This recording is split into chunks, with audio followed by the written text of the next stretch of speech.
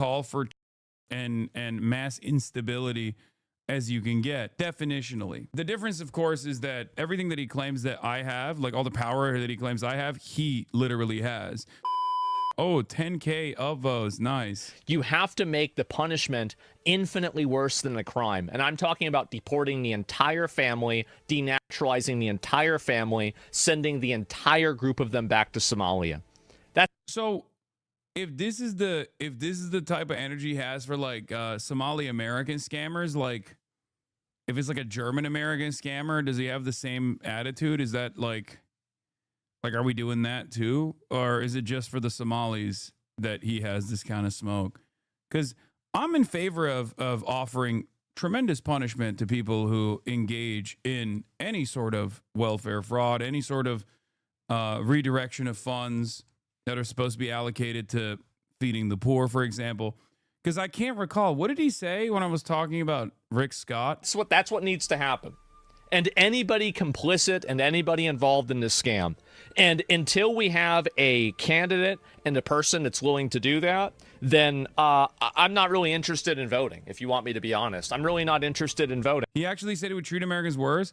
Yeah, he did say that, except when I was talking about Rick Scott, he was crying and demanding I get banned off the platform, which I did. And then he didn't like how short my ban was. He did not like how short my suspension was, continuously implying that I have some sort of power over the company, even though every single day he says something ban-worthy and never gets banned. Because why is it that I'm going to vote for a slow rot of my country whenever the solution is so obvious? You can't flip the switch? Yeah, you can. You can easily flip the switch. You just do it. That's how it happens. That's never happening. Nothing ever happens aside from a few tweets. I know that. What about jail forever? I don't want to pay for them.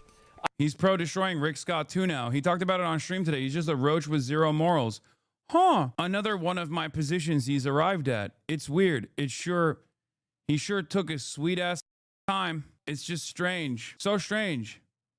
Last month or 2 months ago, he was crying. He's starting to copy a bunch of shit you say. It's kind of funny. We have featured more than 1,000 anti-Semites on our platforms. 1,000. Feature them publicly, clearly, and with evidence. The results speak for themselves. The evidence, by the way, is like maliciously edited clips and things like that. Everybody who's part of the America First agenda should view being listed on this website as a qualification to run for office. If you get listed on this website as being an enemy of the goals of Israel, then you are actually America First. This person isn't a citizen, and you're supporting terrorist groups, and you're not a citizen. Get the out of the country. Out. It is a privilege to be here as a non-citizen. It's not a right. It's a privilege. Get out. It's that simple. He had a green card? Not anymore. No, like, what are we talking about? Are we really going to act like it's a good thing that we have foreign agitators that are from other countries coming into our countries on green cards and visas just to start trouble and support terrorists? What kind of shit is that? No, that's not okay. Absolutely not. Get the out of here. Yeah, the funniest part about it is that his fan base will move in that direction because they are already moving in that direction, but they won't realize that, like, I've been in that direction this entire time. So their hatred of me will still continue. And they'll just, I guess, arrive at my conclusions months after the fact. I don't. Like, I know we could say, like, oh, yeah, put them in jail and make them, like, put them in work. You're Asmon's biggest fan? Well, judging by what Asmon likes to say, a year after the fact, he might be my biggest fan, as a matter of fact. He spends, years and years shitting on me for the positions that he inevitably adopts. Interesting. Camps forever. I don't even want to deal with that. I just want to send them back and not have to deal with it. That's honestly the way I feel about it. When they hear you saying something Asmon agree with, they will claim you changed your position, Lamau. Yeah, they're brain dead. They get their political information from a guy who doesn't leave his house. It's not funny, it's bad, it's bastardizing Hassan's position. Yeah. Maybe I should say the subtext out loud so people can understand without ambiguity. Roach fans coping now that their daddy is shifting like he did when he arrived at the right-wing position. Yeah. I mean, he isn't shifting. He isn't. They're shoe investigating you. Oh yeah, I saw this. There was a random like Israeli account that was claiming that I was wearing like Israeli shoes or something. Hassan Piker can't handle the heat when it comes to using Israeli products. Yeah, dude. Israelis stole Birkenstocks as well. What haven't they stolen, brother? Can you? Yeah, dude. I went out of my way to purchase Israeli version of the product that is like most notably not Israeli. Like what stupidity is this, bro? What stupidity is this? I guess the Berkeys were promised to them 3,000 years ago as well, you know? How is this any different than like, I mean, this is the most Israeli meme of all time. It's like straight up one of the most like famous slipper brands, okay? But then again, they claim to invent hummus as well, you know what I mean? Here you go, time stamped. There's about $50 billion estimated that are lost every year in Medicaid, just in fraud alone. No. If you cared about Medicare fraud or Medicaid fraud, you would Rick Scott, okay? You wouldn't make Rick Scott, former governor of Florida, Rick Scott, you wouldn't make him a prominent part of the Republican Party. The timeline. There's about $50 billion estimated that are lost.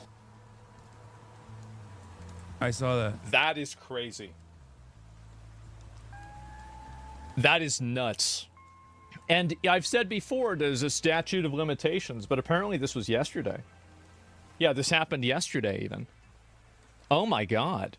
Oh How's my that not God. against the TOS? It is. And it is an open call to violence. And I would challenge anybody who thinks that it's not an open call to violence to say that exact thing about Donald Trump and then tell me if Secret Service shows up at your house or not. Really? I mean, Secret Service would show up at my house if it was an open call to violence against Rick Scott as well. Rick Scott is a sitting politician. They didn't.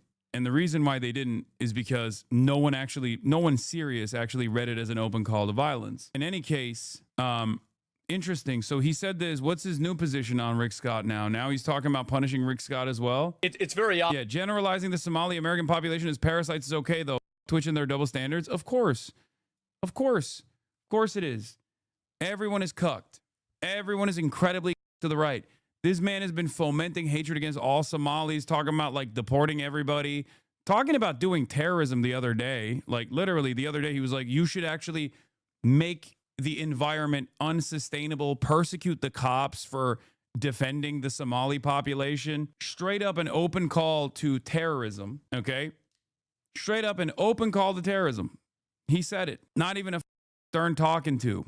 When you're right wing, you can do whatever the you want. You can even change your positions, it seems, later down the line. Because this was 10 months ago where he said, what the is Twitch doing? This is a terms of service violation. He was, demanding I get banned for a position that now he agrees with as well, it seems.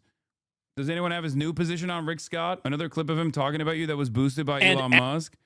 ASMONGOLD goes off on the Somali daycare fraud and how wealthy Americans and Hassan defended. Average Americans are tired of having their country routed out, looted, pillaged by a bunch of random third worlders and asked to apologize for it. It's outrageous. These insulated, generally white liberals who live in gated communities, they never have to see it. There has never been a moment where I've defended the fraud. You cannot point to an instance where I've defended the fraud. And that's why you'll only hear people say that I'm defending the fraud. And it doesn't really matter. Average Americans are tired. If you get deported, how will you be able to survive in New Jersey? I know. Elon's still thinking about me. It's nice. Thank you for all the content. You make me laugh every day. You're welcome. Can you scroll down a little? Elon Musk. Bro went from Grimes to Grums. Of having their country rotted out, looted, pillaged by a bunch of random third worlders, and then asked to apologize for it because of something that happened before we were born. This is outrageous. I'm tired of it. Most people are tired. Yeah, they're U.S. citizens, by the way. I don't know why he keeps saying this, and they should be punished. If they have done crimes, they should be punished just like any other U.S. citizen. I'm also tired of pretending that I'm not tired of it. It's outrageous. Yes, absolutely. And there's another thing, too, is that these insulated... This was the one. Present help right here. We're looking for present help right here. We're looking for the best rates of health. Also, post anything like this about ASMONGOLD on a subreddit, it will get automatically downvoted, for the record. That's, I think, how he gets away with a lot of the scrutiny. Anything that presents Asmongold in a bad light, no matter how far-reaching, no matter how marginal a subreddit it is, oftentimes will get instantly downvoted, unless it's Destiny saying it, in which case the bots are in favor of Destiny, so they just do like a little bot farm in the reverse direction. Rare W for the D-Man. He's been going after Asmon on all of his Somali fraud takes. Let him fight. Great. Anytime. There's a literal psyop going on Reddit. You in particular have 10 plus posts a day with 50 comments in less than 10 minutes. No, it's incredibly botted. It's botted into oblivion.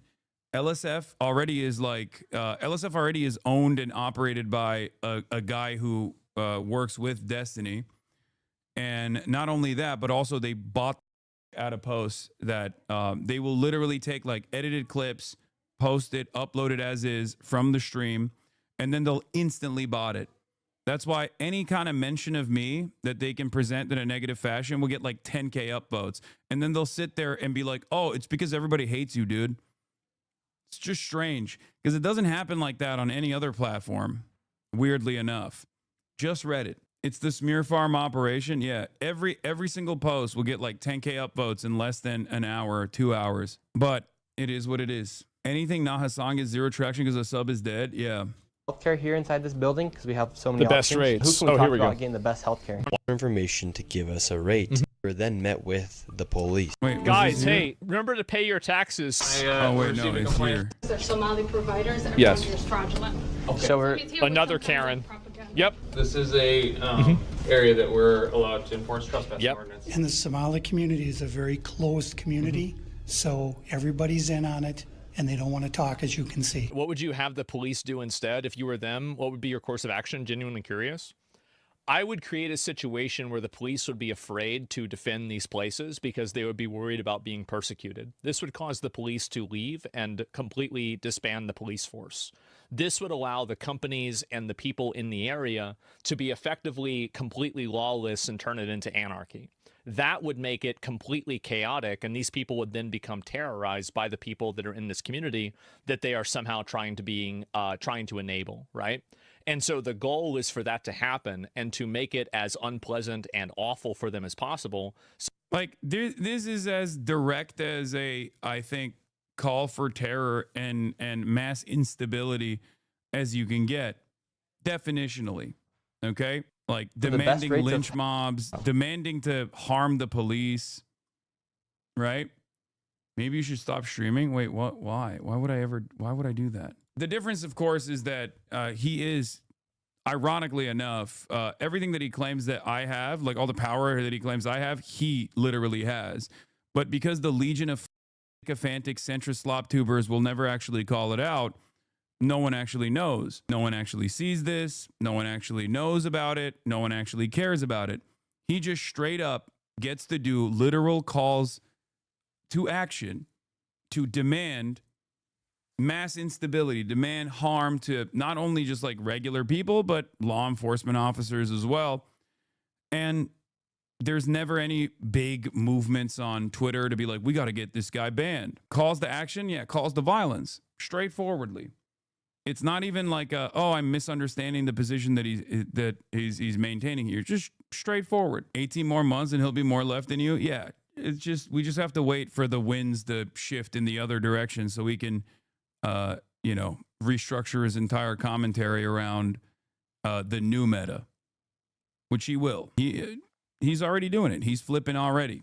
I mean, there are obviously instances where he'll present himself as a straightforward white supremacist like this one. Meanwhile, for the record, Asmongold's calls to action have been heard. Plenty of people have been harassing random daycares all around the country, not even just in Minneapolis, but in Ohio as well. And it's so funny, like at most slop tubers that will call out Asmongold will still use it as an opportunity to be like, but HASAN is still worse. It's truly psychotic. Yeah, Wild have all these Israeli influencers of all the same interests in Somali daycare centers in the same week. Somali fraud investigation. Another influencer for Israel, Cam Higby, now doing the Somali fraud investigations. How strange. How strange. How interesting. Wonder how that happened. Do you really think it's him, not all the other coverage from major news? No, of course the other coverage plays a major role, chatter. I'm just saying that he's leaning into it. Like he is, you think I'm responsible for any number of different things that take place? He makes it seem like I'm the singularly responsible person. Anytime there's a incident of terror, even if it's like ISIS, and he'll turn around and he'll have no issues claiming that I am the reason why this happened, right? Yeah, Hasan is worried about this because he's probably worried about getting in trouble for it.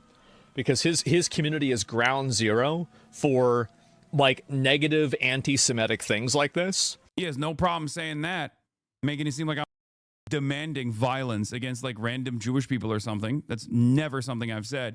Whereas he is directly calling for the exact kind of violence that is currently taking place. You should ignore him. You're playing into it. It's really interesting. I like that this is another one of the Hasan, I'm a fan of you, but Asmon's got a really good point type of chatter. Happens all the time. Happens all the time. So strange. No one can just come in and be like, listen, dog, I love ASMONGOLD and I don't like you. Yeah, you should look away. Yeah, I should look away at the guy who's getting retweeted by Elon Musk demanding that every Somali person get naturalized and deported. Get the out of here. Didn't he blame me for the Australian beach shooting? Yeah, he did. Generally, white liberals that live in gated communities vote to bring in. ASMONGOLD goes on the Minnesota Somali daycare fraud. There has never been a single moment where I've defended the... That's an Asmon fan. Scare the streamer may get banned and want you to stop talking about it. Their streamer's not getting banned. Don't worry, chatter.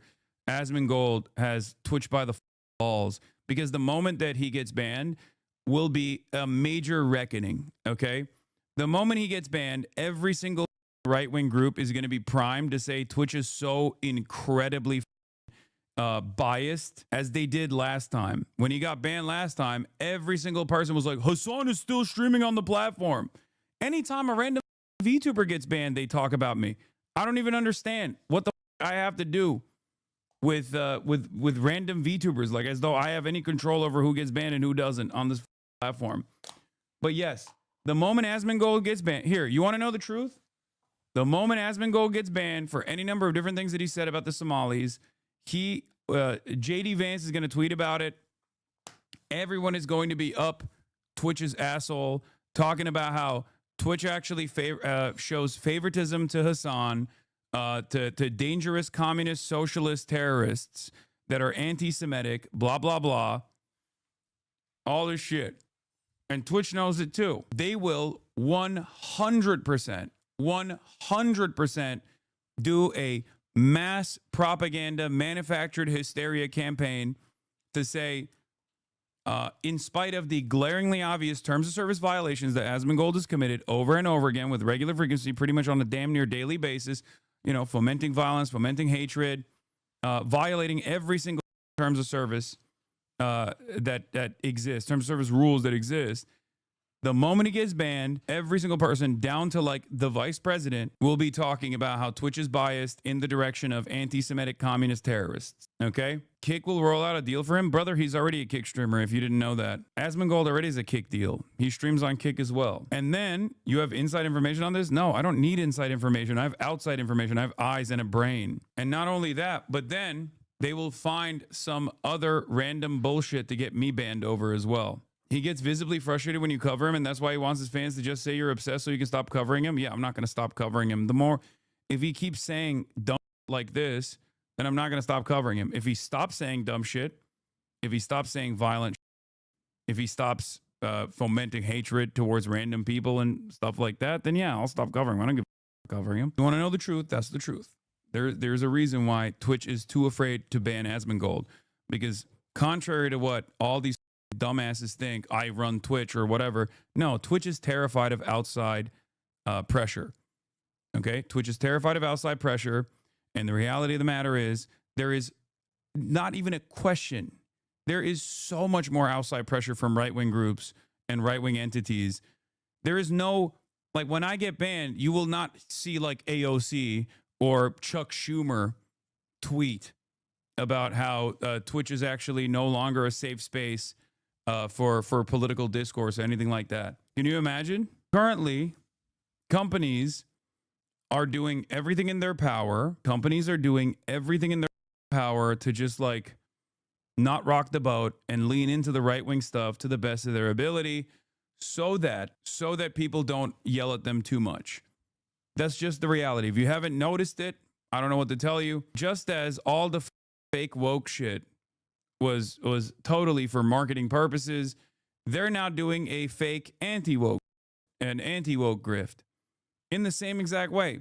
Now, of course, the difference between fake woke and fake anti-woke is that, you know, fake woke is nothing. You just get like rainbow colored t-shirts, not really hurting anybody. But fake anti-woke means you can get away with saying whatever kind of insane thing you want to say about minorities. It's just the same dynamic that exists with right-wing policy on the extreme far right versus left-wing policy on the extreme far left. Left-wing policy on the extreme far left is like, we're all equal and should be treated with dignity.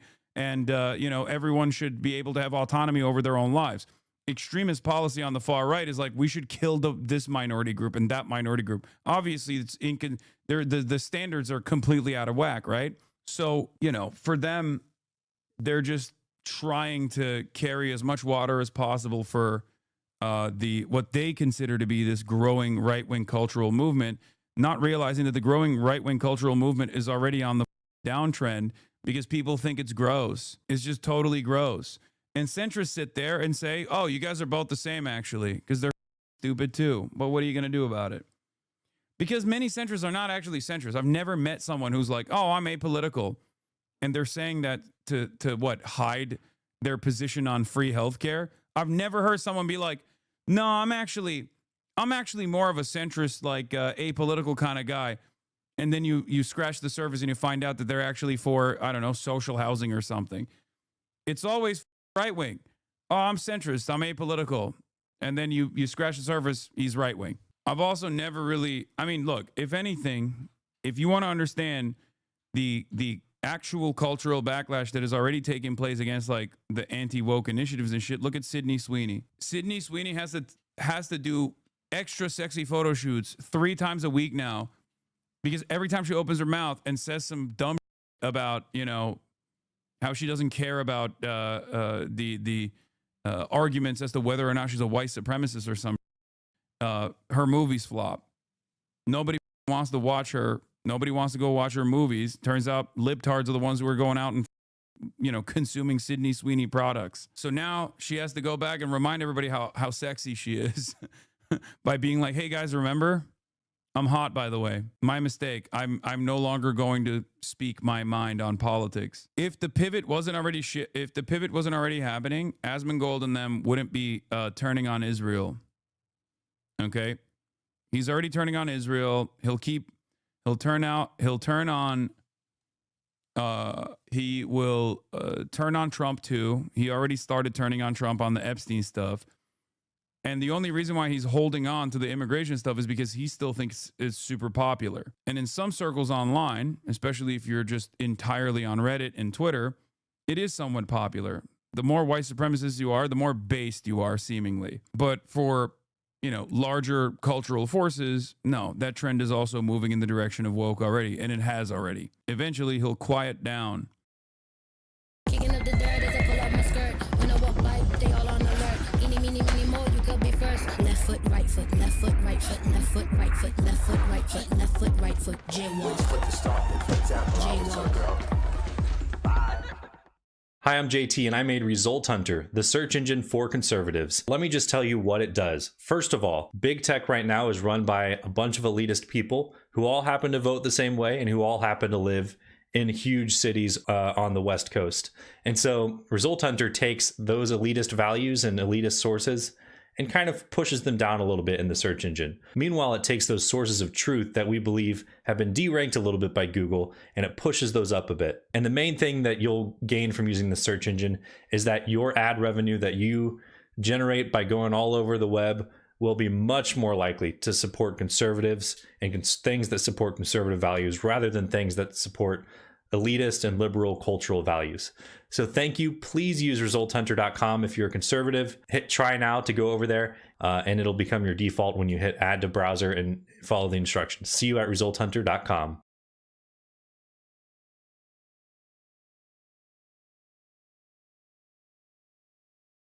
people love eating off the previous implementation of social democracy in this country. If you have any infrastructure whatsoever in your town, thank the New Deal. It is because America at a certain point had so much pressure from socialist, trade unionists, communists alike, that they had to respond to that pressure and the economic explosion that took place in the Great Depression. And they had to do implementation of social democracy, okay? And we're still eating off of the royalties of that implementation. And it blows my mind that we don't even recognize it.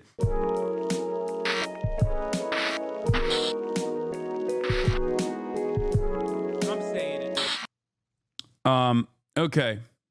Where was I? This is a common thread, though. My MAGA mom says that Mamdani's going to kill my LGBT friends. Yeah, it's very funny, especially because MAGA wants to unironically do that, but they want to do it Christian style, I guess. Okay. Speaking of Mamdani, Holy Toledo, let's take a look at Mamdani entering the office. Quite the popular dude. Let's take a look at Mamdani's approval. Look at how New York City folks are feeling about Zohran Mamdani. Look at this. Up like a rocket, higher and higher, as Jackie Wilson, a great singer, used to say, right? Mamdani's net favorable rating in New York City in September, it was plus 14 points. Look at where we are now, plus 38 points. That's a climb. If you do the math quickly, right with me right here, Sarah Steiner, 38 minus 14, that's a rise of 24 points in the positive direction. As I said, up like a rocket. New York City voters have never felt better about the man that they elected to lead this city come 2026. He is quite the popular dude right now. Before governance, that is often a thing, yes. right? It's much harder once you get in there. Looking into 2026, Republicans were hoping that Mamdani would hurt Democrats statewide. What are you seeing when it comes to that? Yeah, okay. So right now, we're talking about the honeymoon period, right, for Zohran Mamdani, very much in the Jackie Gleason state of mind, and another show that was based in New York City. Net favorable rating, let's look at New York State, right? You have New York City, and then you wind it out to New York State, right? A lot of Republicans statewide were hoping to run against Zohran Mamdani. But look at this. Zohran Mamdani plus 15 points on the net favorable rating statewide. That's, I believe, the highest it's ever been. The much bigger drag is Donald Trump heading into 2026 statewide. We're talking about, look at that, 30 points underwater. If Zohran Mamdani were something, he'd be the Empire State Building, way up there in the clouds in terms of popularity compared to other politicians in the state of New York. And Donald Trump, well, he would be like a garbage dump out on Staten Island. Wow, that's pretty strong words there. That's a 45-point difference. It's strong words, but you know what? They're true words. Waiting for the Truth Social on that one. All right, one of the most controversial policies was Mamdani saying, I'm going to make New York buses faster. Dude, think about how bad American politics is, that CNN, which is supposed to be the communist news network, is literally turning around and saying one of his most controversial policies is fast and free buses. How can you read that as anything but antagonistic to the working class, dude? I think it's pure cope to be like, well, it is controversial. It's controversial because it's hard to, it's hard to push, and maybe that's why they're talking about it. It's like, it's controversial to who? Ask every working class person. Okay, let's say we have unlimited funds. Do you want fast and free public transit? They're going to say yes. Controversial to who? Controversial to Ford? Okay. This is what I mean. It's like controversial to the rich, I guess. It's so stupid. It's so ridiculous. This is something that people need to pay attention to. When I say there is this uniparty consensus when it comes to certain things, issues that pertain to the working poor and their best interests, there is a uniparty consensus on constantly telling you that this stuff is unachievable, constantly telling you that this stuff is actually bad for you. Things that are actually good for you, no, they're not good. They're bad for you. Remember that, okay? But the key word here, free. How do New Yorkers feel about that prospect? This was a very controversial thing, right, Sarah Steiner? Very controversial thing. But look at this. New York City voters on free buses by taxing millionaires and billionaires more. Look at this. 50% supported in New York City compared to 41% who who oppose it. Now, here's the key thing, right? We're talking about millionaires, billionaires, the whole idea. Will there be this rush of billionaires to leave New York? Will there be this rush? Well, take a look at the prediction market, the chance of 8 or more billionaires leaving New York City by the middle of next year. Look at that. It's just 21. Oh my God, prediction markets suck my dick. God damn it, I hate this shit. Okay, I hate the prediction market nonsense, but the reality of the matter is, of course they're not going to leave. Why would they leave? New York is already more expensive even before this tax, okay? New York is significantly more expensive to live in than even before this tax would be implemented, right? And they still choose to live in New York. Why? Because it's New York City. This is what's so frustrating to me about all of these conversations about like, oh, well, the wealthy will leave if we tax them more. It's like, first of all, there are mechanisms around that. Okay, we can do an exit tax, for example. If you want to leave, you got to dump boatloads of the labor and the value that you secured from this wonderful state before you leave, and we'll slap your ass on the way out. Bye-bye. Okay, that will force people to sit the down and really reconsider whether they want to leave or not. But it won't even get to that point. And the reason why it won't get to that point is because, of course, they're not going to leave. They want to be in New York. They want to be in Los Angeles. All right? It's just not happening. The real problem is the working class leaves New York. The working class leaves Los Angeles. And we have to work on making sure that they don't have to leave. And the reason why they leave New York and Los Angeles is because it's unaffordable. Okay? That's the problem. It's unaffordable. I also personally despise this narrative that the wealthy hold our economy hostage at gunpoint. Okay? I despise that shit. Have you ever heard of Austin, bro? Yeah, guess what? I have. They're going to move to Austin, bro. Wake up. I have. They all hate it. The only person that still loves Austin is Joe Rogan. Every single person that left to go to Austin actually made it worse than what it was. Austin was one of the wokest parts of Texas, okay? It had its own little like woke bubble. They came in, all the hogs came in from out of state and ruined it, okay?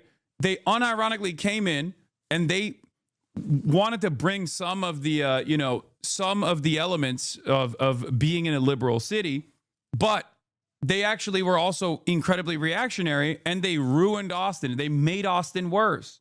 And now they're all leaving Austin. They f***ed it up and now they're leaving.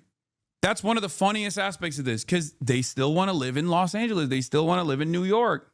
Ironically enough, if they had not moved to Austin and Austin just kind of developed on its own, it probably would have turned into another New York or maybe another Los Angeles. But they came in and they f***ed it up and they ruined Austin's chances of developing into its own little thing. These guys claim they hate woke, but they love moving to woke areas. I wonder why. As someone who's lived in ATX for 14 years, yeah, they made it worse, but I wouldn't say they ruined it. Austin is still one of the best cities in the country to live in. I mean, I personally don't like it, but then again, I am a little bit of an elitist. I don't even think Los Angeles is a real city, and I grew up in cities my whole life. But yeah, these guys love going to other woke areas in red states and then f***ing it up because they want to take the worst elements of conservatism and slam it into an area that is developing on its own. Would you ever move to Austin? No. Yeah, the billionaires are openly discussing primarying Ro Khanna, not realizing that this actually is an incredible campaign for Ro Khanna, for the record. I left California 5 years ago. I'm certainly not a billionaire, but the ballot proposition that Ro Khanna is pushing to levy a 5% wealth tax that is spending California resources more efficiently is so offensive to the principles of innovation that he should be primaried.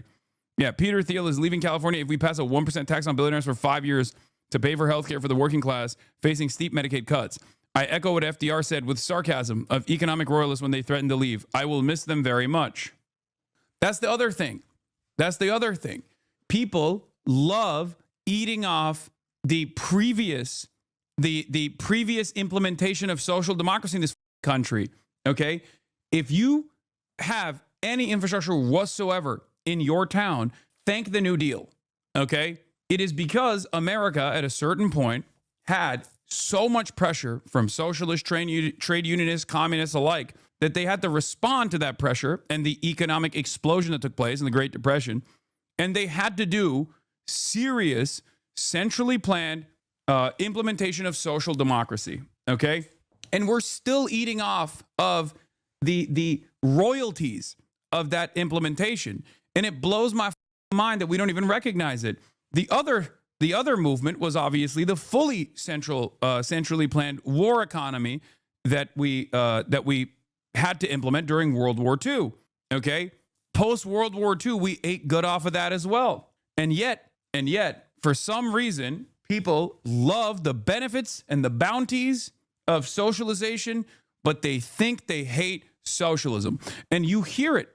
Red Scare propaganda is so effective, has been so effective in undermining any kind of socialism in this country that you can have a straight up conversation. You can have a long, extended conversation with a coworker of yours talking about, oh, we got to get healthcare, man. Wouldn't it be nice if we just like actually funded our schools instead of like, funding bombs overseas? And they'll go, yeah, I agree. That's actually a great idea.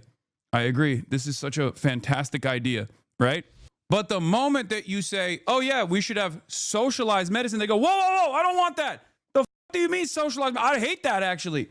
It's the Obamacare ACA principle. You slap Obama onto it, they hate it. You talk about, do you like that healthcare providers can't deny you coverage because of pre-existing conditions? They go, I love that. Do you like that? You can stay under your parents' insurance until the age of 26? They go, I love that. Slap the name Obama on it. They go, whoa, I hate that.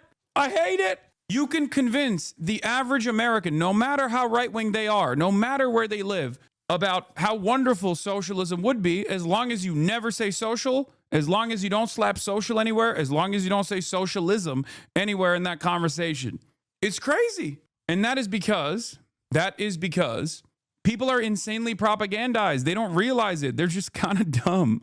Okay? I'm sorry. It's just the truth. It's just the truth. We are the most propagandized people on the planet, and we think we're so smart. We think we're all free thinkers, okay? The most propagandized amongst us unironically assume that they are the most woke and the most tapped in and the most aware of the propaganda when they're actually the least aware of the propaganda. We're a nation of easily tricked adults. Anyway, they hate socialism because they think they know what socialism is, because they've been told socialism is wrong, immoral, terrifying, and that there is no other alternative economic organization of society that would work. And that propaganda still continues. Do you find yourself falling for propaganda and snapping out of it? I am the propaganda.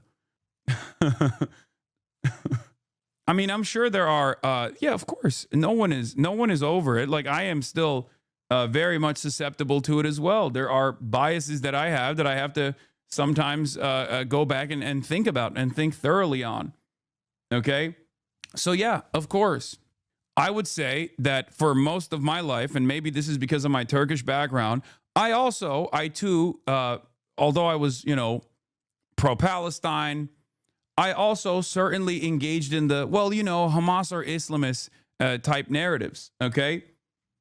Obviously, I didn't lean too much into it. That didn't change my attitude on whether or not it was understandable that people would fight back against Israeli expansionist principles and exterminationist ideology of Zionism. Having said that, however, there was still an element of restraint in my mind as well, where I was like, I don't know about this. There are still plenty of people who engage in this, especially in the West. You can have like socialist people. You can have socialist people who will be like, oh, I like the Palestinian resistance because of the PFLP or the DFLP. It's like, okay, who is the one that's, who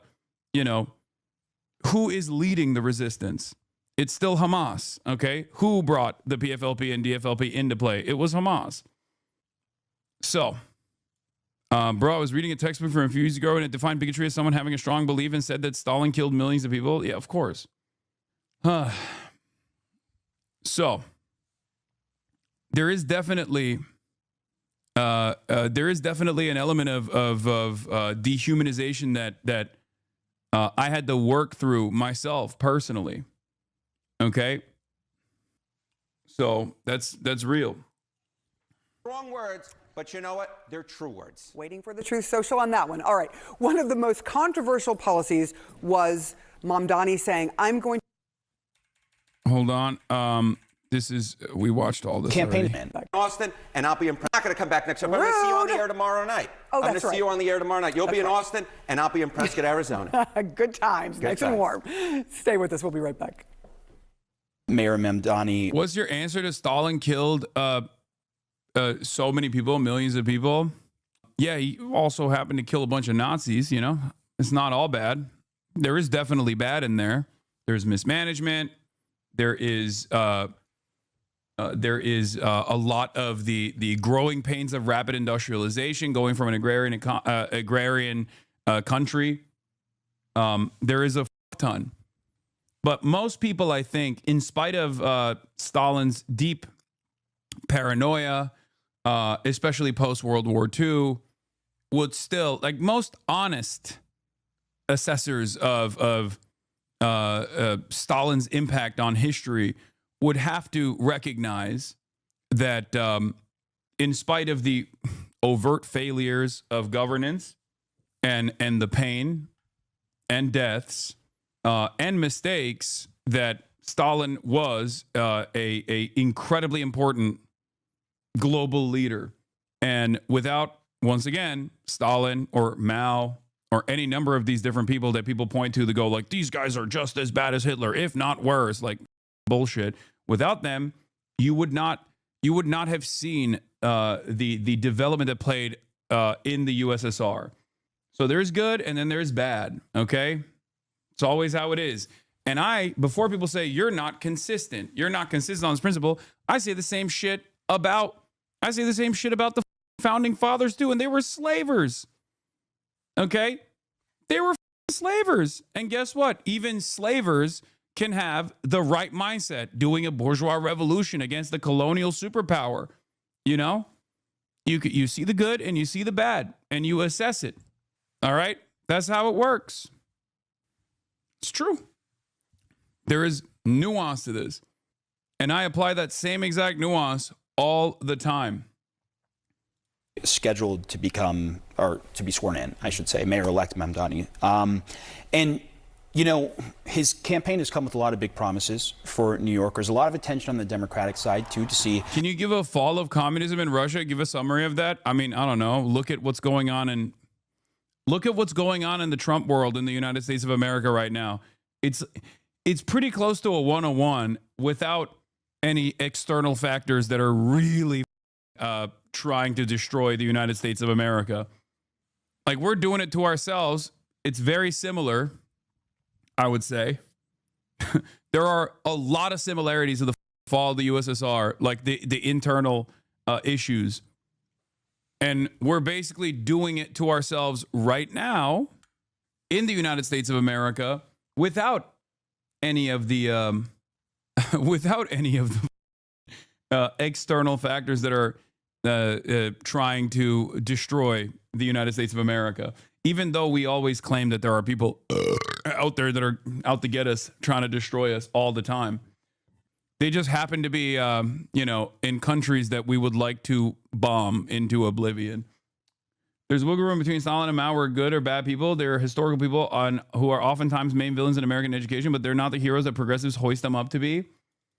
I would say that defeating the Nazis is pretty solid. I mean, if I give credit to Churchill for that, I'm going to give credit to Stalin for that. You know, that's a pretty solid thing.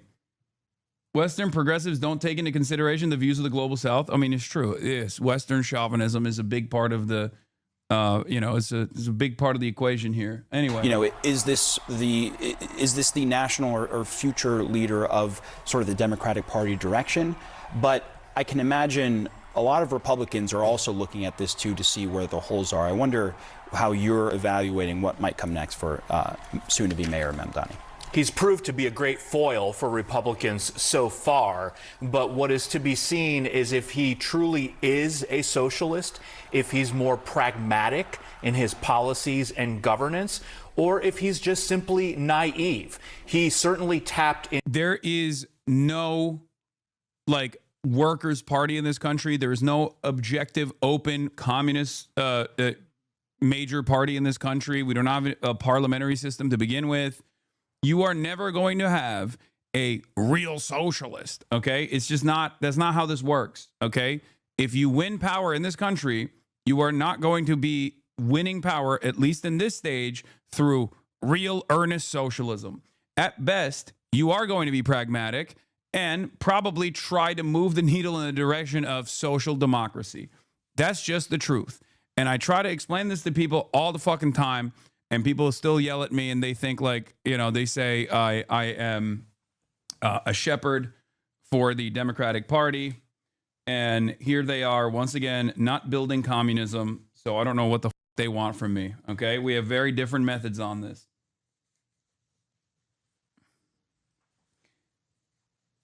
Yeah, CNN has a former Bush guy on to analyze Zoran. Oh, I'm so shocked that the former White House spokesman for President George W. Bush, Pete Seat, has this to say about Zoran Mamdani. To the anxiety of voters by making a lot of promises that he may not be able to keep.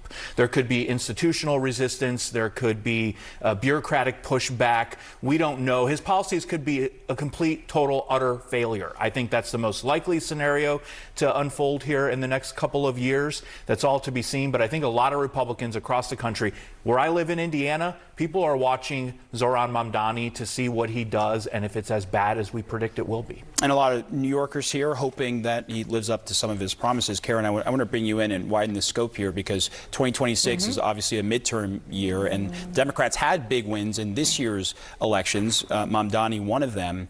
I wonder how you see the stakes, not just of the beginning to Mamdani's mayorship, but also around... I think they're a little worried about the possible success that Mamdani might achieve, albeit marginal, because, like, remember, his endpoint, what he ran on, if developed, is very modest expansions of pre-existing welfare structures, modest expansion of the pre-existing public transit system. Like, it's not, he's not rewriting anything, right? He's not changing the game at all. But even that modest direction towards social democracy is terrifying for people in power. Why is it terrifying for people in power? Because it is moving in the direction of anti-capitalism. The moment that you actually go after private enterprise and their profits in any capacity, no matter how tiny it is, this means you are losing control. This means that capital is losing control. And that's terrifying for capital. Okay?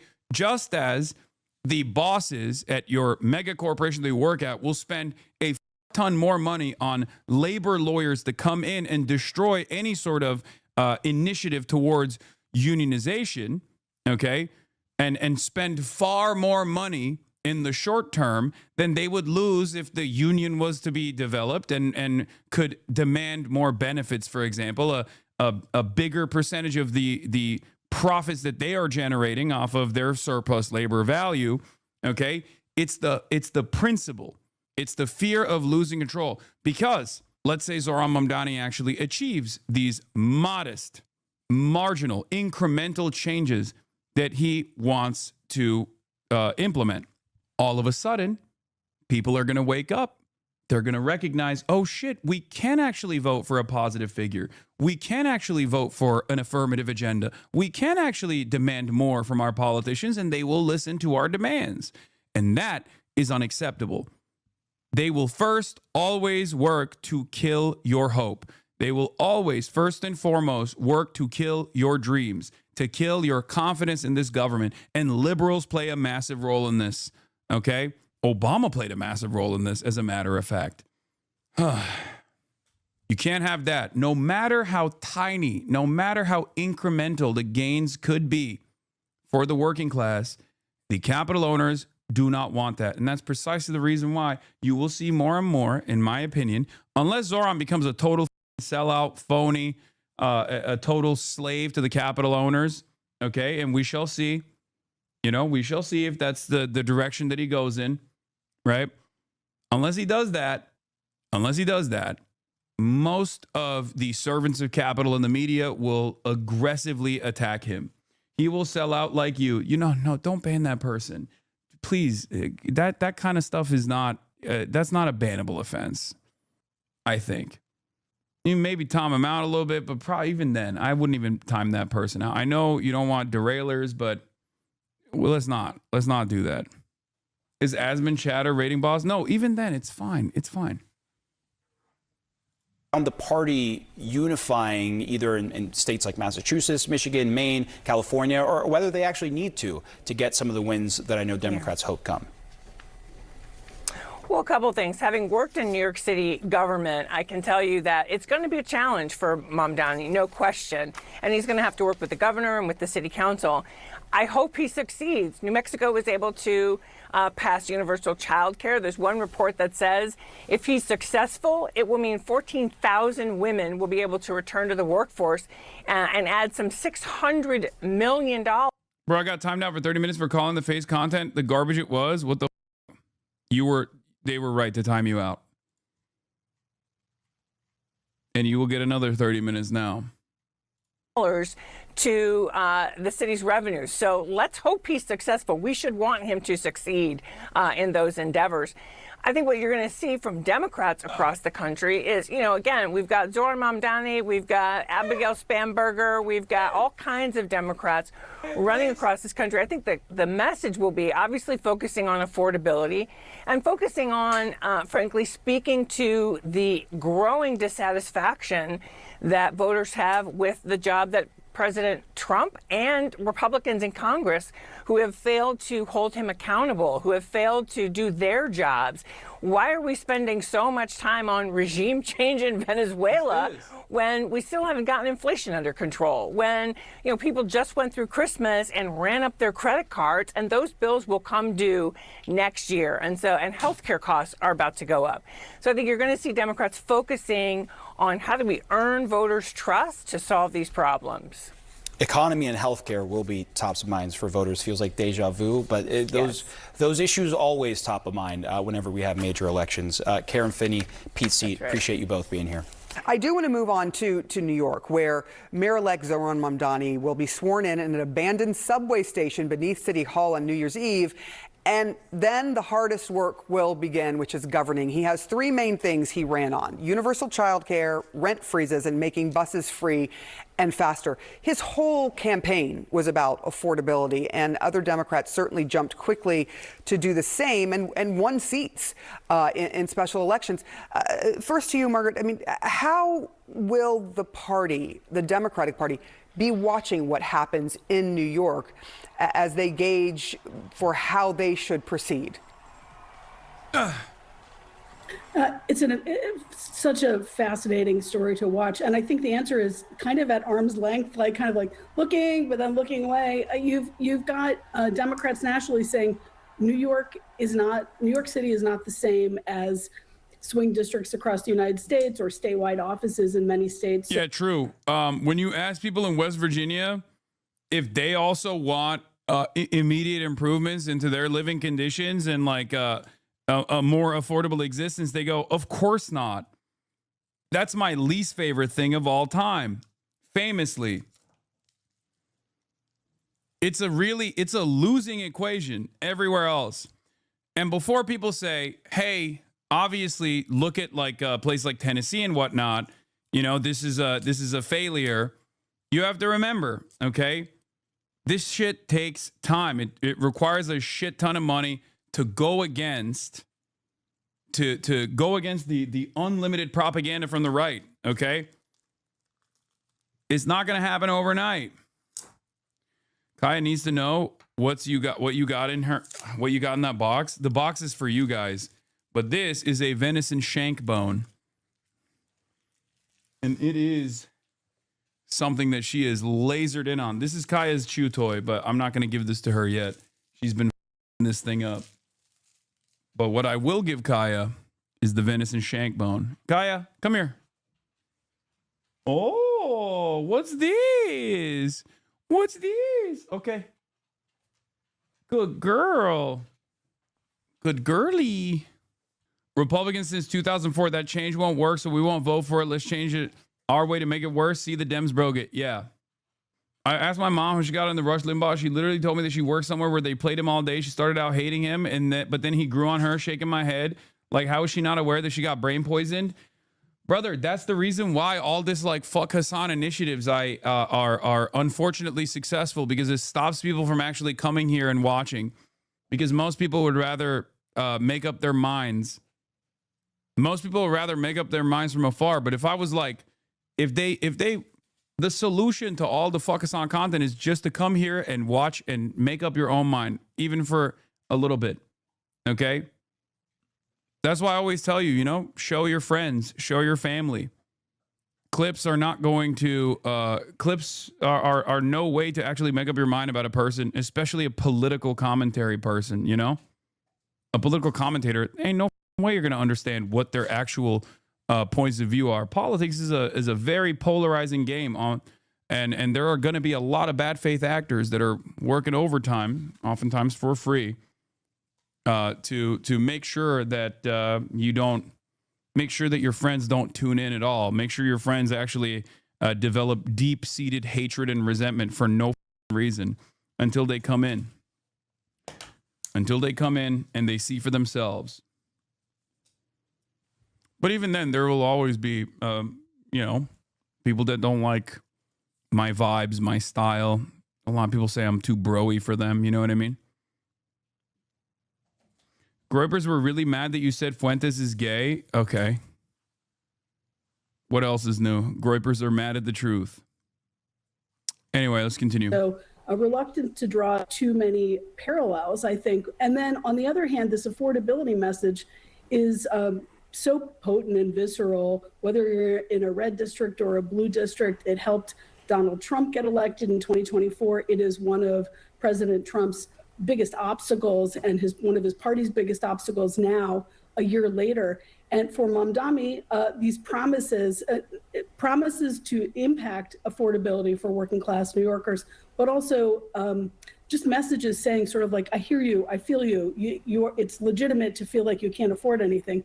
These are really powerful messages that helped him get elected. Totally. But the measure of his success now is going to be on whether he can deliver on some of these things inside the context of this massive city full of millionaires and billionaires and major businesses. Look, also. all so of my boogers in one Zintin. All of the city while addressing this base that helped you get elected. And I think in these early days, we're going to see his decisions about who to appoint to crucial positions inside his government, how many people from the prior mayor's administration to keep over, who will he be able to bring on board to help execute some of these promises?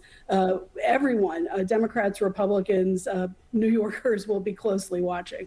Yeah, for sure. And there was a lot of surprise on how he and President Trump got on when he visited the White House. Anyway, we'll see. We'll see where this goes as far as like the anti-Zoran stuff. But state commissioner responds to viral YouTube video about the Somali daycare fraud in Minneapolis. Hasan reaction is one of the best ones in the React channel.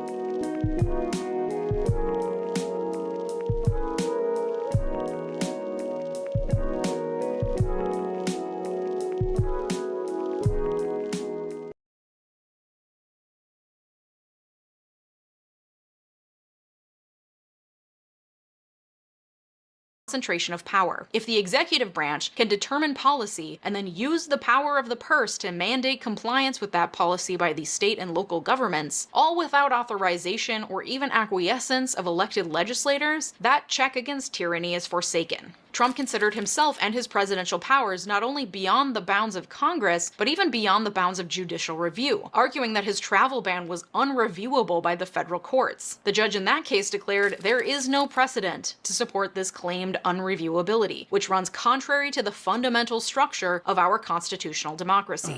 Even scholars who are in favor of wide-reaching executive power are appalled at Trump's behavior. John Yoo advocates in favor of the unitary executive theory and famously wrote a memo defending the legality of waterboarding under Bush. But he Fuck, I missed this, man. I missed that big, beautiful boy, baby. I missed him. I could have been there. Oh, my God. California is Trump country, says Carvel Ice Cream. That's so sick.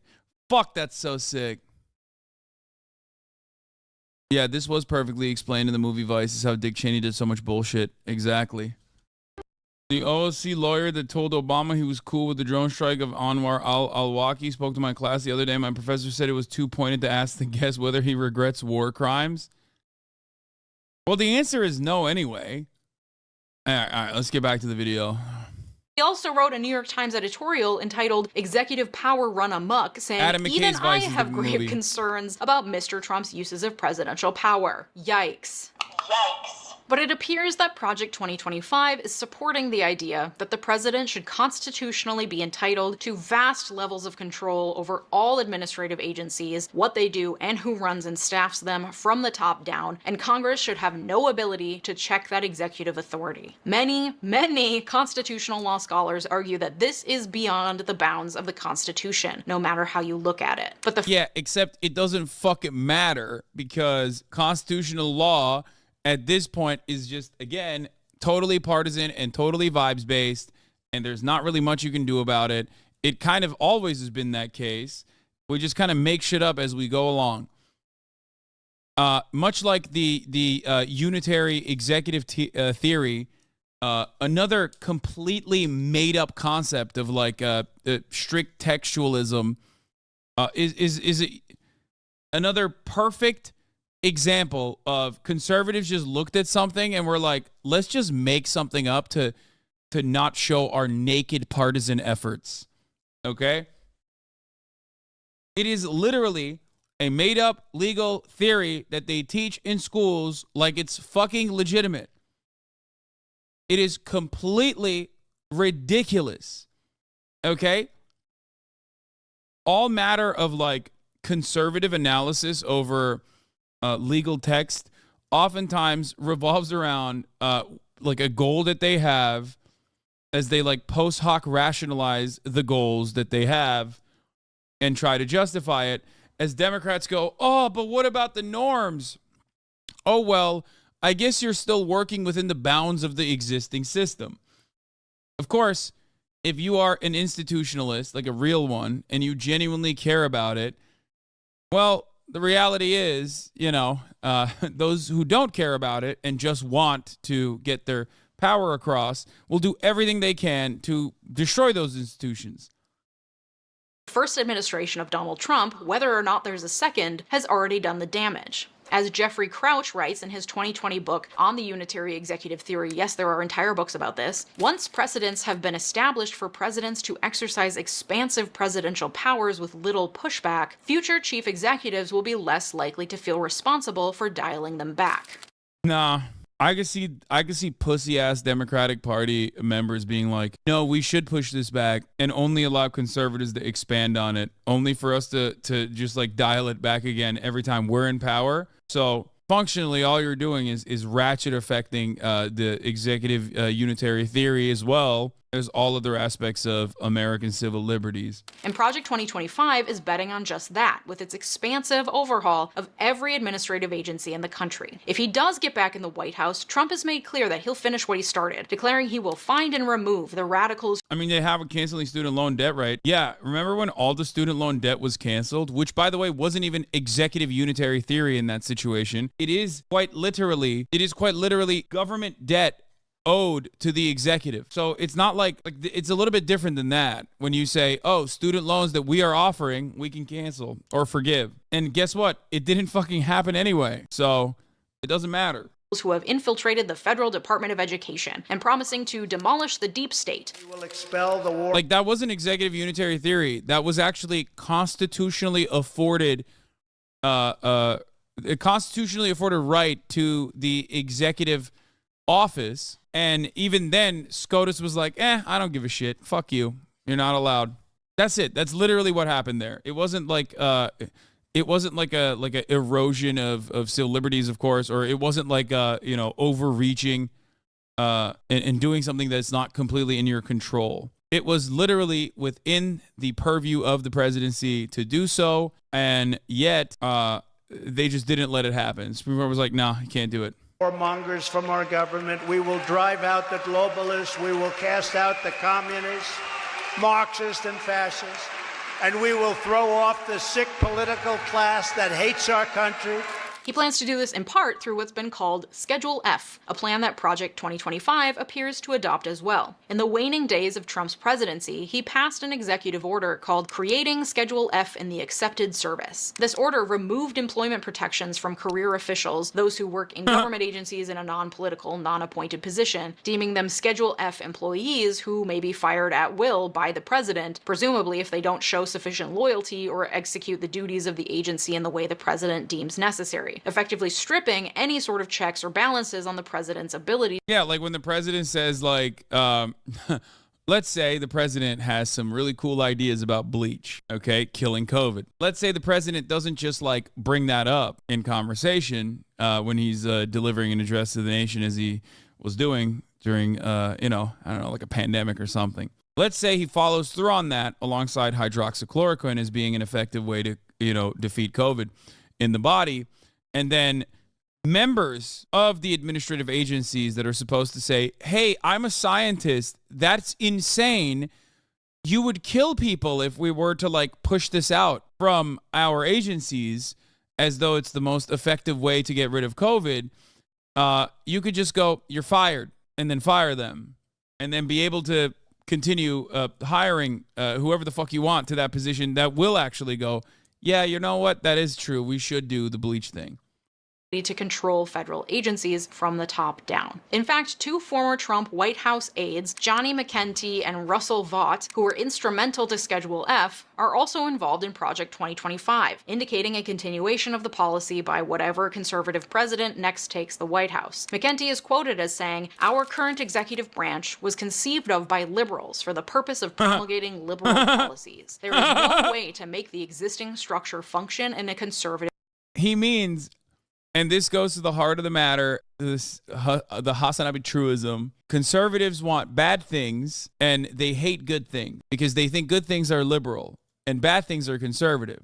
That is exactly what he's doing here, where he says the EPA, the Department of Education, like all matter of federal agencies that have to exist for you to enjoy living in civilized society in the way that you currently do, even though they oftentimes don't do enough. All of those things are bad, actually. And what would be good is if we destroyed them. Those are liberal and bad. Clean water, liberal and bad.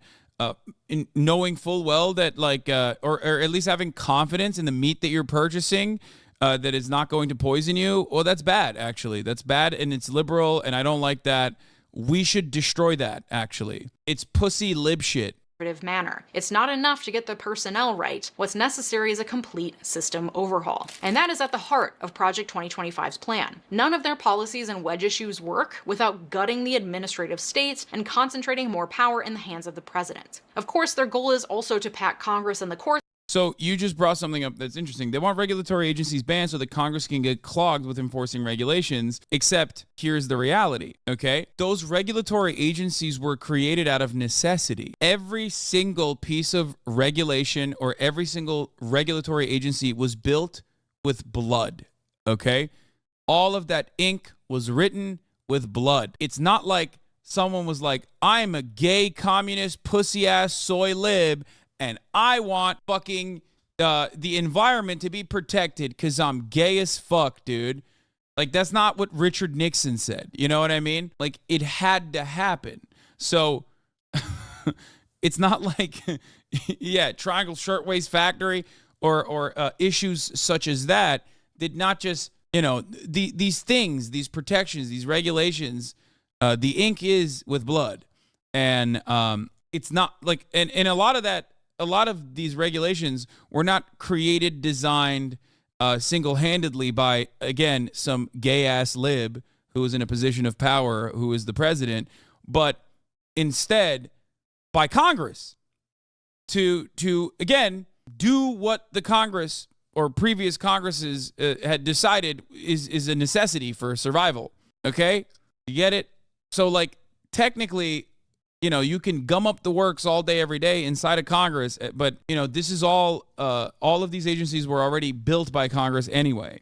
with as many conservatives as possible, but that's less of a problem when you establish an executive with unchecked power. And through that unchecked power, the new conservative executive will be able to gut agencies and put people in place to further conservative agendas. Those include a push away from environmental protections in favor of becoming a fossil fuels industry leader, a move away from what they call globalism, including encouraging corporations to bring jobs back from overseas. And the foreword to the manifesto declares, "Those who run our so-called American corporations have bent to the will of the woke agenda and care more for their foreign investors and organizations than their American workers and customers." Today, nearly every top-tier U.S. university president or Wall Street hedge fund manager has more in common with a socialist European head of state than with the parents at a high school football game in Waco, Texas.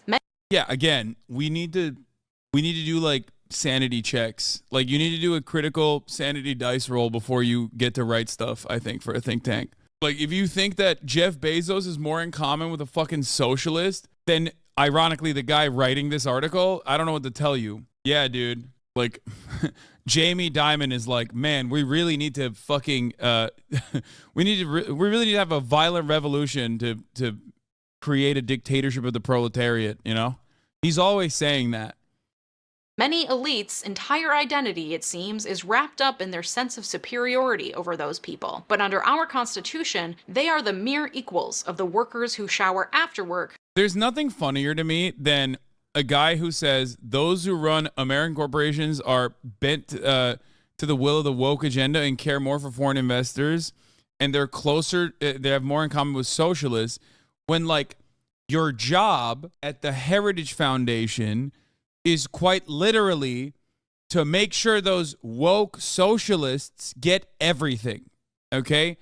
They run society and they get everything. I think some of these guys actually forgot that wedge issues serve a purpose. I think this feels like these guys, even at the place where they churn up new wedge issues, the think tank that is designed to specifically create wedge issues, to drive a wedge, to keep people hyper-focused on, like, idiotic culture war battles, have forgotten why they do those culture war battles to begin with. It is so that shareholder profits are seen as absolute and the most important thing possible, and that we can erode the regulatory agencies specifically so that those socialist guys can make as much money as they possibly can. They want to max out. I don't know what the fuck these guys are talking about. This is like a very Ron DeSantian take. Very Ron DeSantis tries to use big government initiatives to bully Disney approach, really. You're forgetting that, you know, at a certain point, you're supposed to scale back on the culture war stuff because that's just simply supposed to be a distraction instead of before. And while that passage is absolutely unhinged for many reasons, there are a few things we can agree on here. American corporations absolutely do care more for their foreign investors and organizations than their American workers and customers. And yeah, they hide behind woke language like DEI while also being awful for workers, the environment, and equality writ large. But I think conservatives genuinely think that corporations actually believe the DEI bullshit they spew, and that it's not just a way to avoid lawsuits. Like, yeah. Come on, guys, I thought you were a little smarter than that. Also, I would wager a bet that the framers of our Constitution, largely products of the Academy, did not consider themselves equal to laborers who showered after work. The policy also shows an outsized obsession with China, another popular conservative talking point, saying that China is a Well, it's a liberal talking point, too. Well, everyone's a liberal, and liberals are conservative, so that kind of makes sense, but, like, you know. Also, yeah, remember when Chatter called her Johnny Harris? Johnny Harris would read this and go, well, this part is actually correct. totalitarian enemy of the United States, not a strategic partner or fair competitor, and that America's elites have betrayed the American people. The solution to all of the above problems is not to tinker with this or that government program to replace this or that bureaucrat. These are problems not of technocratic efficiency, but of national sovereignty and constitutional governance. We solve them not by trimming and reshaping the leaves, but by ripping out the trees, root and branch. The report goes on to say, illegal immigration should be ended, not mitigated. It's so funny. There's nothing funnier to me than, like, being endlessly butt mad about China just fucking ripping us in our own game. It's like, Pick your poison, brother. You made it happen. You know what I mean? It's so funny. It's literally a fascist manifesto. Yes, but also at the same time, it's somehow nerdier than like a lot of these like weird 4chan fascist manifestos where they're like, because they're a think tank, they have to get like, they have to still use like academic language. You know what I mean? So it comes across as like very liberal and very butthurt and very upset and tries to very nerdily dismantle the federal government. And the border agencies. sealed, not reprioritized. Economic engagement with China should be ended, not rethought. Our manufacturing and industrial base should be restored, not allowed to deteriorate further. Confucius Institutes, TikTok, and any other arm of Chinese propaganda and espionage. Okay, this is Ron DeSantis. Okay, Ron DeSantis is getting his notes from this, and I can't believe I'm saying this, but I do legitimately think that conservatives who are normally very good at like finding new things to get mad at maybe are suffering from their own success a little bit. This is Ron DeSantis. This is so informative. Oh my God. Now I know where the fuck Ron DeSantis is getting his shit from.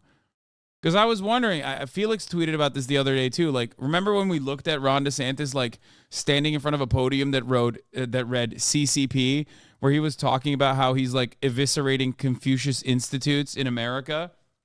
Yeah. Should be outlawed, not merely monitored. Another area of grave concern for Project 2025 is the proliferation of LGBTQ ideas and transgenderism, suggesting draconian measures that many critics are saying would effectively criminalize LGBTQ expression. As the foreword to the manifesto says, the next conservative president must make the institutions of American civil society hard targets for woke culture warriors. This starts with deleting the terms sexual orientation and gender identity, diversity, equity, and inclusion, gender equality, gender equity, gender awareness, gender sensitive, abortion, reproductive health, reproductive rights, and any other term used to deprive Americans of their First Amendment rights out of every federal rule, agency regulation, contract, grant, regulation, and piece of legislation that exists. It goes on to say, pornography manifested today in the omnipresent propagation of transgender ideology and sexualization of children has no claim to First Amendment protection. Its purveyors are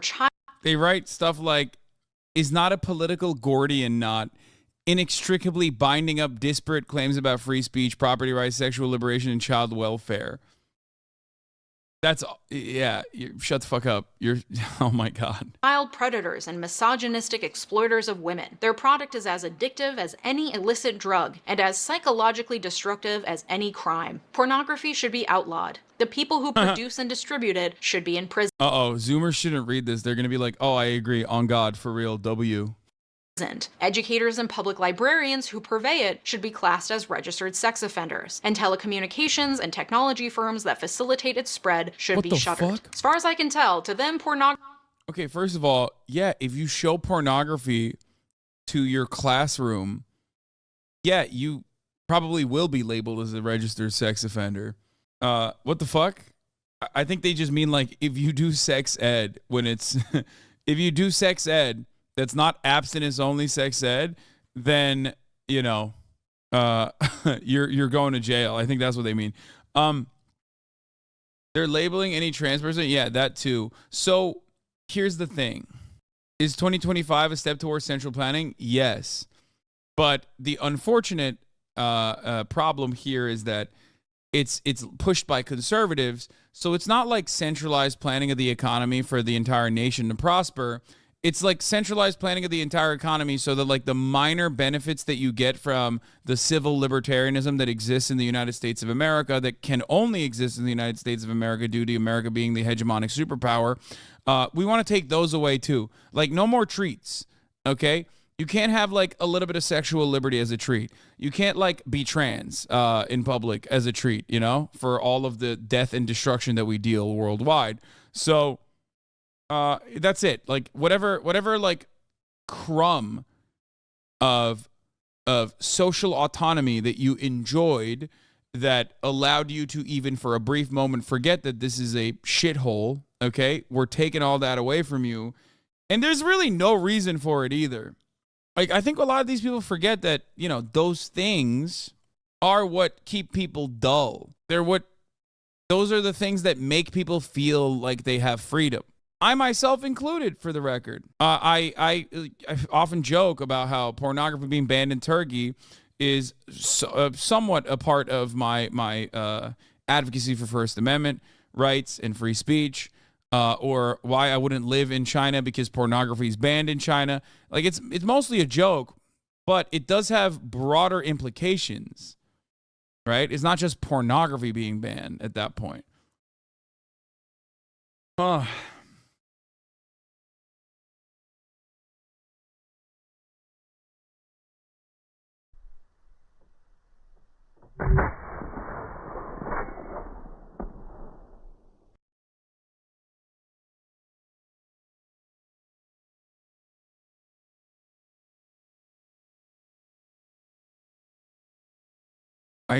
God, he's so whack. Pornography includes any discussion of being transgender or really discussion of sexual and gender identity, period, based on their reference to educators and public librarians who've been under attack for allowing children to check out such psychologically destructive books. It's funny because, like, hip firing the 50 cal is actually easier. That's why he's hip firing it. It's not like he hit a target, so he doesn't give a shit about hitting a target. He hip fired it because he's too scared that it's gonna fucking pop his shoulder out of its socket if he fires it from the ground. Books as And Tango Makes Three, a book about gay penguins, and Sparkle Boy, a book about a little kid who wears The real actually fucking hardcore thing to do would not be to hip fire it, but like to actually aim down the sights and shoulder fire it while standing, which, let's be real, he ain't doing anytime soon, because that would probably fuck him up. Despite the fact that everybody would say, despite the fact that everyone would say, oh, you don't understand, it actually has really good recoil protection. It's like the technology on a Beretta 50 cal is perfect. a tutu. But the rape and murder in the Bible is fine and definitely requires zero therapy later in life. A later chapter in the manifesto on the Department of Health and Human Services advocates that the president should direct agencies to rescind regulations interpreting sex discrimination provisions as prohibiting discrimination on the basis of sexual orientation, gender identity, transgender status, sex characteristics, etc. This would strip protections for LGBTQ folks, as well as women, it seems, given that gender identity is listed, effectively making current regulations around sex discrimination fully obsolete. The chapter further states that the next president should require agencies to maintain a biblically based social science reinforced definition of marriage and family, meaning the next president should push to remove protections for same-sex marriage. And that's not the Like, this kind of shit you would never be able to get because there's no popular support for it, so they have to do it by you know, authoritarian mandate. And it's just so odd because, like, it's not hurting anybody. You know what I mean? There is no real material benefit to doing this. Like, there's no capitalism reason for it. At that point, you're just, like, being a bully for the sake of being a bully. Very odd. The only reference to the Bible or the sanctity of the family in the policy document. Its 920 pages are littered with references to the Bible and Christianity and the traditional family unit. The foreword declares the most important community in each of our lives and the life of the nation is the family. Today, the American family is in crisis. 40% of all children are born to unmarried mothers, including more than 70% of black children. There is no government program that can replace the hole in a child's soul cut out by the absence of a father, which I legitimately feel like they wrote this so that liberals would go out and vote, and even like leftists would go out and vote in fear that like Republicans will come and do the things that are like comically villainous.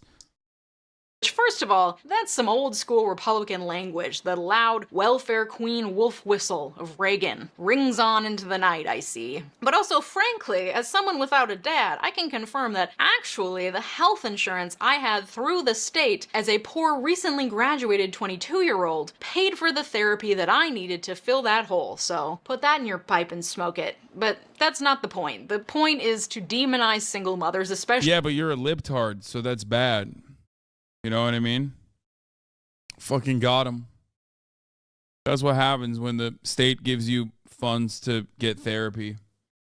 especially black ones, and place the blame of all of society's woes on the backs of individuals who just need to work harder to maintain their traditional family units, and not on the system that leads to impoverished single mothers in the first place, like, I don't know, the mass incarceration of black fathers, for example. One of the main stated goals of the policy is securing our God-given individual rights to live freely against the woke agenda. The opening note of the manifesto states, "Today the left is threatening the tax-exempt status of churches and charities that reject woke progressivism. They will soon turn to Christian schools and clubs with the same totalitarian intent." In the chapter on COVID-19 policies, the author asks, how much risk mitigation is worth the price of shutting down churches on the holiest day of the Christian calendar and far beyond, as happened in 2020? What is the proper balance of lives saved versus souls saved? And the fact that these people think that the federal government should be concerned with saving souls tells you enough about the belief system of the people who want to overrun our government. The chapter on the U.S. Department of Labor states, God ordained the Sabbath as a day of rest, and until very recently, the Judeo-Christian tradition sought to honor that mandate by moral and legal regulation of work on that day, and blames consumerism and secularism for the decline in Sabbath observance, calling on Congress to encourage communal rest by amending the Fair Labor Standards Act to require that workers be paid time and a half for hours worked on the Sabbath. Which sounds kind of nice except for the whole Christian nationalism thing. The chapter on the U.S. Department of State says that special attention must be paid to challenges of religious freedom, especially the status of Middle Eastern Christians and other religious minorities, as well as the human trafficking endemic to the region. But of course we know which religious freedom they're concerned with. Who wrote this, man? It's like so nutty. It's so weird and specific, and I'm not entirely certain how you could sell this to the broader majority, but I guess you kind of don't have to. I mean, they're doing this for two reasons. One, because they do want to disseminate this in the form of propaganda through like Fox News and everyone else, but also I guess like they want the foot soldiers to know like this is our next step. It just, did the 4chan and Reddit groypers all get jobs in think tanks? I think they did. I'm not even kidding. I think like a lot of those guys that spent, you know, the early 2000s and, you know, the early 2010s when they were like 20 to 25 years old, they finally got to the age group where they can like get these think tank jobs. And that's why that's how they're operating. This guy's still chirping. Protecting kids is not bullying. Oh, now it's about her. What's wrong with traditional family? Ah, observant you are. People on TikTok and Reddit claim the plan calls for camps too, with open-ended definitions of who goes to them. I just don't understand, like, what more these fucking freaks want. You know what I mean? They're like, we have to ban trans porn because I can't stop jerking off to it. Like, that's basically half of the fucking article. You know what I mean? Like, they've dedicated entire pages to like how hard they nut to trans porn and why it must be banned. Like, what are you doing? The fuck? You're so weird, bro. Keep that shit to yourself. You know what I mean? Here. In all of this, Project 2025 essentially creates a blueprint for the proliferation of a Christian nationalist agenda at every level of government. You guys, that's just one pillar of Project 2025. This 920-page manifesto is pillar number 1, but it is the most extensive because it lays out the foundation for everything to come and how the next president should go about pushing every conservative talking point imaginable, all with the backdrop of eviscerating federal agencies and concentrating as much power as possible in the hands of the president. Pillar number 2 is the creation of a personnel database, what they're calling the conservative LinkedIn, which sounds like hell on earth, from which to pull qualified conservatives to place at every level of government. They have an application to be part of the personnel database linked on their website. So I thought, hell, maybe I'll apply. Y'all are always telling me that I should get involved in government. They even had boxes I could check saying that I'm liberal and progressive, so it seems like maybe I'm welcome too. I just answered a few questions, and they were all interestingly worded as though they were trying to woke bait me, like, the gender wage gap is the result of prejudice and discrimination, agree or disagree? Or, the US needs nationalized healthcare, agree or disagree? I answered honestly, attached my resume, and submitted. A few minutes later, I received a confirmation email that my application had been received. We'll see what happens next. Seems like a good way to keep abreast of developments. Seems like definitely something that could easily, I don't know, be overrun with liberal and progressive applications. It would really be too bad if, like, every person who watched this video submitted an application to be added to the database. Seems like it would make their job a lot harder to find the good conservative. Damn, if only we had like a coder in the community who could fast track and streamline that process so they could like flood fake applications into it. I mean, surely that'd be terrifying. That'd be terrible. And I hate that. And I don't want that. Sean the Black. I would never want that to happen. You know what I mean? Candidates in all those applications. I mean, that's just like something I was thinking about. I'm just spitballing here, okay? I left the link to the application in the description just so that you can do your own independent research and form your own opinions. The third pillar of Project 2025 is training. According to the Project 2025, It's not actually. I feel like it's not illegal. I think it's like frowned upon, but I don't know if it's illegal. I don't think so. If that was the case, then Sean would be in prison. He has done this so many times, like nonstop. Is what I would say if he had done it, but of course he has not, because I would never harbor criminals in my community. Website, the Presidential Administration Academy covers topics ranging from how to identify appointee positions for which you qualify to navigating the necessary background and security. Yeah, we unintentionally and not deliberately DDoS the fucking applying site by just simply watching this video, but Security clearance processes to recognizing and addressing the dangers of the administrative state. Potential appointees will learn the intricacies of the federal budget process, how to work with the media, managing congressional and stakeholder relations, the federal procurement process, and dozens of other topics that provide the knowledge and skills you'll need to be an effective presidential appointee. Current certificate programs offered are called Prepared to Serve, Conservative Governance 101, and Conservative Governance Advancing Policy, with more on the way. It appears that the application to take those courses is the same one to be added to the personnel database. So if you, for some reason, decided to, I don't know, submit an application and overwhelm their personnel database, maybe you would also be given access to these courses. I'm not sure. Definitely do your own research.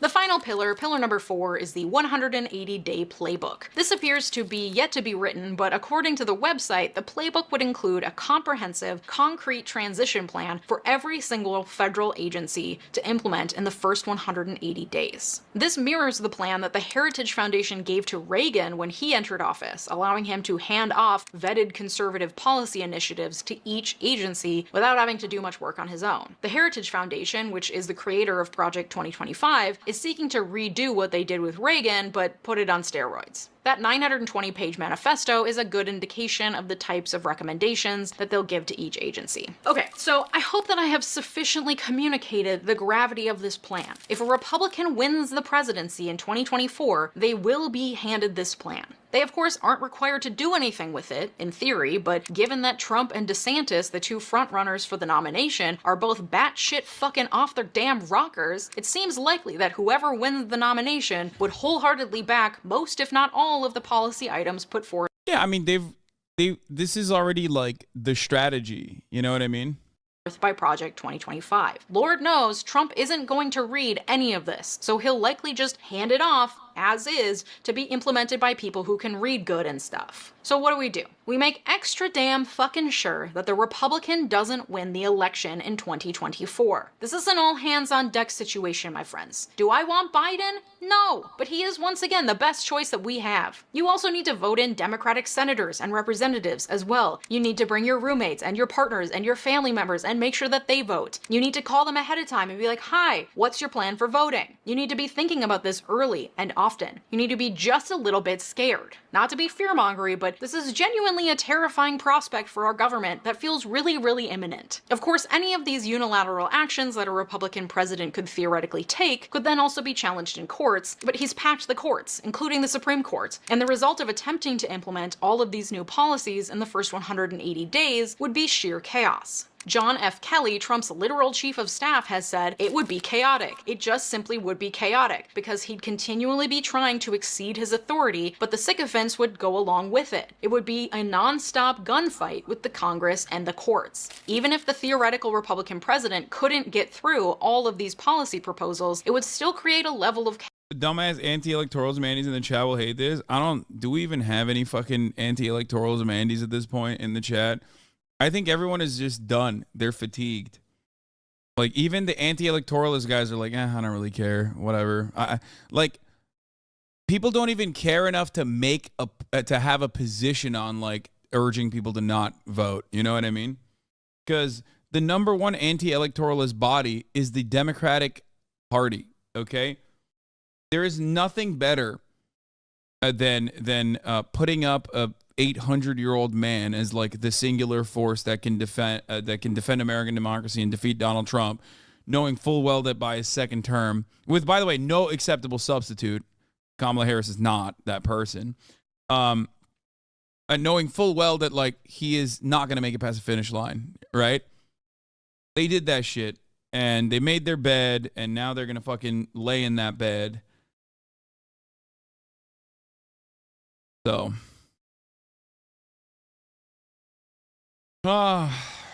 chaos that could further undermine trust in the government as a whole. The good news, if you could call it that, is that Project 2025 is radical. It does not comport with how the majority of Americans feel. 71% of Americans support same-sex marriage. 85% of Americans believe abortion should be legal under at least certain circumstances, and only 13% say it should be illegal under all circumstances. 69% of Americans believe that the US should take steps to become carbon neutral by 2050. The number of adults in the US who identify as Christian has fallen by 25% since the 1990s. For most people, Democrats, centrists, and even some Republicans, Project 2025 goes way too far. And yeah, but it doesn't matter because this is not about democracy at all. A lot of Republican initiatives are not about democracy. It's directly about eroding the democratic process while also trying to make it seem like it's the most democratic thing you can do. That's precisely how they operate, right? Like, ain't nobody's asking for like fucking making it illegal to be like a trans 14-year-old who attends a swim meet. Like, who the fuck is like, this is my one issue, dog. You gotta do this. Okay? It's so dumb. And represents an upheaval and existential threat that is beyond what most people want to see in the US government. So my hope is that the more people who know the actual contents of the Project 2025 plan, the more people will get out and vote to make sure the hellscape it presents never comes to fruition. Sharing this yeah, it doesn't matter. It's in many respects, like, unless the Democratic Party does a better job of getting people motivated to vote and stuff. Oh, Brant, by the way,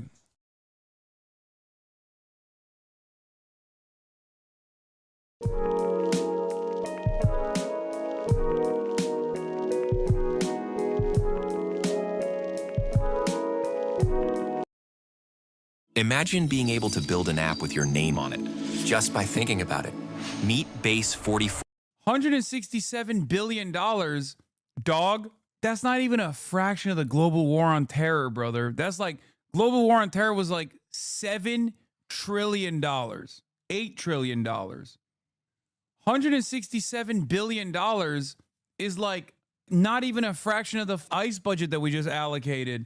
So we can have the fattest dumb fucks mass deporting people. Yo, this shit sucks, dude.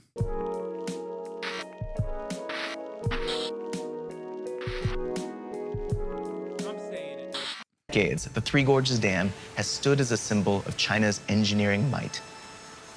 A project so vast that NASA said it measurably altered the Earth's rotation, making days 0.06 microseconds longer.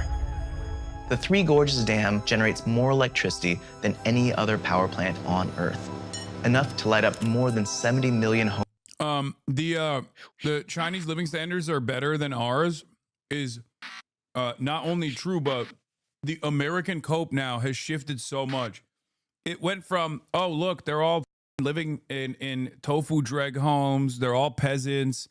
They're actually building fake buildings to dupe us, to make us feel like there's real development to, okay, their tier 1 cities are like far better than ours, but what about the farmland? What about the rural areas? And it's like, bro, have you seen our rural areas? At least the trajectory of their rural areas is going in the positive direction. Ours have been going downwards for like the last 4 decades. So do you mean look at their rural areas? And while there is still areas of improvement, specifically within the hukou system, right? Like, which is now no longer a restriction on travel as liberals will claim, but more so about locking you into your to the area that you're from, specifically with your healthcare and insurance and things of that nature in your housing, right? Hukou system, explain the system, please. Sure. The Hukou system has been reformed already, but there's more reforms that are necessary, clearly. But the Hukou system is a system where like it was travel was basically restricted. You were region locked inside of China. Okay? Which seems like a crazy concept to think about, but like China is massive, right? It's like pre-EU Europe or something, even though obviously, you didn't really have nation states and stuff. It would be like if the EU didn't exist, but the European nation states existed without the EU, right? So it's basically like an internal passport. Okay? Travel is not restricted. It's your access to social services. I know it was before. You were region locked in whatever state you grew up in, but that's not how it works now. Okay? Yeah, pre-Schengen Europe, basically. Now that's no longer the case, obviously. You can move, you can travel, you have no restriction whatsoever, but there are still elements of the Hukou system in China, and the elements are that you're region locked to social services. Okay? You're region locked specifically to social services, and therefore there is still demands for reform, especially because the reason why there's still demands for reform is because like people want to move to the big cities.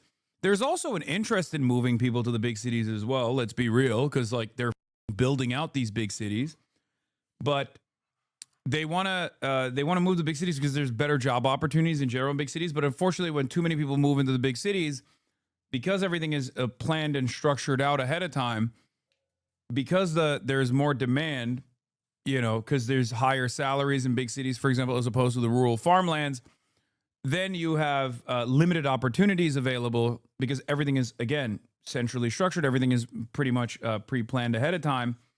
So then you run into an unemployment crisis in these big cities. Some people try to evade the system and they just move, and that's where you see like the homeless people, right? And I put air quotes here because like if you leave your rural village and you go to a big city, you can't get a job outside of if you haven't like applied for a permit to get a job internally. Then you end up in the black market. There's also a black market of housing as well in China. A lot of people don't know this. There is like underground housing basically. So there are obviously still issues in China. There's still issues with like job opportunities and things like that. It's not like the Didi driver is basically caked up. You know what I mean? It's not that sweet. Having said that, of course, when you look at the United States of America, you run into similar problems with no social safety nets whatsoever. So it's even worse in many respects. So yes, on the one hand, it's not perfect. While it's not perfect, on the other hand, it's far better than it was in the past. Like far, far better than it was in even the recent past, and only getting better. So that's the reason why the cope from the Westerners that look at China now has changed. 10 years ago, it was they're living in bullshit cities. Those cities aren't real, blah, blah, blah, all this stuff. Now it's, okay, their big cities are actually better than our big cities, but think about all the poorer areas. Think about all the poorer areas. Okay, don't bring up Gary, Indiana. That's a bad example, except it's not a bad example, right? Like it's just, you know, and the counters will shift. The more China develops the rural areas as well, as opposed to just leaving them behind and acting like they're not even there, the more America's cope will change as well. I spent 2 hours last night researching their plan in 2026 for jobs growth and tackling rural, elderly, low income, and I highly recommend reading it.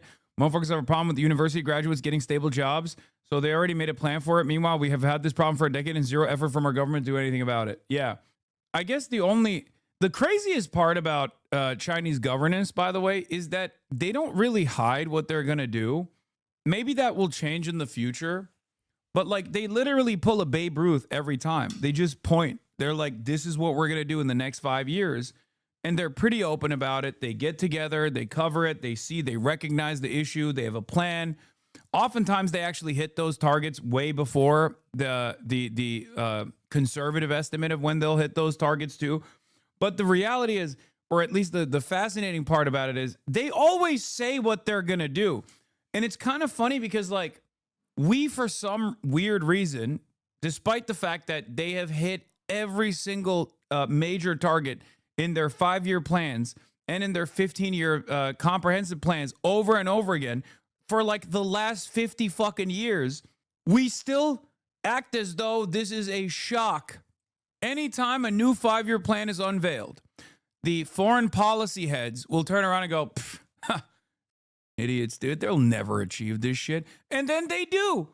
It's like, if you want to destroy China, which is already a strange thing that you would want to do. It's like, why? That's just a country, right? Like, the wrong with you? But let's say you're like, I'm a CIA agent. I want to destroy China so bad. They're giving you a gift every 5 years. They just say, here is what we're gonna do. So I don't even understand why the American government sits around and goes, dude, they can't do shit. Let's just shut them off from let's just restrict more trade and we'll be fine.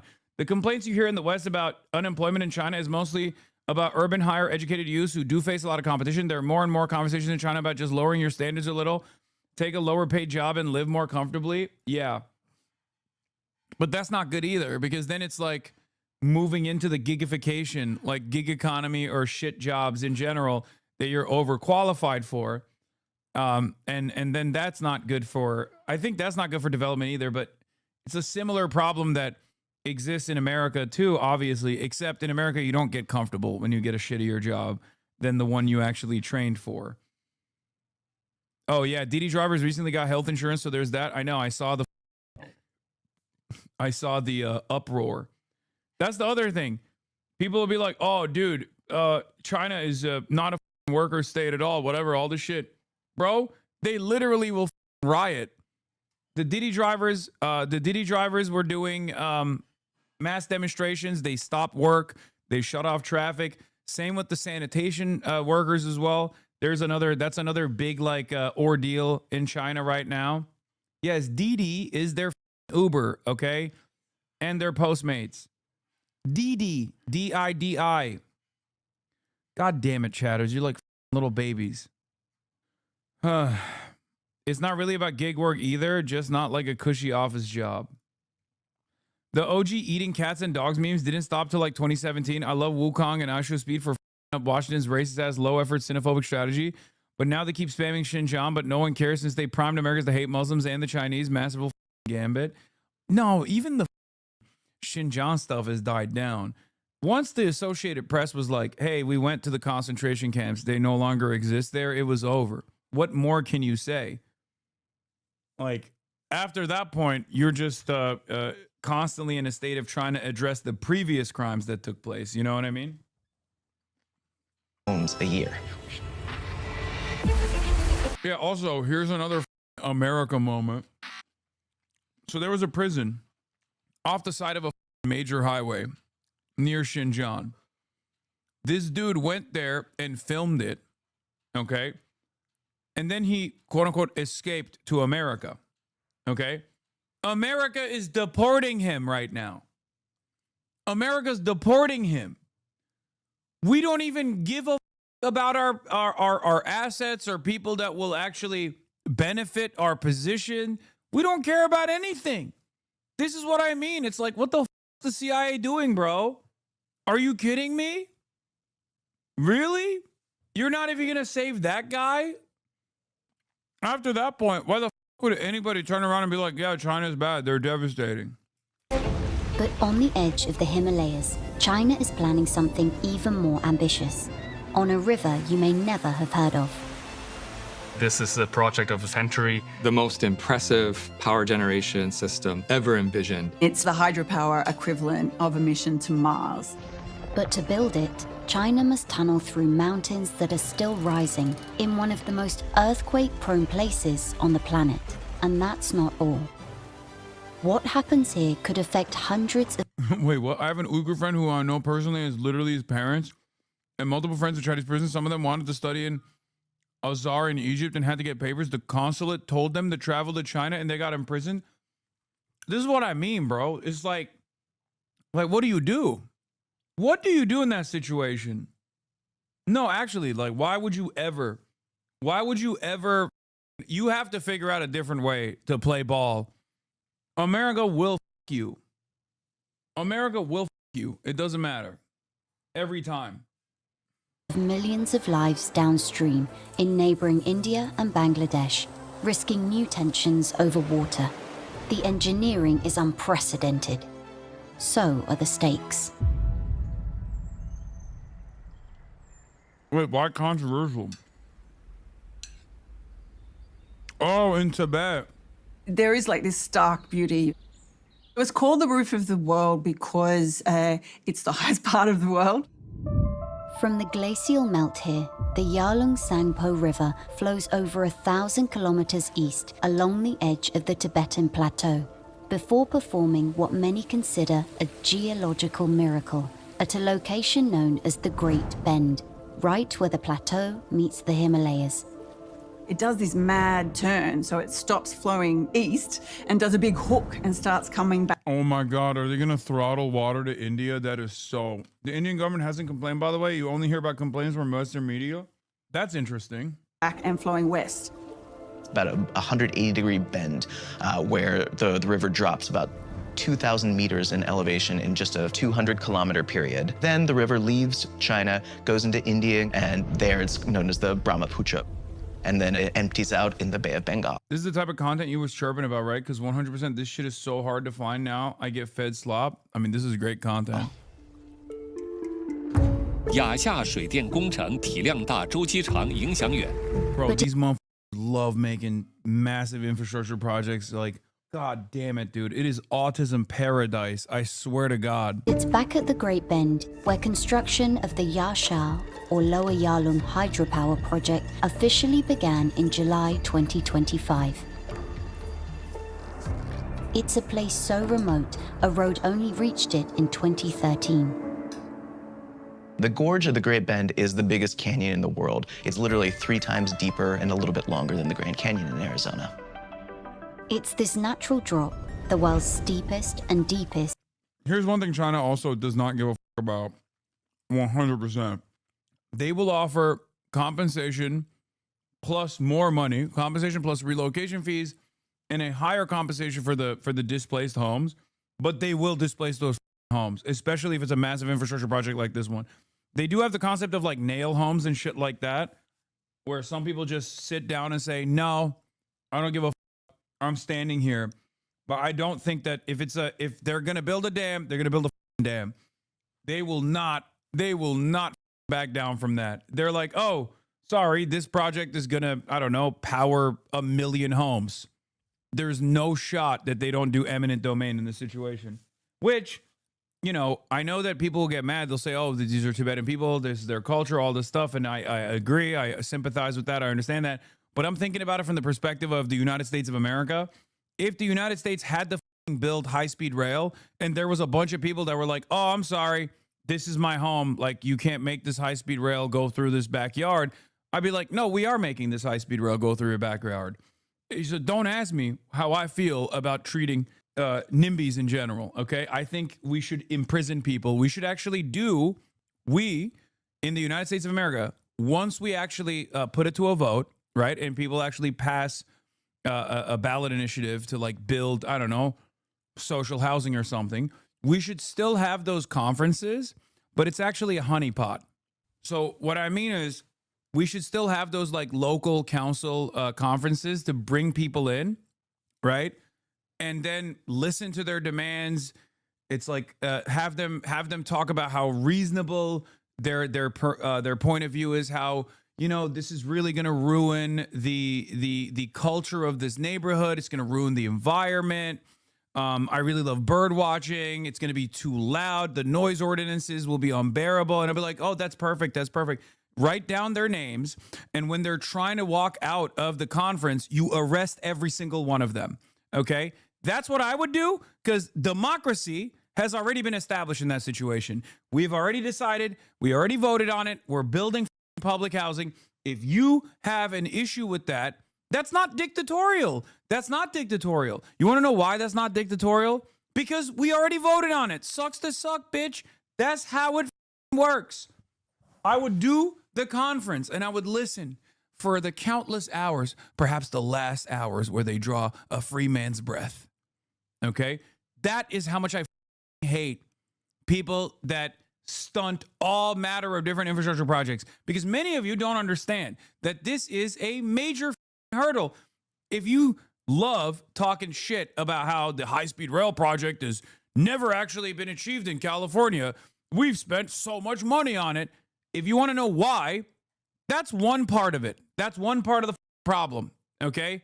That's one part of the problem. Do you want high-speed rail, or do you want a bunch of chirpers, okay? Because if you want high-speed rail, you got to jail the chirpers.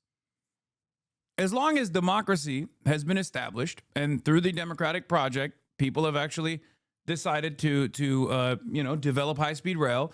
You go to the conference, and you're like, oh, I can't, I really, with love and respect, as a batshit crazy take, I'm joking. Do I have to describe it? I'm joking. Obviously, I don't think we should be jailing the town criers. Jesus Christ!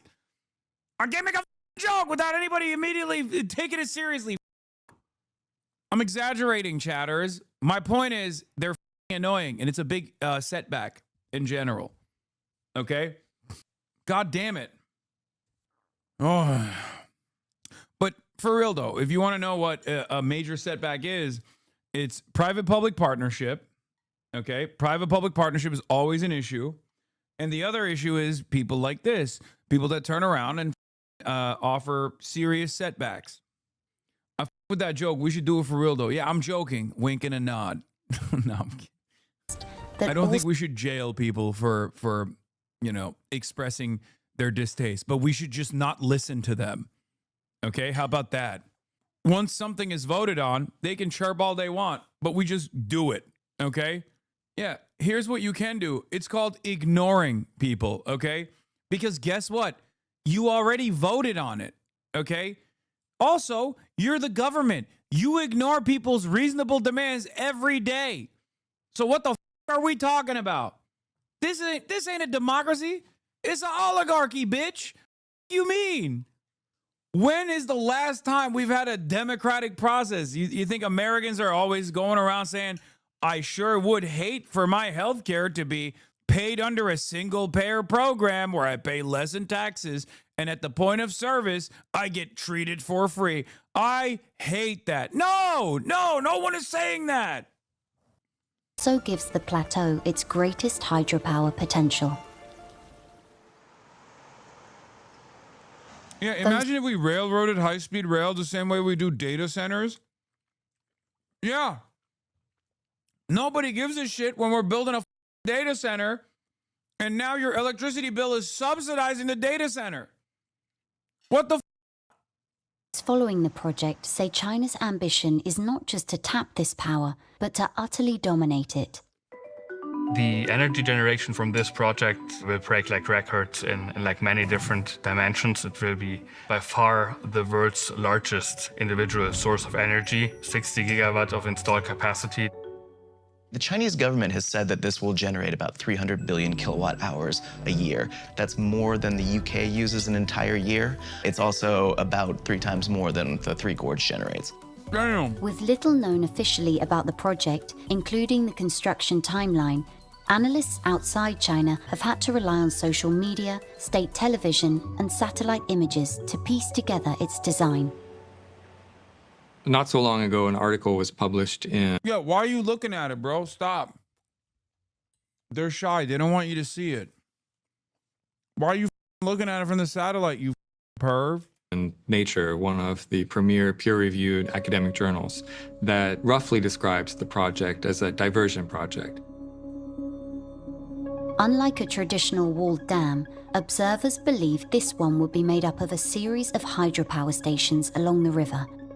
Theories vary, but some outside experts suggest there would be one upstream dam with a large reservoir to regulate the water flow. This would be followed by a second smaller dam at the top of the gorge, where water would be diverted from the You'll see it when it's done. Why are you looking? Why are you looking before it's unveiled? Great Bend through the mountains via a number of underground tunnels and turbines, before potentially entering another smaller re-regulation dam at the bottom of the gorge. I'm sorry, can you imagine doing shit like this though? 50,000 kilometers of high-speed rail. Just saying, 50,000 kilometers of high-speed rail. This could stabilize the flow before the river continues. Also, it's not like we're peeping because we want to be like, ooh, that's cool, we should use this tech. No, we're peeping because we're like, oh, we gotta figure out how we can like strategically undermine this. Continues downstream into India.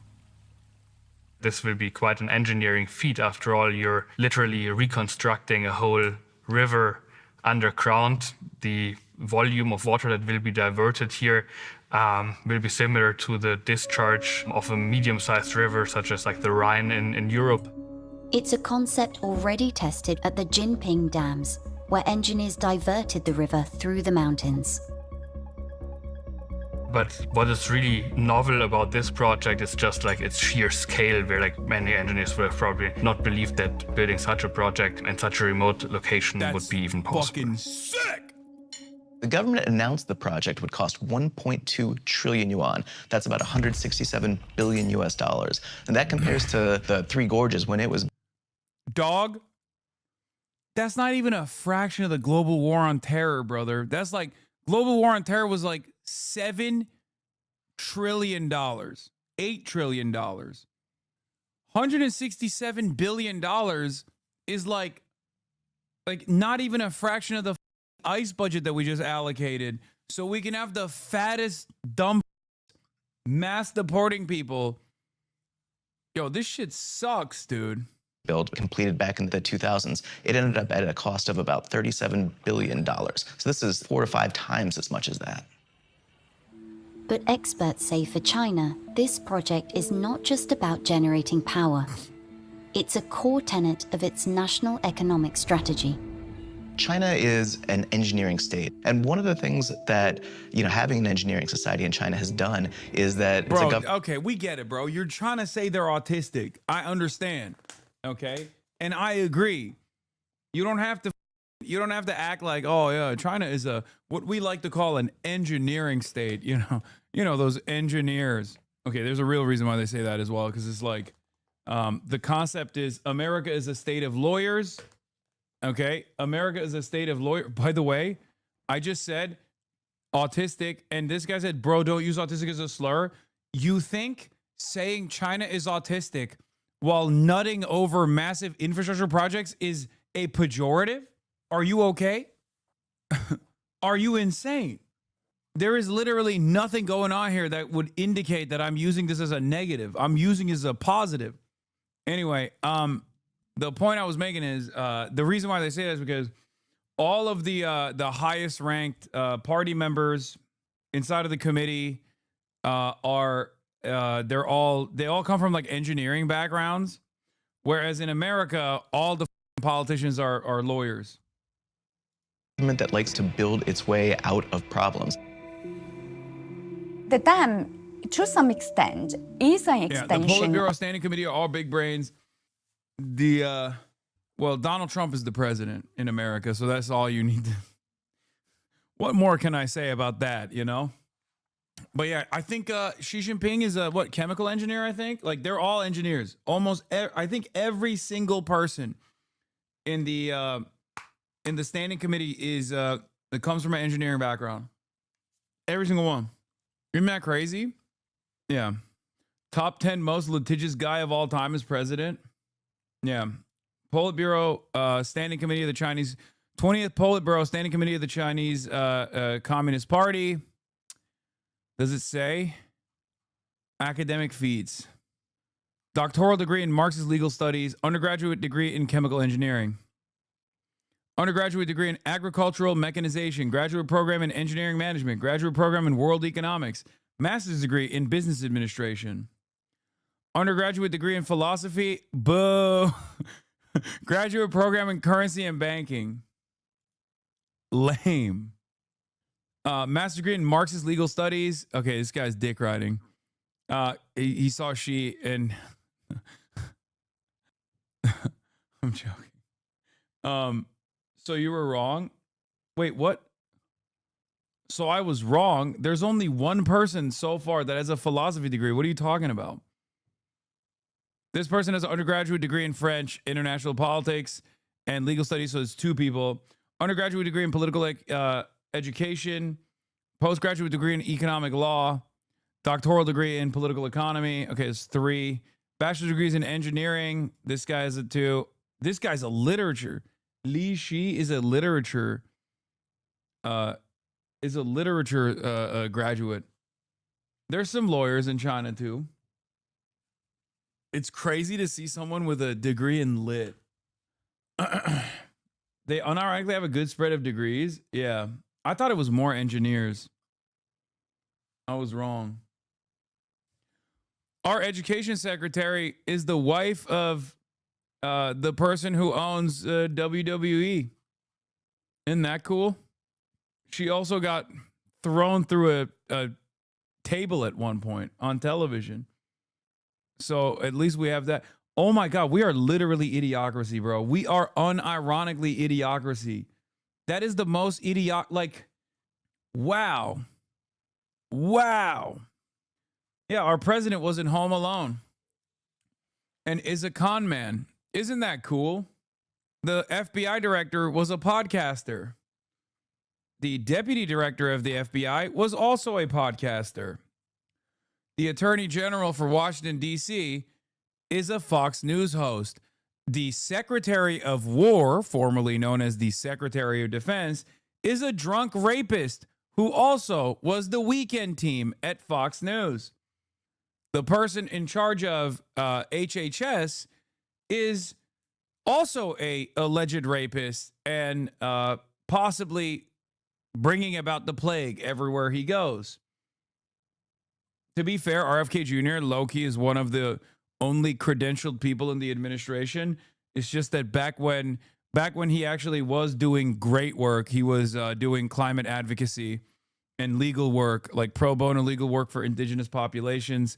And he is a lawyer who actually used his law degree for good, except then he got a brainworm.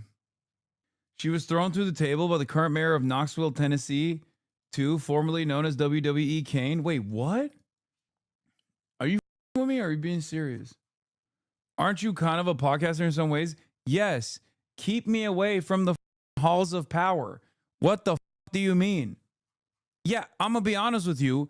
If tomorrow there was like a Bernie Sanders presidency or something and he was like, Hasan, we need you to be the labor secretary, I'd be like, what the are you saying? What are you saying, old man? Are you stupid? Like it would be the most over. What are you talking? You'd be stupid not to take it? No, you are stupid. Stop talking. If you genuinely believe that. Oh my God, he literally is the mayor of Knox County. I'll take an ambassadorship to China. Here's the clip of Kane, the mayor of Knox. The mayor of Knox grabbing the education secretary by the throat. That's the education secretary. And then we sit around and wonder why we're not beating China.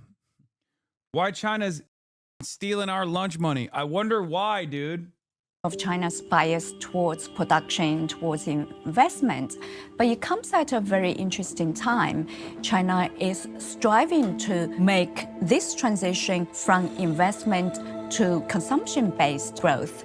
So the dam at this point would provide a critical demand boost at a time when consumption and investment have been weak. It's a project that promises an economic jolt for sectors like construction, cement, and steel. When the project was announced, it rippled through the economy. Companies like Power Construction Corp of China, China Engineering Corp, Huaxin Cement, their share prices all surged. But at another level, the dam will also enable China to produce more renewable energy and help that green transition. With a target. Someone else can correct me on this, but isn't their stock market fake as well?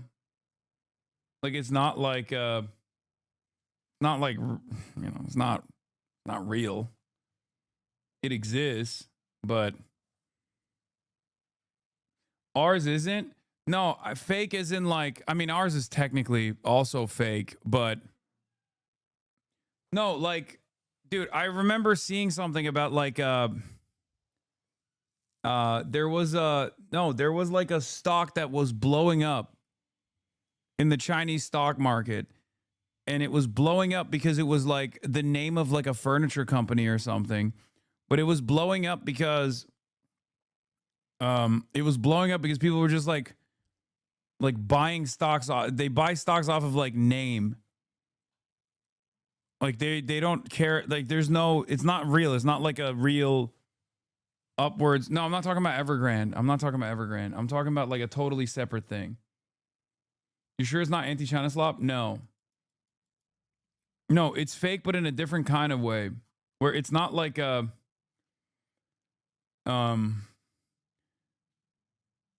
it's because the flows of capital are controlled by the government, and they openly state their desires for moving industrial output in different directions.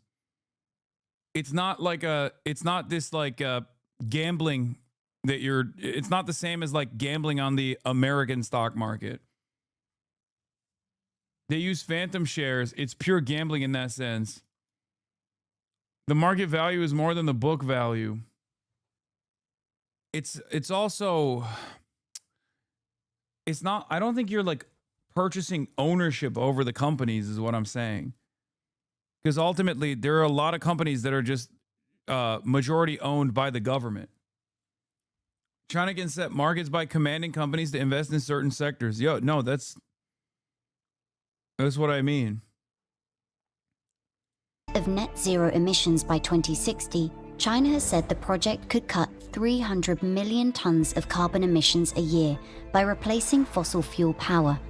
It's also about energy security, generating more power domestically as you are right. The Chinese stock market is not a main motive of growth in China. The Chinese government, since Xi took power, has basically put their stock market in the bin and focused more on manufacturing growth and quality of life. It's a lot more gambly, but that's why no one actually takes it serious. Demand surges for energy-hungry tech. But building this record-shattering mega project in one of the most remote and geologically unstable regions on Earth tests the boundaries of modern engineering. In order to build a dam like this, you're dealing with intense energies and intense altitudes. Landslides, freezing, malfunctioning equipment, people falling off the side of mountains. They are building this massive project on a site where 6 tectonic plates connect up. That makes this one of the world's most earthquake-prone regions. In fact, in 1950, a magnitude 8.6 earthquake, one of the largest ever recorded in human history, occurred in the area. For the last 40 years, China has developed the best hydropower engineers in the world by far. They're not magicians, and they can't stop tectonic plates, and they can't stop earthquakes. So that's a massive danger. And even if the earthquake doesn't happen, these type of projects tend to have slow disasters happen within them. So they seep plastic and concrete into the surrounding environment, and that changes the entire environment of that place slowly over time. Bro, sounds a whole bunch of haterade up in this bitch. You know what I'm saying? Yo, why are you hating? Why are you hating? Why are you hating from outside the club, man? They won't even show you the schematics. You had to make up your own mind. You had to make up your own damn mind about where this dam is. You had to peep like a peeping Tom from the sky. And now you're over here being like, well, you know, what about earthquakes? Why are you hating? pocket watching, dude.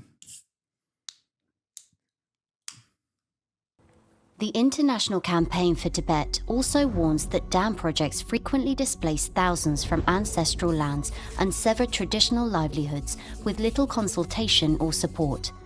The Three Gorges project, which required the forcible relocation of 1.3 million people from a much more heavily populated region, submerged large sections of the river valley, damaging habitats for many endemic species. China has done this before.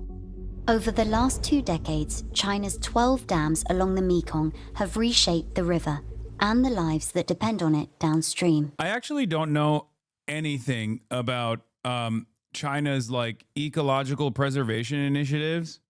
I genuinely don't know. I mean, I do know some really bad stuff that has happened in the past, but that's a totally, you know, those birds, okay?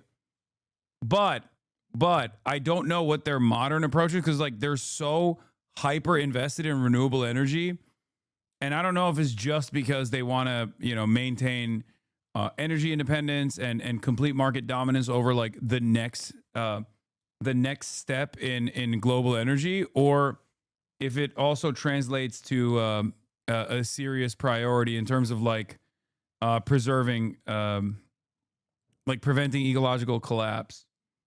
You know what I mean? China is marking more areas for national parks in the U.S. No, but that's not it. Like in terms of development projects like this, they are right. They do have a lot of like, if you could be doing dumping, you could be, you know, poisoning the environment, you could be ruining the natural wildlife. Like, for example, one of the things that I was looking at, which I'm sure you guys have seen by now, is the solar panel project in the Gobi Desert. It's a massive area, lots of natural sunlight, perfect placement for solar panels, right? So they put the solar panels down, but then there's like a fuck ton of dust storms that ruin the solar panels. And I think like they in order to get ahead of the dust, they try to find like they try to find a better way to like automatically clean the solar panels. So they start spraying it with water. They put like a sprinkler system, and then the sprinkler system turns into the sprinkler system ends up with grass growing. Then there's also the other side of this as well, where there's a lot of dust. So in order to make the desert areas more habitable, not just in the Gobi Desert, but like in other places, you put you do these like forestation initiatives, right? And there are a lot of those things, like with the desert reclamation, putting up forests everywhere in order to like stop dust storms from taking place. You're referring to solar panel soiling, where the dust and shit get on the panels. Exactly. So making grass in the shaded region, which overgrew, but then they brought in farmers with sheep to let them graze on the grass. But my question always is like, what kind of long-term impact will that have? Because you are disrupting the natural ecology. You are disrupting like what? Because desert still has life in it, right? When people say like, oh, they gave life to the desert, okay, but the desert still had life in it. It's just had different life. So what happens when you disrupt that? And I don't know. I don't know if they like think about stuff like that at all, or if their renewable energy initiative is just simply their renewable energy initiatives are simply for energy dominance and not much else. Even then, even if it's for energy dominance, it's still a good thing to move away from the oil and gas industry. But I don't know how much emphasis they place on preserving the natural wildlife. We need Maya on this. What the f is Maya going to know about Chinese ecology, Chinese conservation? Like, no disrespect. Maya is the GOAT, and I love her, and she's amazing when it comes to, you know, American climate or the American preservation stuff. But I don't know. China is probably a little bit more complex, no? It's not like they're destroying deserts, just reversing the effects of desertification. No, I know, but I'm saying, what kind of long-term consequences might that have? Are they investigating it? See what I mean? I'm not doing an at what cost thing. I'm just genuinely wondering. I don't know. This is not an area that I have any knowledge over.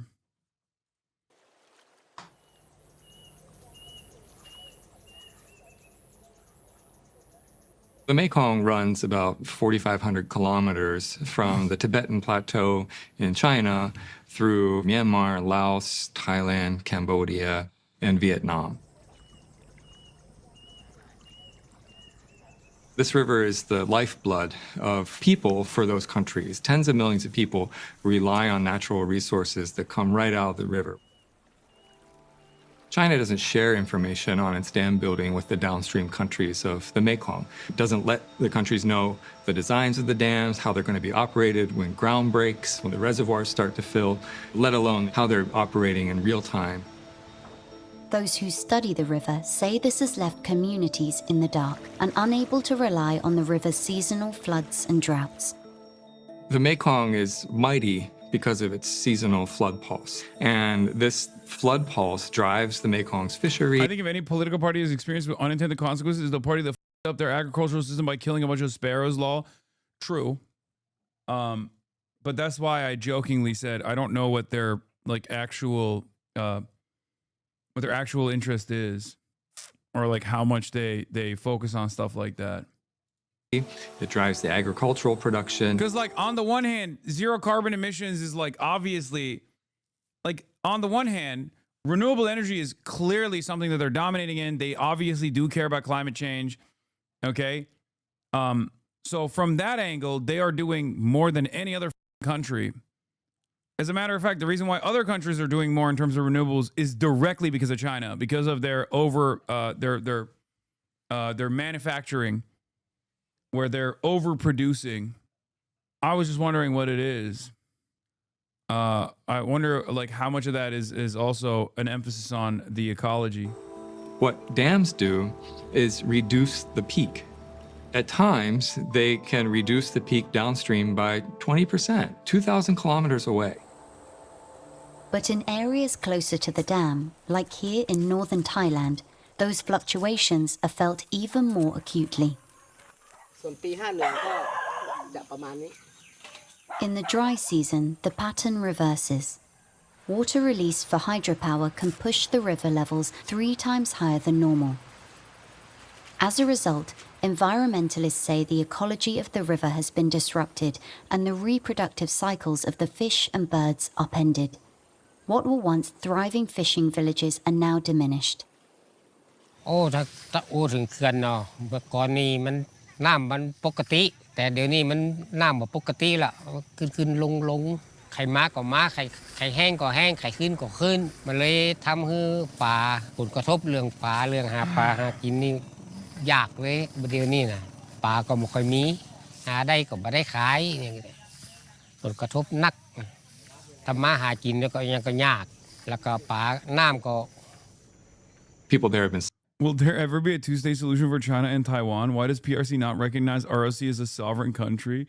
Well, partially because ROC technically also features PRC and Mongolia. So I think that would be really weird if they recognized the Republic of China. But if you're simply talking about like the island of Formosa, what we now know as Taiwan, Taiwan Oblast, okay? It is pretty funny to make a two-state Israel joke because I don't think Israel is the country you think it is in this equation. The Israel in that situation, at least according to Mao Zedong, is Taiwan, a colonial outpost. Suffering for years. They lose their livestock, they lose their equipment, they lose their gardens and farms when these sudden pulses of water come through.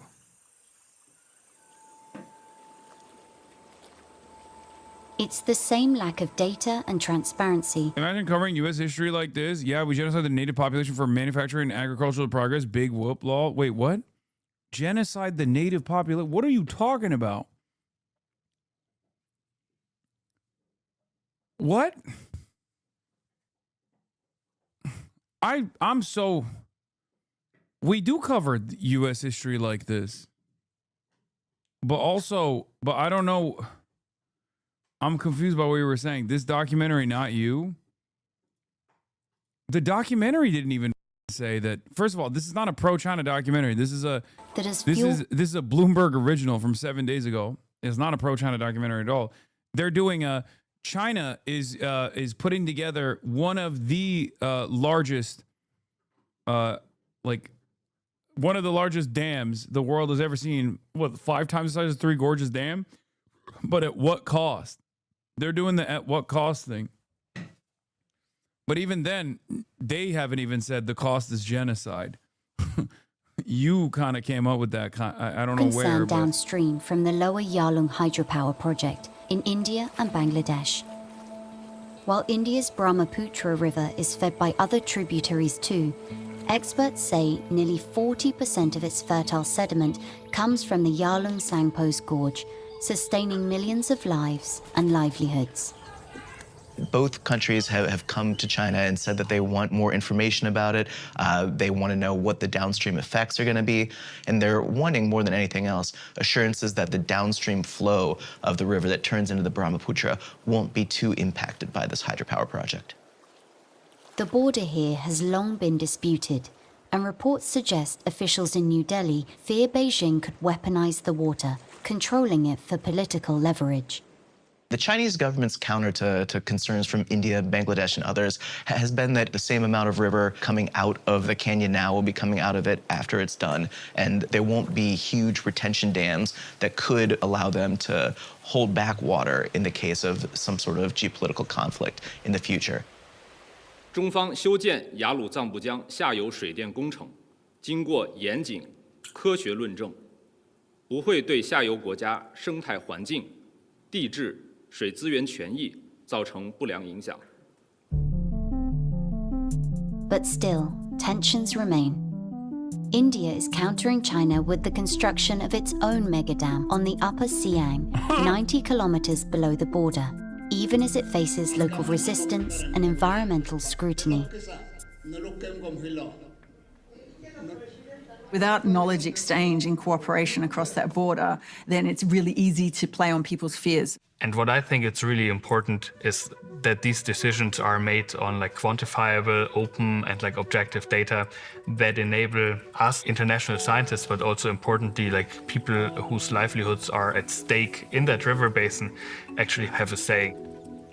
The objective of this discussion here is not to vilify China or to basically put this project into a bad light. Indeed, it would have a major impact and major benefit for China's target to become more carbon neutral, which would have major implications for the global climate. If China can pull this off, then it's a statement to the rest of the world to say, we're reshaping rivers, we're creating clean energy, we're providing our economy and companies with infinite clean. Hasan can't read Hanzi, so he's too dumb to understand propaganda. They're not building dams. What? Lol, this video is propaganda. Farmers and people in general living near rivers love dams because they reduce flooding and help with droughts. And China isn't building a dam, but a hydroelectric tunnel through mountains to generate power. This video is pure propaganda. China isn't building a dam, but hydroelectric tunnels. Please stop repeating propaganda. I am Chinese. Okay, first of all, calm down. I was already making jokes about how the video is literally saying well, it'll provide energy for so many people, but also at what cost? And secondly, once again, calm down. I'm not even, I'm not saying nothing negative. I spent the first half of the video nutting over the massive infrastructure project. Calm down. That chatter doesn't know what they're talking about. You can't build a hydro tunnel without a dam. And this guy is Pakistani.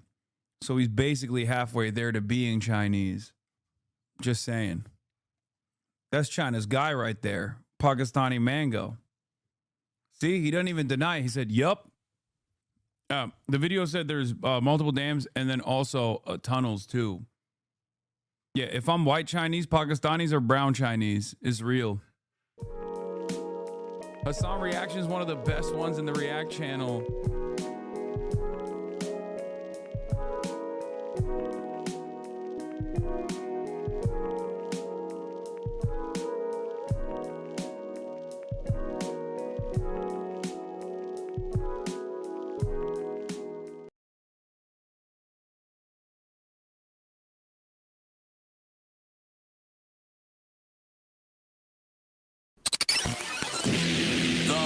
Majority Report with Sam Cedar. The destiny of America is always safer in the hands of the people than in the conference rooms of any elite. Sam Cedar. They are unanimous in their hate for me, and I welcome their hatred. We must guard against the acquisition of unwarranted influence, whether sought or unsought, by the military-industrial complex. The Majority Report with Sam Cedar.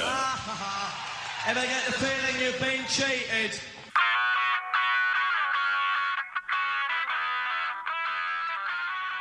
It is Tuesday, December 23rd, 2025. My name is Emma Vigeland, in for Sam Cedar, and this is the 5-time award-winning Majority Report.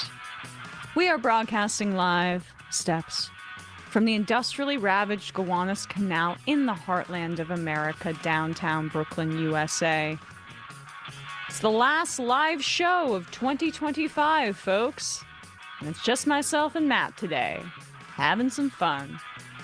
On the program today, a second batch of Epstein files have been released, then many deleted, related to Trump himself. More on that in just a minute. The DOJ is basically acting like Trump's personal law firm, adding a disclaimer to the press release, attempting to exonerate him in the public's eyes. Despite Barry Weiss's efforts to kill the story, the 60-minute CCOT segment was leaked online. Thanks to Canada. Whoopsie! Had already been distributed. Yes. Maybe, what's your job? Clown show operation here. Unbelievable. The Trump administration will start wage garnishment for people defaulting on their student loans starting in January. That's the right-wing populism that we've been hearing all about, right, Matt? Trump's DOJ sues the Washington, D.C. police over the district's AR-15 ban, you know, also because of the law and order that they care so much about. 21 state and district attorneys general file a lawsuit against Russ Vought for his dismantling of the Consumer Financial Protection Bureau.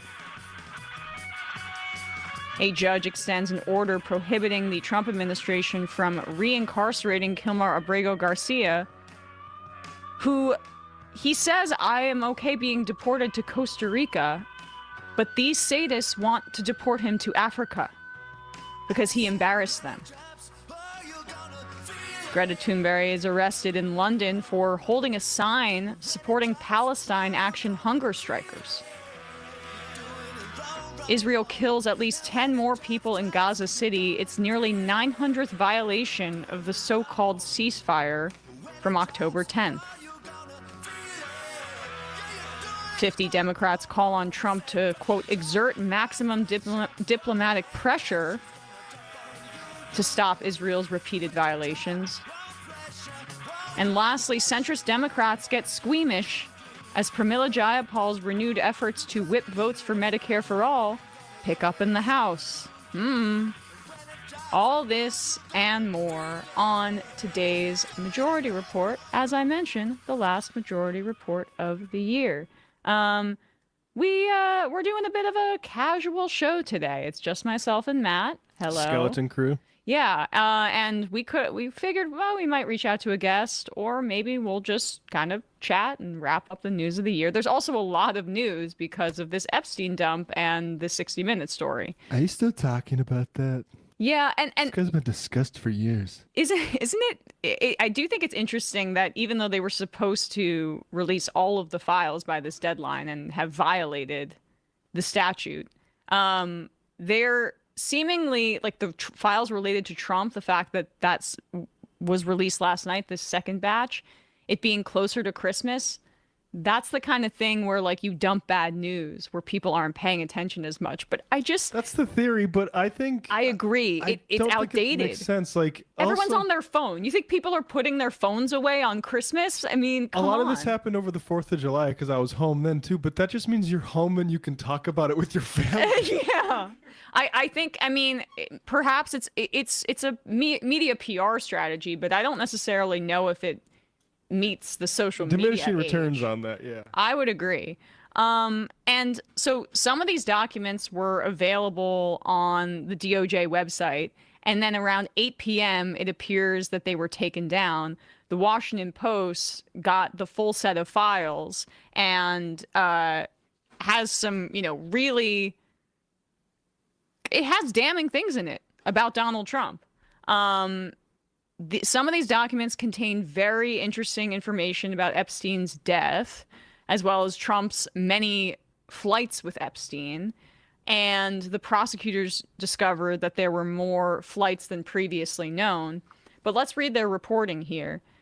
3 days after releasing a large tranche of Jeffrey Epstein documents that contained few mentions of President Donald Trump, the Justice Department disclosed thousands more files that included wide-ranging references to the president.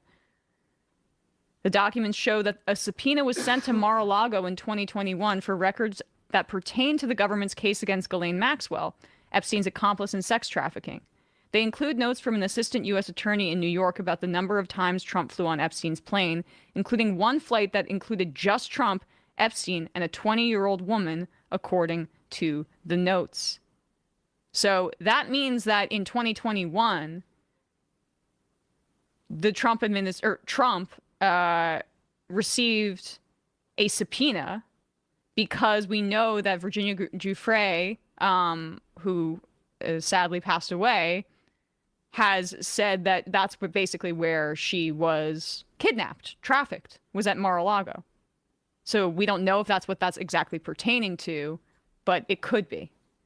The newly released documents also include several tips that were collected by the FBI about Trump's involvement with Epstein and parties at their properties in the early 2000s. The documents do not show whether any follow-up information took place, or investigations took place, rather, or whether any of the tips were corroborated. Well, that's a big eye looking at the FBI, and I'd like to see like our folks like Kana, who's been very good on this. What are we going to do about this FBI Exactly. that sat on this and could have stepped in the 90s? Yeah.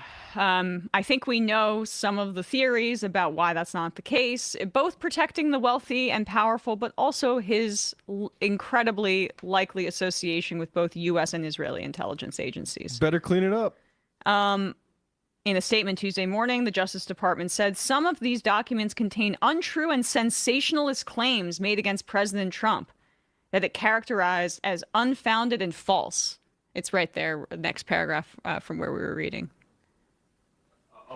That's all right. Statement Tuesday morning there.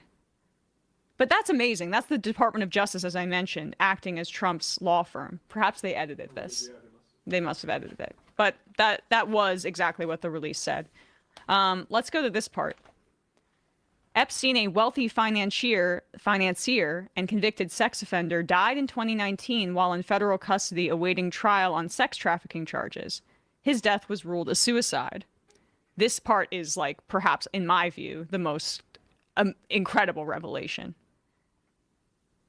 The files include correspondence among prison officials about Epstein's psychological assessments, with discussions about holding him in a special housing unit until about 2 weeks before he died. We have supporting memorandums from the responding officers who indicated they observed inmate Epstein with a makeshift noose around his neck, one of the emails stated. At one point, the documents indicate prison officials planned to house Epstein in a cell with Cesar Sayoc, a fanatical supporter of Trump's, who in 2019 was sentenced to 20 years in prison after he mailed explosive devices to prominent Democrats and media figures. Let's sit with that for a second. Yeah, can we just meditate on that for a little bit? I mean, that's the ball game. That's the ball game in my view. I mean, let alone what we know already, which is that the Wired's reporting on the metadata of the footage that was released that was supposedly of Epstein's cell, or was at least in like the vicinity of Epstein's cell, had multiple minutes taken out of it. They called it unedited footage, released it to the public. Wired did an analysis of it forensically and found that it actually really wasn't that hard to figure out, that they'd edited out multiple minutes in Adobe. And now we have the documents showing or indicating that prison officials wanted to house Epstein with a fanatical supporter of Donald Trump, who I'd imagine was quite involved in something like QAnon, where Jeffrey Epstein was a central figure, in the same cell as a guy that would be the most likely to take somebody out? But that might have been a little bit messy, right? Just to have a supporter do it. Yeah, a little bit too on the nose. But let's just dwell on this Bureau of Prisons thing, because frankly, it looks to me like a den of thieves that needs to be raided. Because here is Todd Blanche on with Kristen Welker this weekend on Meet the Press. And this was just an interesting thing of me as somebody who likes to think we have a democracy and likes to have elected leaders in charge of like things like prisons, you know, caging of humanity. Here's what she was asked. This is a little exchange on this Bureau of Prisons that wanted to put Caesar Sayoc in with Epstein.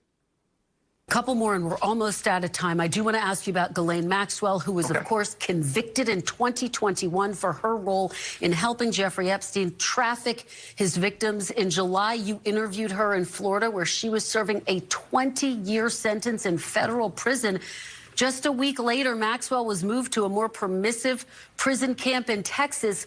Why was she moved just days after you interviewed her, Mr. Blanche?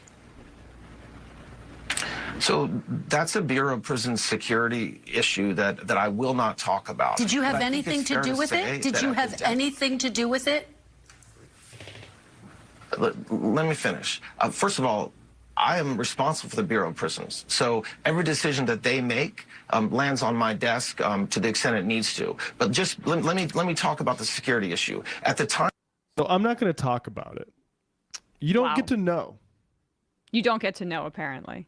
And we're going to put maybe a guy who is a fanatical, violent Trump supporter in with a guy that would it'd really benefit Trump if he died.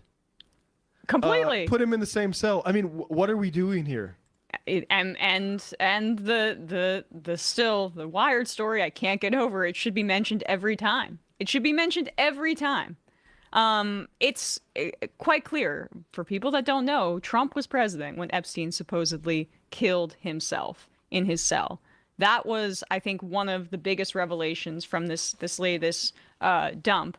Here's more. This is on the flight records with Trump. The new documents at times provide a window onto what federal prosecutors had been examining, as well as their awareness of ties that Epstein had with Trump. In January 2020, during Trump's first term, for example, an assistant U.S. attorney in the Southern District of New York wrote an internal email about a review of flight records the day before as part of the government's case against Maxwell, who was convicted in 2021 of sex trafficking. For your situational awareness, wanted to let you know that the flight records we received yesterday reflect that Donald Trump traveled on Epstein's private jet many more times than previously had been reported or that we were aware, including during the period we would expect to charge in a Maxwell case, the email states. There were at least 8 flights, the prosecutor wrote, between 1993 and 1996 in which Trump was a passenger. On at least 4 of those flights, Maxwell was also present. In some cases, the prosecutor wrote, there were passengers who could be called as possible witness in a case against Maxwell. There you go. And so I think I should pardon her. Yeah, right. I wish her well. I wish her well. I'm actually perfectly placed to know that everything on those planes was totally fine. And here's another horrific file. This is an image of a letter that Jeffrey Epstein wrote to convicted sex offender Larry Nassar, who, for people that do not know, was a longtime doctor for the United States gymnastics team and at Michigan State. And he is serving a multi-decade sentence right now over child porn charges. Many women, girls, like hundreds, at least over 100, say that he sexually abused them. This is a letter apparently that Epstein wrote to Larry Nassar. The text is in the tweet, if you don't mind, because I just can't read this pedo's cursive. But it was returned to the prison because he wrote it, or it was sent out around the same time that Epstein died. 2 files released this morning. Evan Hill, The Washington Post, writes, by the DOJ show what appears to be a letter Epstein wrote to convicted sex offender Larry Nassar that was returned to sender after Epstein's death and found in the jail mailroom. The file shows the envelope front and the letter's contents. In the letter, Epstein writes, "Our president also shares our love of young, nubile girls. When a young beauty walked by, he loved to grab, snatch, whereas we ended up snatching grub in the mess halls of the system. Life is unfair." Oh, gosh. My heart bleeds for you, serial predators. I mean, the fact that he found common cause and referred to Trump as our president, it's interesting that he said such a thing. I mean, you look at Google Trump 2006, where there's like a video I saw of a young woman ask him a question, and he doesn't even listen to what she says. He invites her on stage, gives her a hug, and says, "You're hired." Yeah. And says, "That gets me into trouble. I'm like an alcoholic." Here's another one from number 3 here. This is a transcript of an interview with a limousine driver, and he's speaking about an unnamed victim, it appears, or woman / girl, we don't know, but their name is redacted.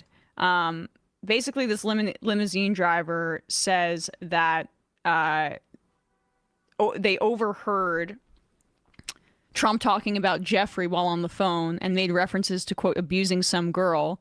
The redacted name was unsure who he was talking to, nor who he was referencing. As Blank talked about his time meeting Donald Trump, Blank immediately, it's hard to say, Blank demeanor went stone cold. It seems like this is the limousine driver recounting their conversation with someone else. Demeanor went stone cold as Blank said, "He raped me." Someone else said, "What?" As Blank replied, "Donald J. Trump had raped her along with Jeffrey Epstein." And then later, this person that they're referring to, the limousine driver, says that she was found with her head blown off. And there was no way it was a suicide, according to the opinion of this person. There's more, but let's go to Trump last night, who was having a press conference about the most important issue in America right now, which is that Trump has commissioned a bunch of new warships for the Navy that he calls a Golden Fleet, and they will be named Trump-class battleships. You can't afford groceries and Christmas presents right now, but at least we have this, and of course the ballroom, which I know is keeping our nation together right now. In this press conference, he's asked about the Epstein files, and he just has a lot of empathy for the people who are being implicated. I mean, we actually threw him out. But no, I don't like the pictures of Bill Clinton being shown. I don't like the pictures of other people being shown. I think it's a terrible thing. I think Bill Clinton's a big boy. He can handle it. But you probably have pictures being exposed of other people that innocently met Jeffrey Epstein years ago, many years ago, and they're, highly respected bankers and lawyers and others, and they'll end up, because of guys like Massey, who's a real lowlife, whose polls are down to about 9%, by the way, in the great state of Kentucky. That is not true. Normal thing to be talking about polling, even if that was true. Right. In the context of what you're implicated in, sir. Yep. Look at Kentucky. Kentucky is such a... No, keep going, actually. There's more. Great place, but I don't know. They've got a couple of people in there that are very strange in terms of leadership. But Massey's a loser, and he likes it, and that he works with the Democrats. He's just being used by the Democrats, because what this whole thing is with Epstein is a way of trying to deflect from the tremendous success that the Republican Party has. Like, for instance, today we're building the biggest ships in the world, most powerful ships in the world, and they're asking me questions about Jeffrey Epstein. I thought that was finished. I believe they gave over 100,000 pages of documents, and there is tremendous backlash. It's an interesting question, because a lot of people are very angry that pictures are being released of other people that really had nothing to do with Epstein, but they're in a picture with him because he was at a party, and you ruin a reputation of somebody. So a lot of people are very angry that this continues. A lot of Republicans are angry because of the fact that it's just used to deflect against a tremendous success. Look, we have 18. I just think it's interesting when he talks about who's angry here. A lot of Republicans are angry. Well, not the base. You might be referring to the Republican lawmakers who, that very Thomas Massey referenced their donors recently and has basically said that that is who is being protected here. Political donors and wealthy, connected people who have associations with Jeffrey Epstein that don't want this to come out. And Trump is expressing sympathy, as he does, with the wealthy and the powerful, because that's literally all he's known since he came out of the womb with, you know, a golden spoon in his mouth. And he is the oligarch identifier. That is who he is. He does not care about regular people. And it's the greatest fraud that he's perpetrated that he has convinced certain people that he does. Batya Unger Sargon acting like he's a working class tribune. He's like literally saying it's the powerful bankers and lawyers. Highly respected people like bankers. Think of the reputations of the bankers and the lawyers that just happened. They had nothing to do with him except they're in pictures with him at parties. Also, and presidents like me. I just thought it was amazing that he expressed sympathy for Bill Clinton because they're in the same boat. Do you remember a few months ago when Hillary Clinton was praising Donald Trump? It might have been on Foreign Policy or something to that effect. And I remember thinking at the time with this Epstein thing bubbling, I wonder if there are, like, she is making efforts despite, like, little detente. Right. I mean, God, the way that you see powerful people kowtow to Trump when they can when they need something from him. I mean, the infamous one is Ted Cruz after Trump called his wife ugly and did a side-by-side post of her and Melania and said his dad killed JFK. Just a few months later, he was Mr. Cuckboy doing phone banking for Donald Trump. Yeah. To have that be full circle with the Clintons after everything he said about Hillary Clinton and how vicious that campaign was and felt at the time. Well, look at this. Now he's praising Bill Clinton, or at the very least saying he doesn't feel good about seeing these images out there because he sees himself in him. Like, he's genuinely empathizing for maybe the only time in his life. They got caught for literally the same thing. Because they're in the same boat of being like elite associates of Jeffrey Epstein. Like, God, I really feel bad for him. Yeah. It's like, we had nothing to do with him. Why does Jeffrey keep pictures of you all like splashed all over his desk? Yes.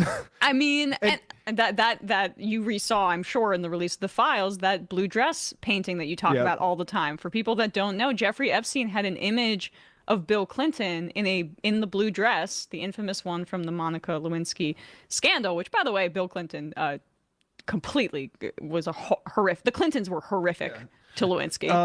Bill Clinton was always a liability as regards to his libido. And you can read some of what Ryan Grimm has reported, that it appears that Israeli intelligence knew about Lewinsky prior to it coming out. You wonder who maybe told them. Was it maybe a close associate of Bill Clinton, Jeffrey Epstein, who of course Bill Clinton would talk about? Do you think they would? Oh yeah, I'm not going to mention I'm screwing my intern to the guy that I hang out with and like swim around underground or pools mention with it, or redacted. Or we know that Israel spies on the United States. But I'm saying, like, that could have been the spy, Epstein himself. Exactly. Right. Right. True. And he's and also he's given up the game as regards to their little strategy with like the get all the pictures out there of the celebrities from the 90s. Yeah. He's just acknowledging that, like, well, you get all these people with innocence. So what he's saying is that my people decided to look for all these different pictures of people that happened to be there, and put those up front. To make sure that people get that message, like, oh, this is just people with Epstein's things. No, there is evidence of a vast criminal network here. 100%. And your point always has been about that blue dress painting, that is like an example of him kind of flexing on the leverage that he has over the president of the United States. Whew. Dark stuff here, folks. Merry Christmas.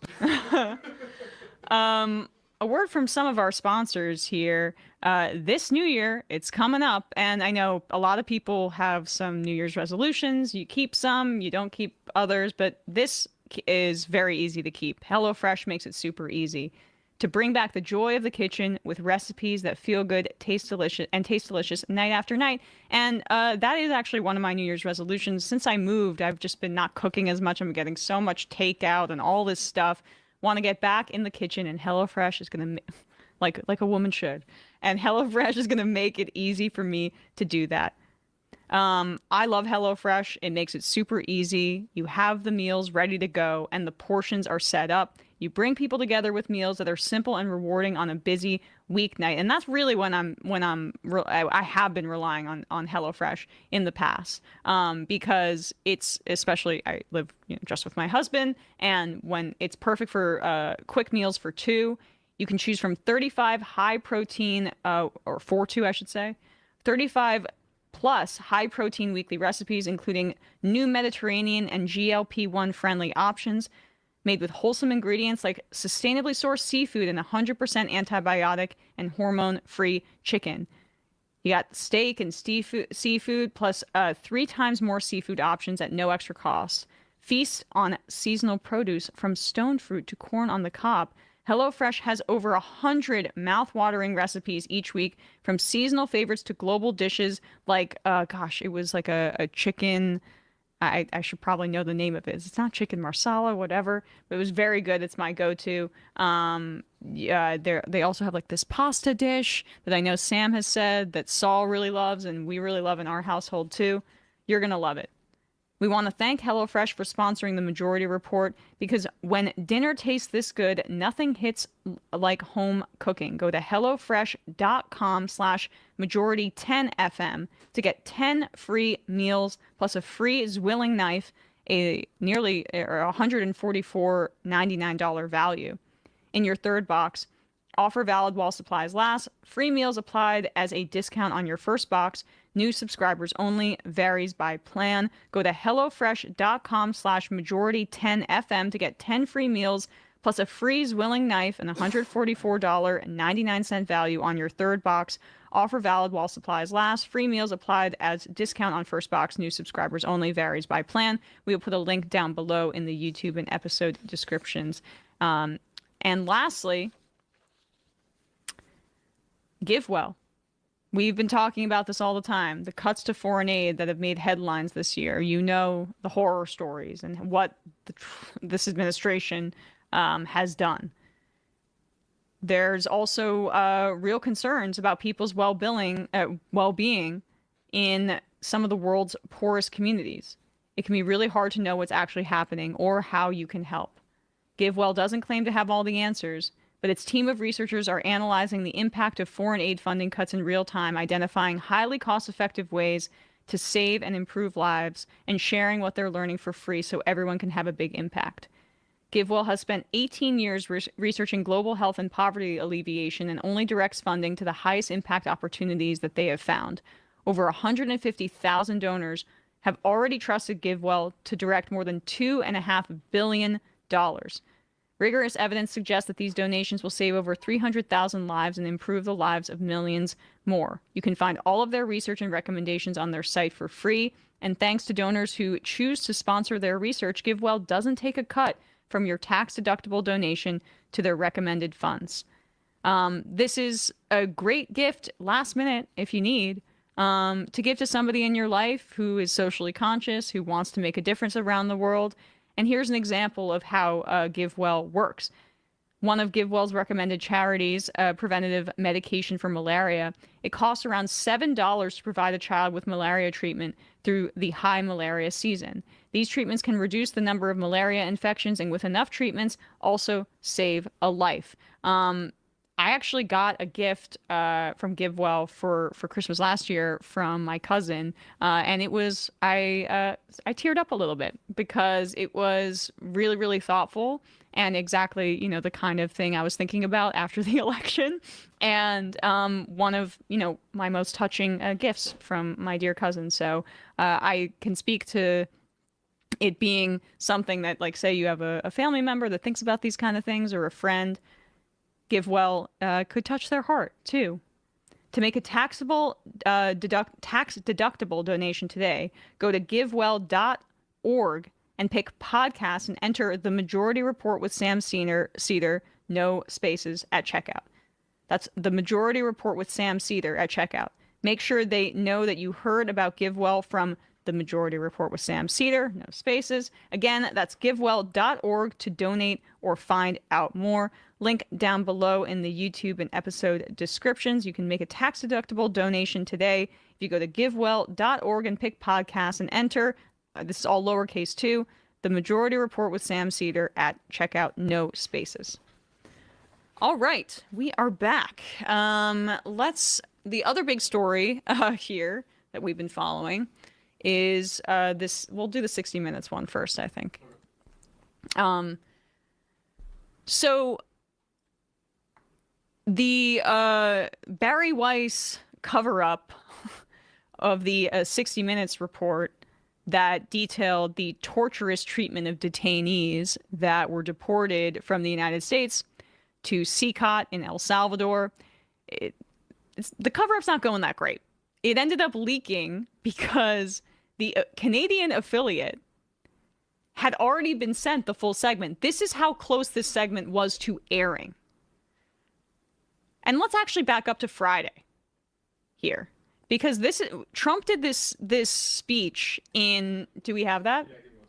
Yes, Trump did this speech in North Carolina, and this was supposed to be about the economy. We'll play another clip later of him completely going off track, as he tends to do. But this is the timing of how this went down.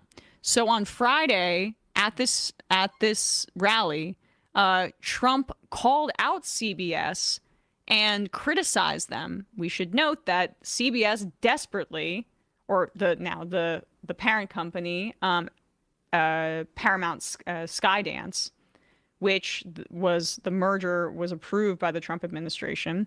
They are trying to buy Warner Brothers, and they will do anything to achieve that, including trampling all over the long history of CBS News as a trusted outlet of reporting.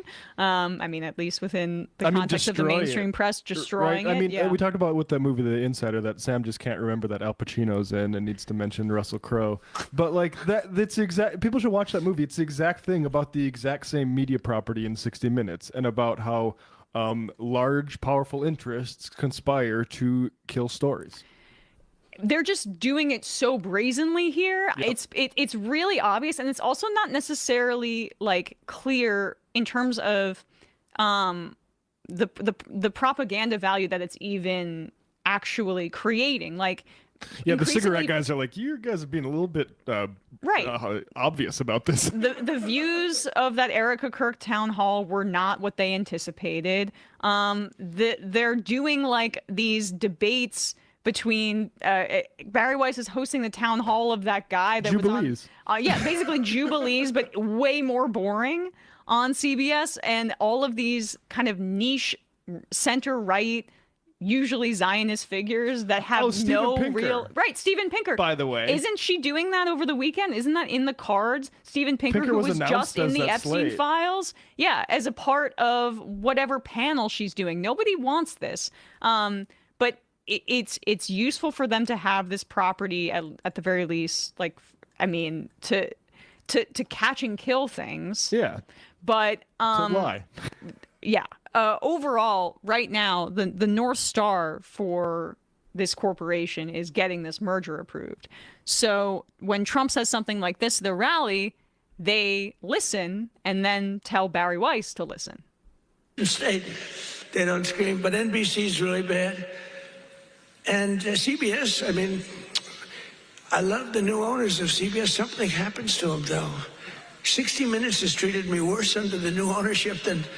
They just keep treating me. They just keep hitting me. It's crazy. And then you have Marjorie... And then we have Marjorie Taylor Brown. Just whining.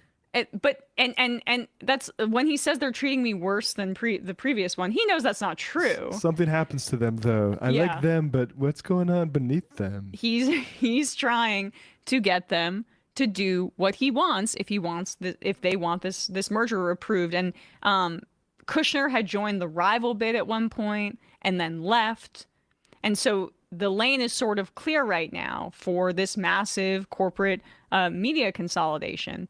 And as a reminder, the correspondent, Sharon Alfonsi, on this piece had written to the staff, and that was leaked to the Times. We read that yesterday, basically saying that this was not an editorial decision. This was a political decision.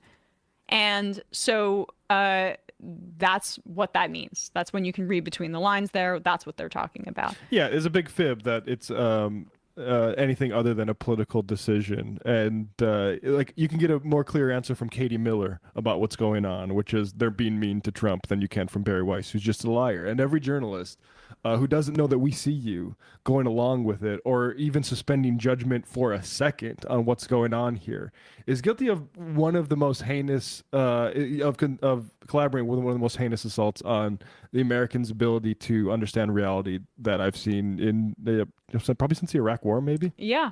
And let's just bring up 5 before we play a little of the audio of this. But Barry Weiss, then she did this without, kind of unilaterally, without speaking to them first. That was part of what the correspondent was saying to the rest of the staff.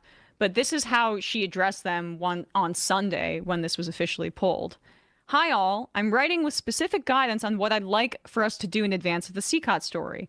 I know you'd all like to see this run as soon as possible. I feel the same way. No. But if we run the piece as is, we'd be doing our viewers a disservice. These are her bullet points. Last month, many outlets, most notably the New York Times, exposed the horrific conditions at CCOT. Our story presents more of these powerful testimonies, blah, blah, blah. But if we're going to run another story about a topic that has by now been much covered, we need to advance it. Among the ways to do so, does anyone in the administration or anyone prominent who defended the use of the Alien Enemies Act now regard it in light of what these Venezuelans endured at CCOT? That's a question I'd like to see asked and answered. Okay, so let's address this off the rip.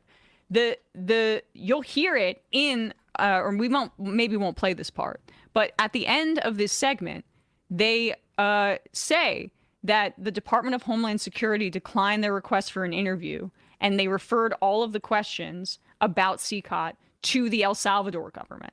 So this is a tactic that they're using that Barry Weiss is being intentionally obtuse about. If they don't comment on the story, you can't run it. No, this is like every journalistic practice that I've been aware of in my time in this industry is that depending on the urgency of the story, you request for comment and you give them some sort of length or deadline to reply by. And if they don't reply by that, the story will include they did not reply for our request for comment. And guess Everybody's what? read an article that says that. That is a message in and of itself. Exactly. You give people an opportunity to comment, and then if they don't, you run the story anyway. That's how every article, every journalistic piece has been basically, conducted, at least in terms of like the best practices on that front. And she's claiming that there's nothing new in this piece. That's also not true.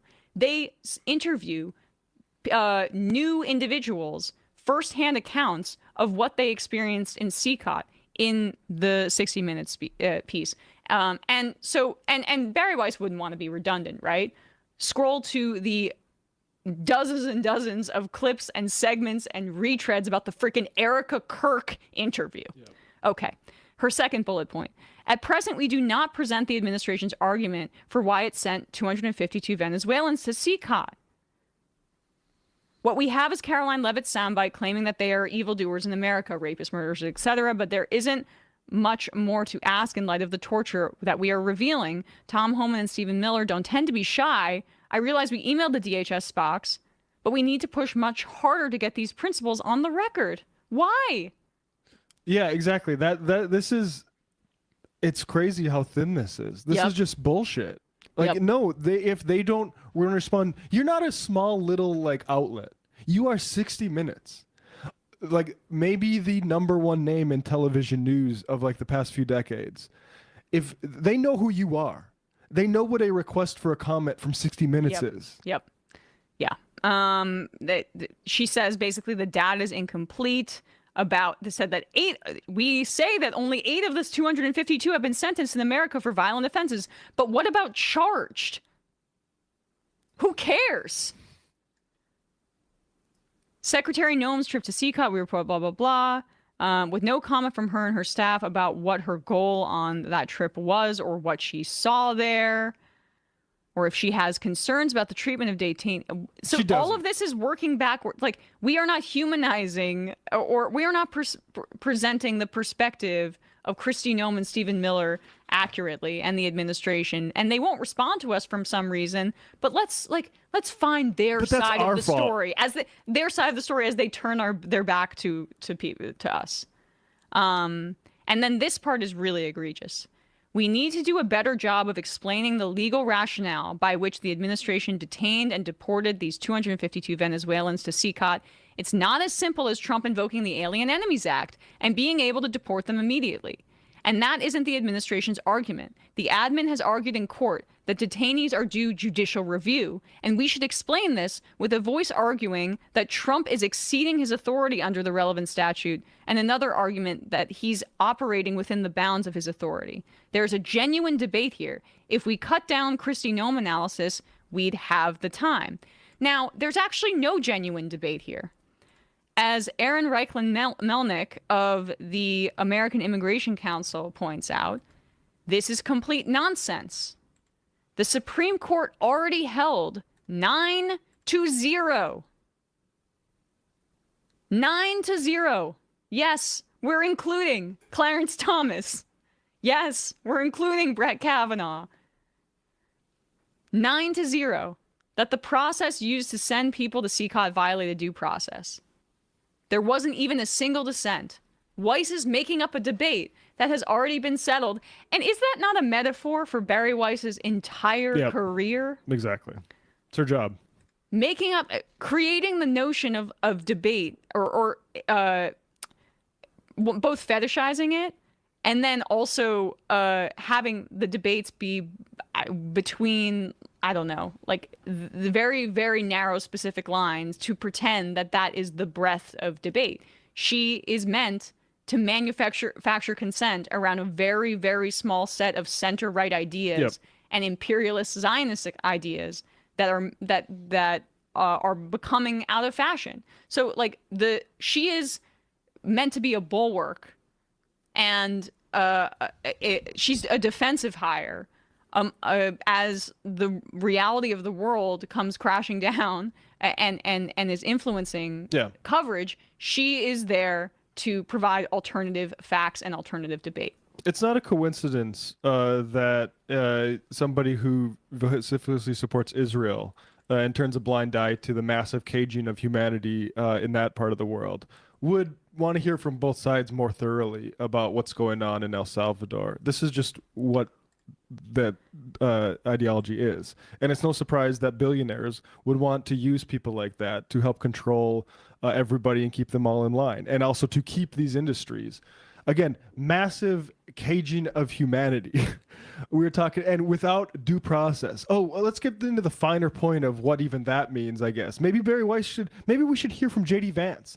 Because he had this theory that there's just too much to do due diligence. We never deport people fast enough. So maybe we should give that thought an airing too. Maybe the settlers should just take the West Bank, and maybe Gaza should just be Israel now.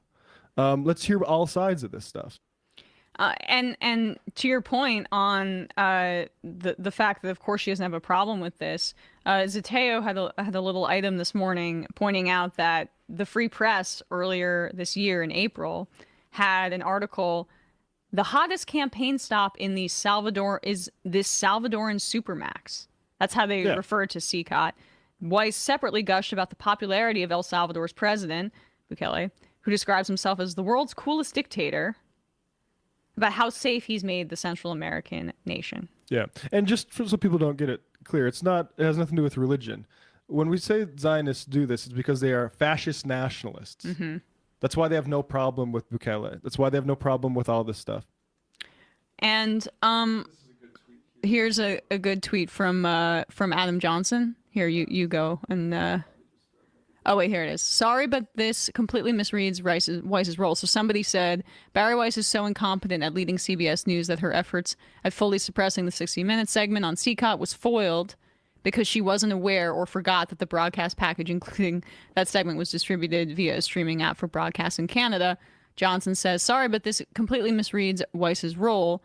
Her longtime role is helping the Ellisons build a far-right pro-Israel media conglomerate. Her short-term role is stopping the Netflix WBD merger so the Ellisons can own CNN, HBO, etc. And to do this, she needs to flatter Trump, and she did. That's exactly right. That's exactly right. So it doesn't matter, like, journalists, you cry all you want. She's performing for the big boys that brought her to the dance. Like, she's not here because journalists respect her. She's here because a billionaire wants her there. And like, I see all these people, suspending disbelief, these centrist types. That's because they're corrupt. If you see anybody suspending disbelief on this for a second, they're not stupid. They know where the money is and they want it. And remember the Trump administration talking about how public money corrupts things like PBS and NPR? Please, when they got public funding of our journalistic, the threadbare funding that we provide to very select outlets. NPR. You are like saying we want more Barry Weisses. We want somebody and Ellisons to find more Barry Weisses. Yep. Stooges or toadies, which I remember she didn't know what that word was when Joe Rogan interviewed her. A pretty embarrassing moment for her. Not the brightest bulb, despite the glasses. I know she wants people to be fooled by that. That's not what she's there for. She's not there for. Her role in media is as a hatchet man for billionaires. Blunt instrument. She has been that since her days in college when she was trying to get Palestinian professors fired as a sophomore.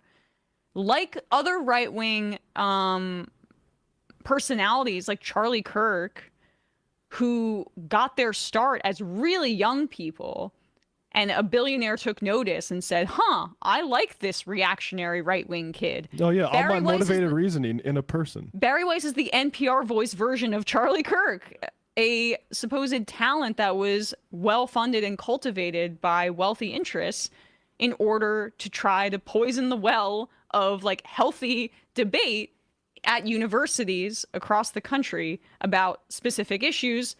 For Weiss, it was Israel and Palestine early on in her career. For Charlie Kirk, it's things like Christian nationalism, promoting that, cancel culture, and more. We have all this discussion about anti-Semitism and Nick Fuentes, and it's horrible that we have neo-Nazis and Holocaust deniers, having dinner with Trump and stuff like that.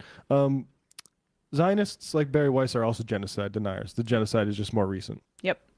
But we can't play the video of this. I just wanted to play an excerpt of this 60 Minutes piece that didn't end up airing in the United States, but did air in Canada. We'll play just the audio because they are quite litigious about playing their copyrighted material, even though this is as newsworthy as anything, and this should not be allowed legally for this to happen. But we'll play some of this report for you regardless. Deportations. I have some tattoos. None of them have anything to do with any criminal group. I explained to them, saying that I didn't belong to any gang, to which the agent responded, but you are Venezuelan. 60 Minutes reviewed this document agents used to assess Venezuelans. A person with 8 points was designated as a Tren de Aragua gang member and deportable. Tattoos that immigration officers suspected of being gang-related earned 4 points. But criminologists who study gangs say tattoos are not a reliable way to identify Venezuelan gang members because, unlike some Central American gangs such as MS-13, Tren de Aragua does not use tattoos to signal membership. Venezuelan national William Lozada Sanchez was also deported to CCOT. He told us the guards there also accuse Venezuelans with tattoos of being gang members. He detailed months of abuse and being forced into stress positions. So you had to be on your knees for 24 hours? Yes, because they put a guard there to watch us so that we wouldn't move. And what would happen if you couldn't make it? They'd take us to the island. What's the island? The island is a little room where there's no light, no ventilation, nothing. It's a cell for punishment where you can't see your hand in front of your face. After they locked us in, they came to beat us every half hour, and they pounded on the door with their sticks to traumatize us while we were in there. The torture was never ending. They would take you there and beat you for hours and leave you locked in there for days. Some of the deportees described being sexually assaulted by the guards. They were hitting your private parts? With a baton? No, they tugged at them with their hands. And they did that to multiple people? To most of us. The men say they grew weaker by the day. They claim the prison lights were left on 24 hours a day, making it difficult to sleep, and that food and medicine were often withheld. Did you have access to clean water? They never gave us access to clean water. The same water from our baths and toilets was the same water that we had to drink and survive on. If we had serious injuries, when the doctors examined us, they told us that drinking water would heal it. So they're telling the injured prisoners to drink water, and the water's filthy. Super filthy. The sicker and more injured we were, the better it was for them. There you go. Fascism. I mean, there's no reason that we have any relationship with this torture camp other than to keep it out of sight. And Barry Weiss is a collaborator in that fascist project to keep this brutality and torture out of sight. The idea that there was nothing new there. I had heard about the sexual assaults. I had heard about forced oral on the guards. Oral assault. And not the tugging on their genitals, which sounds incredibly painful. So, I mean... These are bad people. Barry Weiss is a bad person. Yeah, to put it mildly. They are malevolent and malicious and working against a better world. Mm-hmm. But 150 mil for that role as the hatchet man for billionaires, and not as a journalist, coming from the opinion pages at the outset of her career. Can't wait for more leaks, though. There is no one in that newsroom that respects that woman. Look, there's sometimes ships go down. There's plenty of time for the rats to flee. Folks got to get, like, people should be leaving it like it's the last day of school in the spring. Yeah. Yep. Let's now turn to the economy. I mentioned that Trump did a speech on Friday about the economy because his advisors are very upset that he keeps calling affordability a Democratic hoax. There was an interview in the wake of the 2025 elections, which we obviously saw Zohran Mamdani win, but sweeps for Democrats across the country. I mean, I'm hard pressed to think of maybe like 2010, the Tea Party, but off-year elections like this being this partisan, because turnout is usually so low that you don't see trends like this. But it was just Democratic win or across the country basically in November, and so after that, Politico interviewed Trump's 2024 campaign director, and he was saying, we need to talk about affordability right now. We need to reclaim it. And Republicans are quite good at taking left-wing rhetoric, or liberal rhetoric usually, actually, I should say. Release the Epstein files. Right, and co-opting it. They will speak about it on their terms in ways that the Democrats are incapable of doing, and change the definition of it because they have, one, no commitment to the truth, but also a fascistic message discipline that flows from Trump himself, and they just repeat what he says at this point. So that my concern at the time was we have to stop, and I still maintain this concern. It's just for different reasons. That just talking about affordability is too vague. The Democrats have to, and actually Bernie Sanders called me naive in our interview hilariously, which I loved, for saying, oh, it's a step in the right direction, but we need to be talking about oligarchy and income inequality. And that's how the Democrats can actually differentiate themselves on this issue. You can say, we're going to tax the hell out of billionaires to make your life better. The Republicans can't do that. They are incapable of doing that. And the answer is right in front of them. But what's helping the Democrats, who still have not coalesced behind that, because as we know, leadership is not where it should be, is the fact that Trump doesn't want to talk about it at all.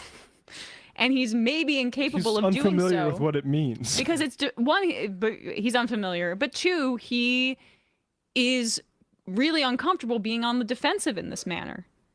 He can't rail against the Biden economy when he's the president and when the economy's getting worse than it was under Biden. So he can't stay on message. And this is what he wandered into.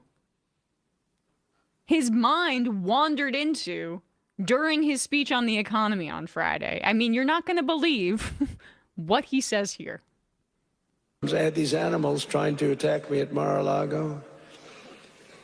They went into my wife's closet, and I'll say this, number one, it's very bad, but it sounds a little strange.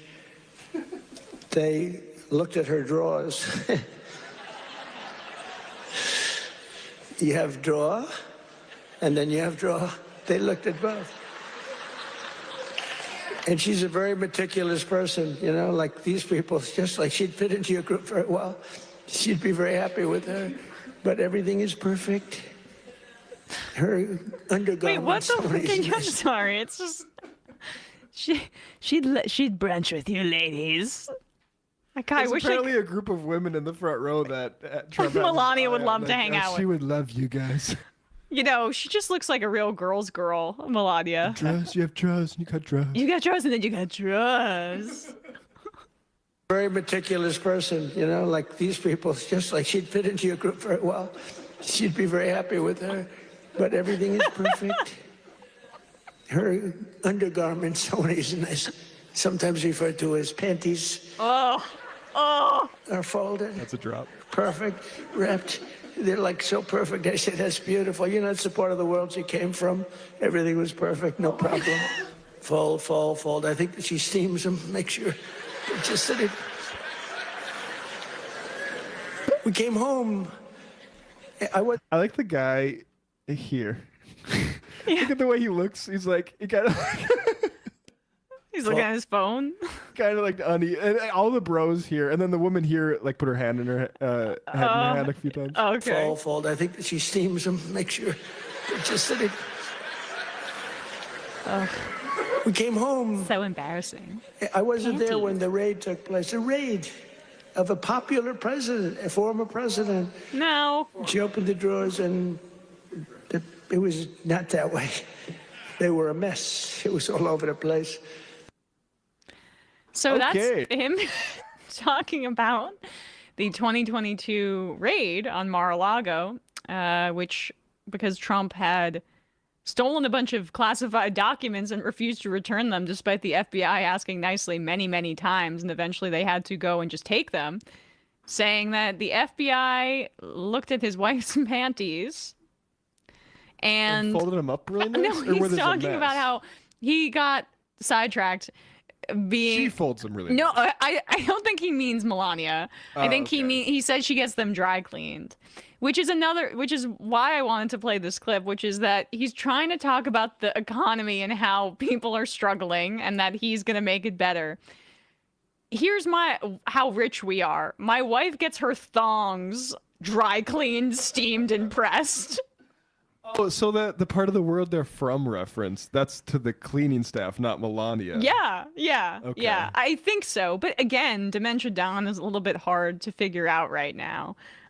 So I don't know if that, do you relate to that? Getting your clothes folded for you and your underwear steamed? When I think about getting a nice sweater, and I have probably like 2 or 3 nice sweaters, which I truly cherish, I just am like, damn, like, I'm going to have to work in the dry cleaning parts of the budget and like make sure I do the delicates in the wash, but sometimes that doesn't work that well. Like it's almost like a tax on like a nice, like a luxury item that you have. Oh, it definitely stops me from buying. There's a certain type of sweatpants I get, but like you need to really be careful with washing them. Right. And I don't have a washer and dryer. I have the stuff in the machines. Like I'm not dealing with that. Right. The concept of getting your underwear pressed and steamed is so 0.001% that I can't even begin to describe it. But I guess the people in North Carolina can relate to that. Melania with her steamed and pressed underwear would fit really well into that group of women. She would love you guys. She'd fit you well. She would love you guys. She would be perfect to fold her panties. I'm so curious who he was referring to. I wish they cut to the crowd. But don't worry, this administration is not out of touch, okay? Here is Peter Navarro. Remember him? He was the what was his name? COVID czar that I think helped Trump come up with the idea of encouraging people to inject bleach to kill COVID. Ron Vera. Yes. Also the person who used an anagram of his last name as a reference, a scientific reference in his papers. Fake person. Anyway, he's the White House senior counselor for trade and manufacturing. And he went on CNBC today to talk about how the economy is actually doing really well and we should embrace tariffs because it's going to create blue collar jobs. And in an age of AI, where all the white collar jobs are going away pretty damn quick, I think maybe it's a good time for people to think about having good blue collar jobs. I mean, that used to be how America prospered. The middle class, the blue collar middle class, because they had good wages at the time back in the days when Detroit was king. Yep. That was a beautiful age. It can come back again in a new package with all this good technology and productivity. So we're going to know a lot, Peter, and by the end of next year, and it's coming, we're going to know a lot about how this. It wouldn't be the first time that the consensus or the the conventional wisdom. Give tariffs a chance, because they're working. Give peace a chance. Give tariffs a chance. We have, bro. I would give peace a chance. Let's try it. I love the conservative CNBC host being like, it wouldn't be the worst time that things turned around despite every economic indicator showing that things aren't going well. This is just historically illiterate. America, when he's talking about like the wonder years of American manufacturing, those weren't like call those middle class people. Those were immigrants. Also, largely new immigrants to America, like Henry Ford. He was pretty patriarchal about it. Like basically said that you got to learn English and stuff like that. But it wasn't middle class people finding a good job. The reason that manufacturing boost was so great is because it led to middle class sort of comfort. But it was not for the middle class people. They didn't exist. Well, why were their wages good? Well, why did the jobs go overseas? Because the wages were good. Because of unions. That profit motive. That is what these free trade deals were meant to undercut. The labor movement in the United States. They were successful in many ways, and they got cheaper labor in different countries. That is why the wages were higher. Not because it was of this protectionism. Yes, tariffs have a place to incentivize certain kinds of growth in manufacturing if you do it in a targeted way. Yeah. They're doing it in a nationalist way that uses... Same as about fentanyl. Right. Ron Vera's calculations that talk about trade deficits where, like, we're talking about, like, penguins in Antarctica having a trade deficit with the United States and slapping tariffs on them. It makes no sense to talk about global corporations after globalization in the terms of nationalism. It's nonsense. While you're getting washed by China the entire year because of it, the people you really need to deal with, because and look, part of it, China's not just cheating, they're putting state capacity towards manufacturing. That was a smart bet for them to do. We've decided to put all of our eggs into financiers and tech people, and I would say I'm not feeling so great. We got Bitcoin and betting apps, and they got trains. So the failure's already happened. I hate to break it to people, but America is not going to be the world economic power in 50 years. No. China is. These people have already lost it. And right now what they're doing is compensating themselves for having lost it and making sure, like, by the time everyone catches up and realizes how deeply we've been sold down the river, they have enough money to, like, jet off to Monaco or something. But, like, we should definitely be, and if we were going to go at China, it wouldn't be also while we're going at Mexico and Canada and every one of our other allies. Like, to do a kind of rebalancing like this, you need to, one, have it be directed for the workers, not for the profit of the companies that you're talking about, which is what all this stuff is actually for. You're talking about AI. And how about you start with the blue collar work, Ron Vera? Like, let's see you get in the factory and, make some widgets. He's also, the premise is a lie too. I want to this is from 2 months ago. Manufacturing Dive asked this question. It's a trade publication. Manufacturing jobs keep going down. Is AI responsible? Now, the Trump administration will lie and say that manufacturing jobs are up. We have lost manufacturing jobs throughout this year.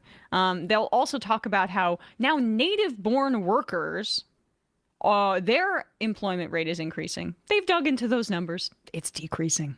It's decreasing, just across the board.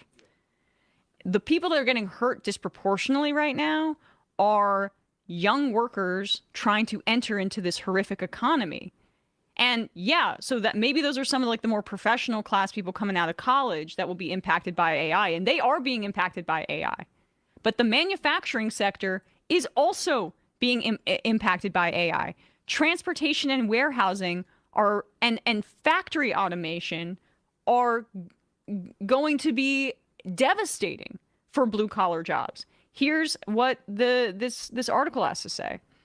The U.S. manufacturing industry lost 78,000 jobs over the past year, with 12,000 cuts in August alone, according to the latest federal data. Again, this is from October, so it's probably worse than this now. This comes as automation is ramping up in factories, but it's far from the only factor. While the September employment data isn't available yet due to the government shutdown, the August 2025 labor turnover survey shows a 12% dip in job openings compared to last year, with 313,000 job separations in manufacturing. Experts say this isn't new. Manufacturing jobs have been declining since February 2023, now reaching the lowest level since the onset of the COVID-19 pandemic. What happened to all the tariffs bringing about these manufacturing jobs? Well, and just scroll to the next. AI and automation will be the header. You'll see it right there. There it is. Manufacturing companies have been facing a labor shortage for years. Nearly 2 million jobs, half of all new positions created, could be unfilled by the end of the decade, according to data from Deloitte and the Manufacturing Institute. Many companies have turned to artificial intelligence and automation to bridge the gap, with some countries like China and Japan running fully automated factories. Some plants in the U.S., like Tesla's gigafactories, are also implementing similar models.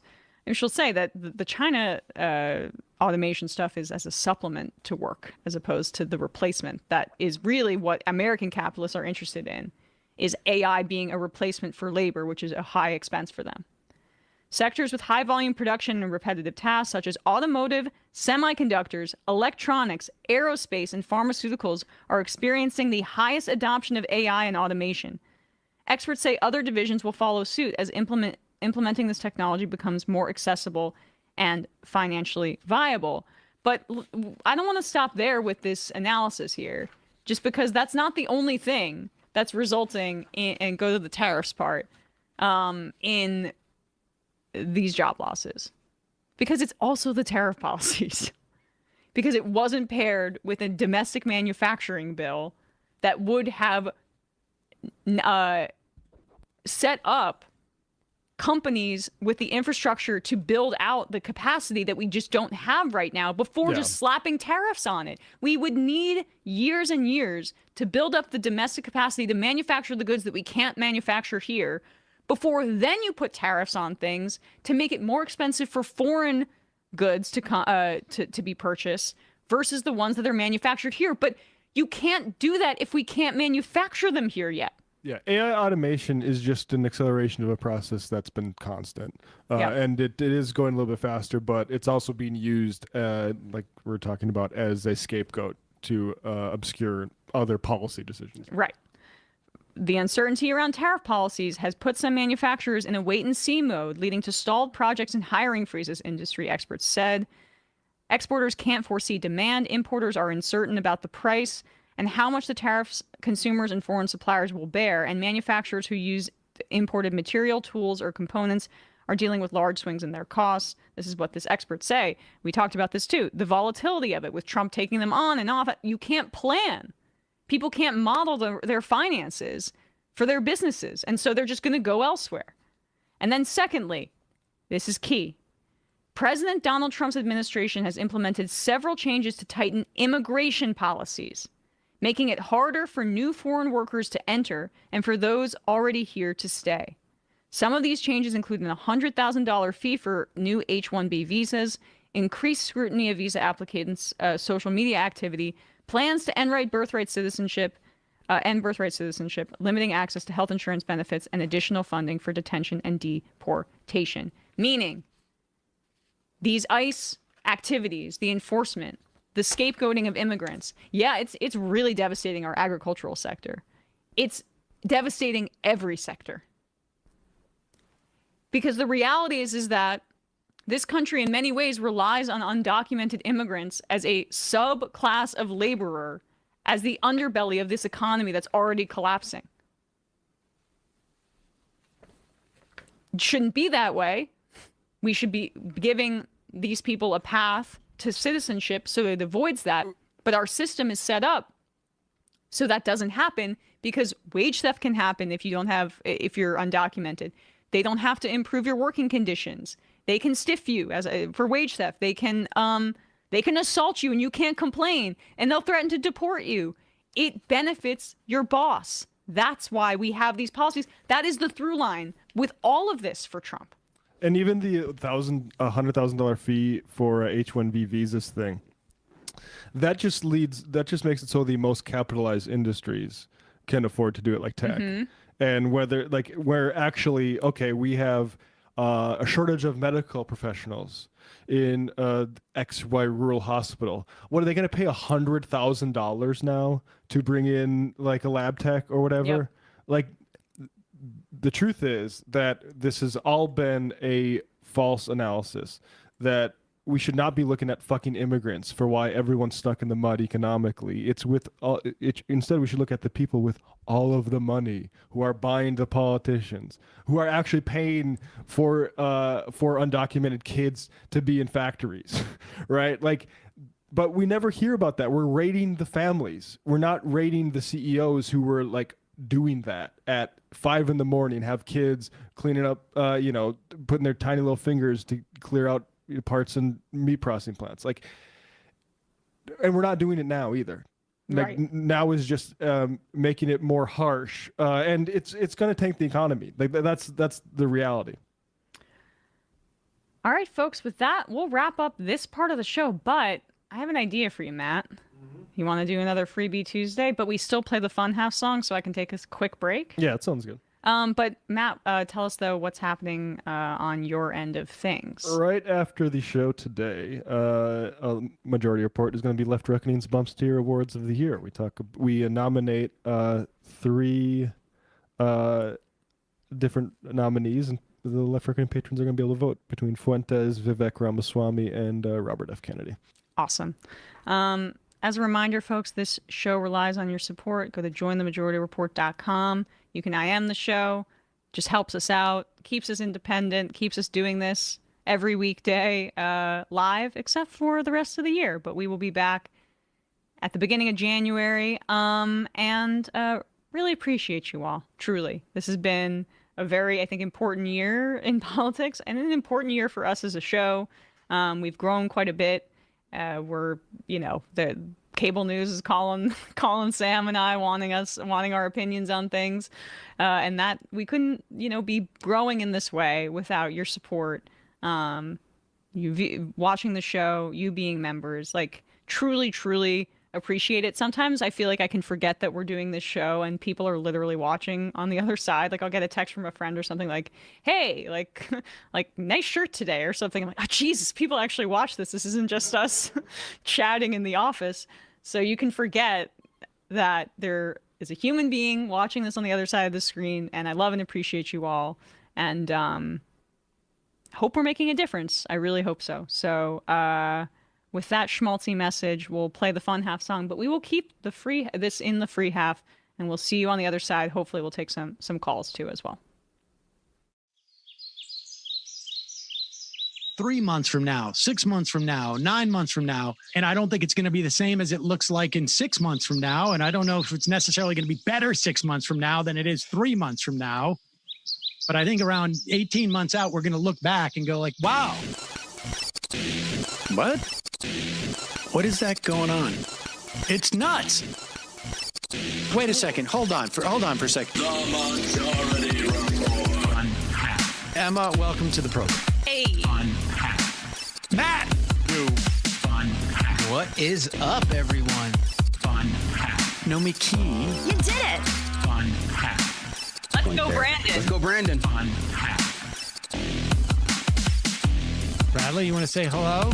Sorry to disappoint everyone. I'm just a random guy. It's all the boys today. Fundamentally false. No, I'm sorry. Women's... Stop talking for a second. Now let me finish. Where is this coming from, dude?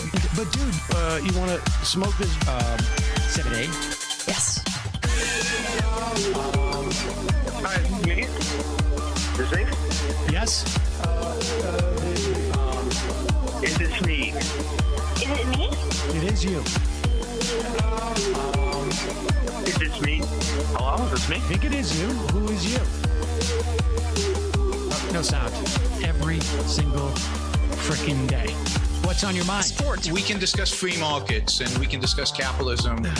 I'm gonna go throw up. Libertarians. They're so stupid, though. Common sense says, of course. Gobbledygook. We fucking nailed him! So what's 79 plus 21? Challenge Matt. I'm positively quivering. I believe 96, I want to say. 857-210-35-501. 1/2. 3/8. 9/11, for instance. $3,400, $1,900. 6, 5, 4, $3 trillion sold.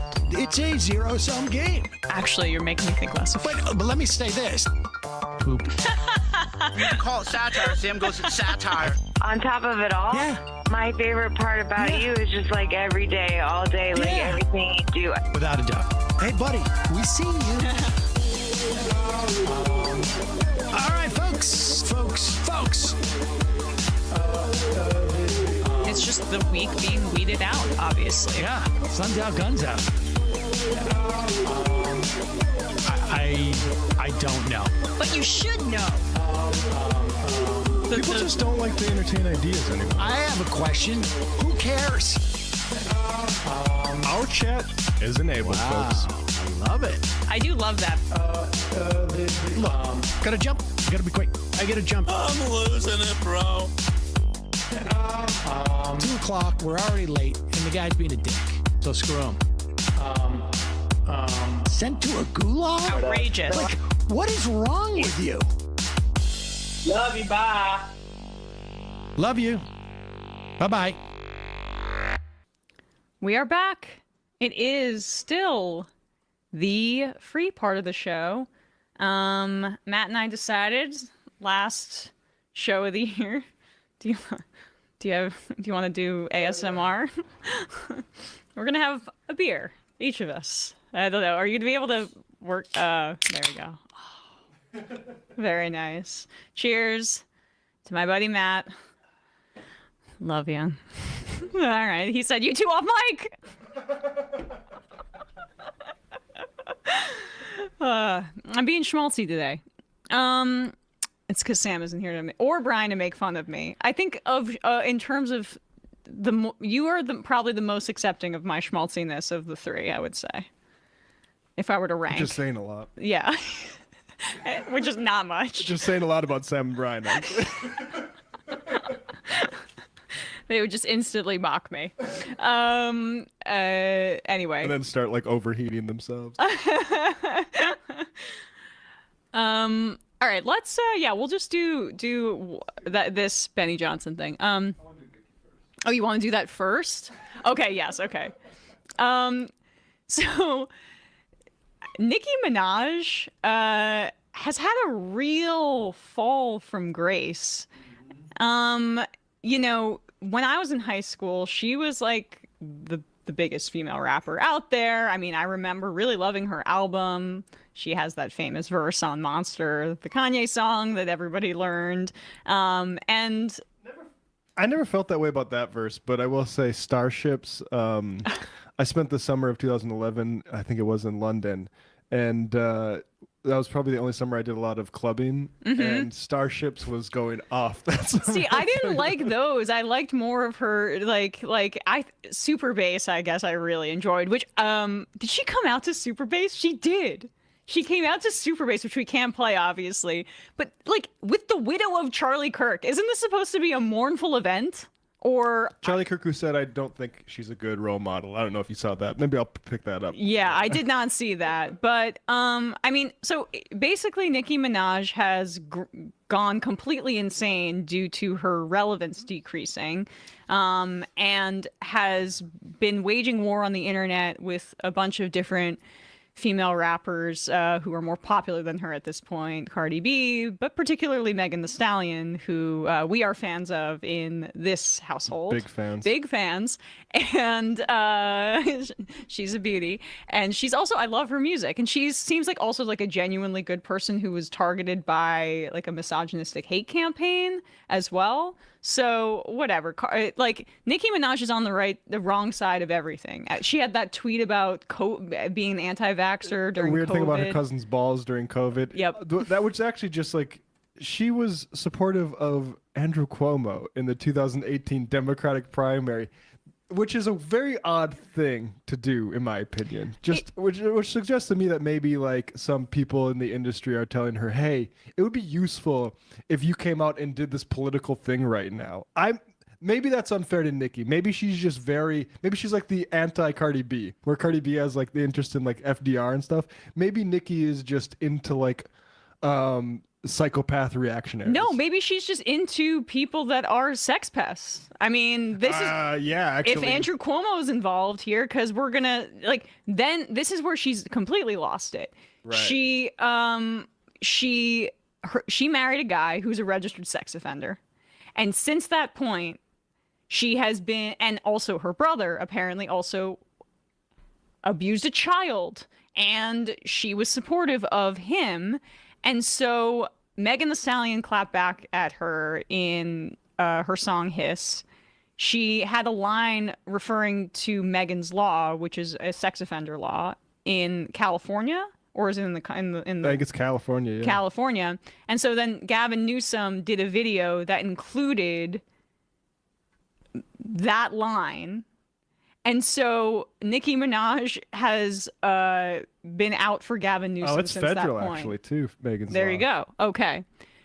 Point being is like a guy like Russell Brand, if you have become kind of persona non grata in the entertainment industry. Who will open their arms to you? Who will open your arms to you? Well, TPUSA will, apparently. And I don't know what happened here, but she either slipped up or said something inflammatory on purpose, but she calls...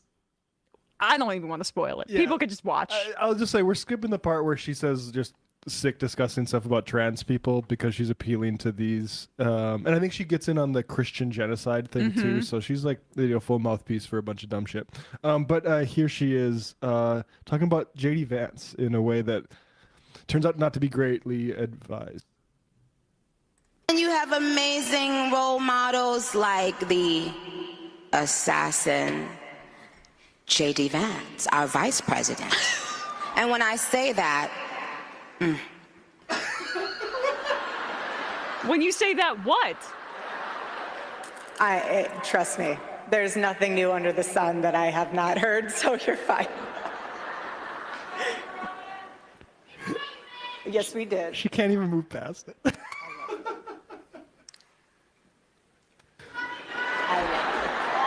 You have to laugh about it, truly. I have been called every single thing, and you know what? God is so good, you let it roll right off your back. And this is what's so beautiful about this moment, because if the internet wants to clip it, who cares? I love this woman. She's an amazing woman. She has a soul and a heart for the Lord. And you have a Let's just get this one more time. Sorry. I'm sorry. If you want to clip this, you're on stage. I just want it one more time. Why did she do that? amazing role models like the assassin J.D. Vance, our vice president. What? And when I say that, she just figures it out after she says, and then I say that. And, she's like, oh, and then I say that. No, what is her explanation again? Go, just play a little bit more. And when I say that, she just stares at the crowd. Stops. No, this is the last thing she says after 12 seconds. I'm pretty sure she doesn't say another thing. J.D. Vance, our vice president. And when I say that,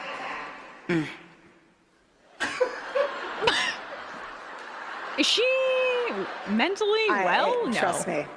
You're supposed to be a performer. Like, I know you make mistakes, but like, move on. It's unbelievable. Why would she say the assassin? It looks so suspicious. Is that the conspiracy theory? Is that one of them? That J.D. Vance was involved? Might be now. Yeah. What does she know? The thing about J.D. Vance is that Erica is like going to replace his wife. That's the conspiracy theories about J.D. Vance. Right. But I didn't think the cui bono went so deep that J.D. was actually like involved. But maybe Candace Owens has some new information for that. That's amazing. And when I say that, and then she just freezes for 35 seconds. And Erica Kirk, like, laughing that off. It's just like, ah, you have to laugh. This guy that, I know, he didn't murder my husband 3 months ago. Remember that? You have to laugh. I've been called everything. She didn't call you anything. She just accused the man you just endorsed for president 3 years from now of killing your husband. So I said the most awkward thing that happened on stage was done by the most like professional performer. Yeah. Let's do Benny Johnson while we're here. So at TPUSA, Benny Johnson has something to prove. Has something to prove. It's been, quite public at this point that there are many, many people, not myself, I don't have firsthand experience with this, but who say that Benny Johnson is a frequenter of gay sex apps. Milo Yiannopoulos has very clearly stated that on Tim Pool's show that Benny Johnson is gay secretly and is hiding it and has been misbehaving at conservative conferences. There's a firsthand account of a man who made out with him, who has said this publicly and at the dressing room at some event. And also, was it Benny's wife that said, we'll sue? And don't think I've heard anything about a lawsuit. Right. Milo taunted them and said, yeah, you want to go through discovery? Oh, baby. And Milo now quiet. posted a video of him drooling a large amount of water out of his mouth and said, this is me thinking about discovery, the discovery process. So what does Benny Johnson do to prove that he's definitely not gay to this crowd of conservatives who are also the men that are in this audience? The most masculine. The most masculine. No, 100% straight hit rate in this room, baby. No, that's the secret thing about these conservative events is outside, all these liberal women are just trying to get in because of, like all these hunks, these conservative value hunks inside. It's like when a shark smells blood in the water. Oh, how do I get in can't here? Help it. So I can have be a real man. Right. I need a real man who will put me in the kitchen and then like leave in the middle of the night and come back smelling like another man's cologne. Yeah. So here is Benny Johnson, who, like a guy like Dave Rubin, I'm not saying that Benny's gay, but they're using a similar tactic. Throwing trans people under the bus because we're one of the good ones. He does this at TPUSA. Charlie Kirk taken from us. Well, God is the author of life and death, obviously. It was God's will. There's nothing outside of God's will. God didn't make a mistake. Charlie is now a martyr. But who pulled the trigger? Well, let me tell you. God. As somebody who knows a lot of people who've been briefed on all of this, who've seen all of the evidence, and all of the available evidence is empirical and demonstrable. The person who pulled the trigger is part of the demonic transgender ideology that warps the minds of our young children, that poisons them, that is antithetical to creation itself. That's in my algorithm for some reason. I maketh you man and woman. God doesn't make mistakes. Transgenderism is a lie from the pit of hell. And I'm sick of seeing transgender violence and murderers in my country. So pretty unfortunate, but that's a standing ovation from the elderly Turning Points USA crowd. A bunch of freaks. And what has made me so angry about this moment is that it should have been a unifying moment for us to all say, what a horrid and wretched ideology. Now it's time to kick indoors, right? Come on, FBI, do some door kicking. Round them up.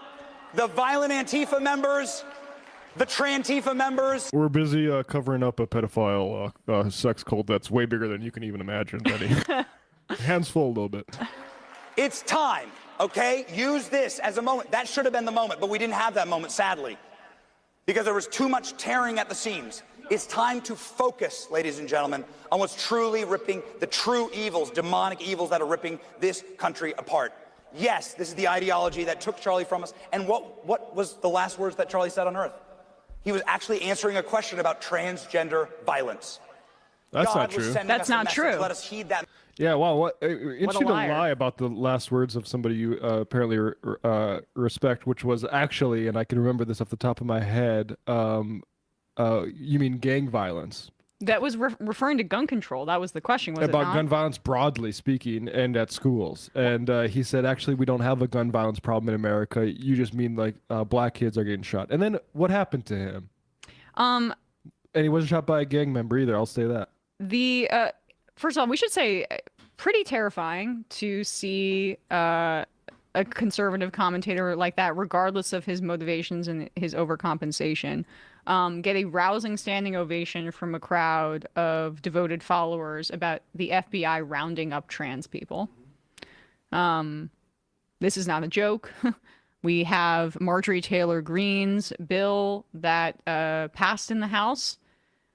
You had some Democrats sign on to it. Henry Cuellar, by the way, who Nancy Pelosi and Jim Clyburn protected from a progressive primary challenge a few years ago while he was being investigated for crimes, won that primary by less than 1,000 votes, and you can basically blame that on Nancy Pelosi and Jim Clyburn for pushing him over the edge. He voted for this bill that bans gender-affirming care for minors across the country and threatens providers with felonies if they give health care to kids that desperately need it. You have the administration basically denying the existence of trans people, and then you have this guy going a step further and basically saying that they should be rounded up. And what's next? Put them in camps? Hey, we're already building out that capacity. We've got this effort to build a homeless prison, the modern version of a debtor's prison in Utah. We spoke to somebody about that a few weeks ago. We have the building out of these private prisons due to these massive ICE contracts. Like, when does it get to that point? Because I actually think the homeless example is a little bit more apt, because this is about like institutionalizing people again in their world vision for what they deem is like, vagrancy or the kind of belief system that they would say is insane, the transgender ideology. And it's just amazing how you can, it didn't matter. They were always going to use this, always going to work backwards from their conclusion. The fact that Tyler Robinson was a white man was quite inconvenient for them. Raised in a conservative gun culture. And so it appears he had a sexual relationship with his trans roommate. We still don't know the facts. And the reality for Benny Johnson is that Tyler Robinson actually fits the exact profile of the vast majority of mass shooters in this country, the Violence Prevention Project has tracked this. A staggering 98% of mass shootings have been committed by men, according to the Violence Project. Men. Often straight men, disproportionately. Straight white men, disproportionately. So if you want to look at one demographic, that's it. And that's, unlike the right, we don't make those determinations based on like bioessentialism. It's because we have a violent culture in this country. We have a mental health crisis in this country because we don't have universal health care. And we have men being increasingly alienated because they've been told that achieving generational wealth and a nuclear family is the way to be a provider and to be masculine in our society. And over the past few decades, capitalism and income inequality has made that impossible. And we've also flooded our society with weapons. So people who have no purpose and have mental health issues seek purpose through the means that our society privileges, which is violence. Tyranny. How do you fight tyranny? If you're raised in a conservative Utah household, but then you happen to be attracted to people the government tells you you're not attracted to all of a sudden, but your entire life you've grown up going to gun shows, shooting things, internalizing the lesson that when there is a problem, a gun is the ultimate way to solve it. You're making your own enemies. The kid didn't. Everyone's talking about he went to college. He went to like a trade school. Yep. Right. He wasn't reading bell hooks. He had a relationship with somebody. This is taking Cash Patel at face value, which I don't do. Yep. But this is even by like the narrative that Benny Johnson thinks is certain enough to go on stage and get a standing ovation on. Y'all, you can't win this. Like it's not college that makes people gay or interested in trans people. It's not college that makes people trans. It's always existed. It's crazy to me, like, how people don't remember, like, before all of this got politicized, the trans stuff specifically, when Republicans were still going at gay people, that, like, trans people were just part of that. I was watching Magnolia 2 weekends ago, and I saw like Felicity Huffman was in it. I remembered, when was that? She got nominated for an Oscar for Trans America. Right. That was in the Bush years. Yeah. Exactly. The people that think it's all some sort of like Obama era psyop, like libertarian types, like I think like probably Dave Smith's like this, they're fucking more ahistorical morons that don't know anything. And we should say that the Nazis targeted LGBTQ people, including trans people. I'm surprised they existed back then too. Destroying like medical. There was a trans clinic, I believe, in Germany that was targeted by the Nazis. And you know, gender affirming. People on the right will poo-poo the whole the like, what do they call it, third spirit Native American mythology about like genders, and saying like, yeah, it turns out a lot of Native tribes. But you can go to good old-fashioned Anglican American colonialism. Yeah. There's a book, Good Wives, Nasty Wenches, I believe. I maybe look that up. But it goes into how intersex folks became an actual area of anxiety for the Virginia colonial authorities. And it turns out, yeah, people existed back then too that were not easy to define in a binary way. If you think that Adam and Eve has all the world has ever been, you're a dumb religious person. Yeah. And we've been taking people like that seriously too long. And the Matt Walsh documentary and like the glazing it got from independent sort of centrists like Matt Taibbi or whatever, like it gave you the wrong impression. You're always been full of shit. It's over now. Matt from PA, I was gay in high school. College just gave me the courage to come out because I met confident gay people who helped me feel comfortable with myself. Exactly. But that is what they are threatened by. Yep. It's always there. It's just, do people have the space to become who they truly are? And colleges are areas, and cities are areas of expansion in that way. Why do you think Zionist parents... did you see that Free Press article? No.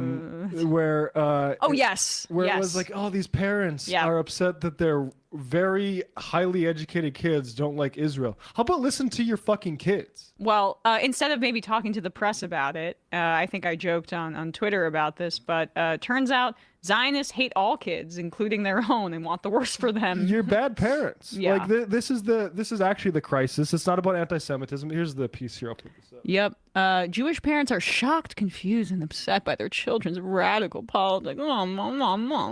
They wondered if they should have parented differently. Did their children get enough Jewish education? Were they brainwashed by their elite private schools? Where did they go wrong? Maybe I failed in the sense that the kids didn't go to Israel enough. A 63-year-old physician in Greenpoint, Brooklyn, told me. He said his daughter, a civil rights attorney, sounds like a piece of shit. Hey, get in touch. Holds anti-Zionist views and refused to vote for former New York Governor Andrew Cuomo due to his alleged sexual harassment.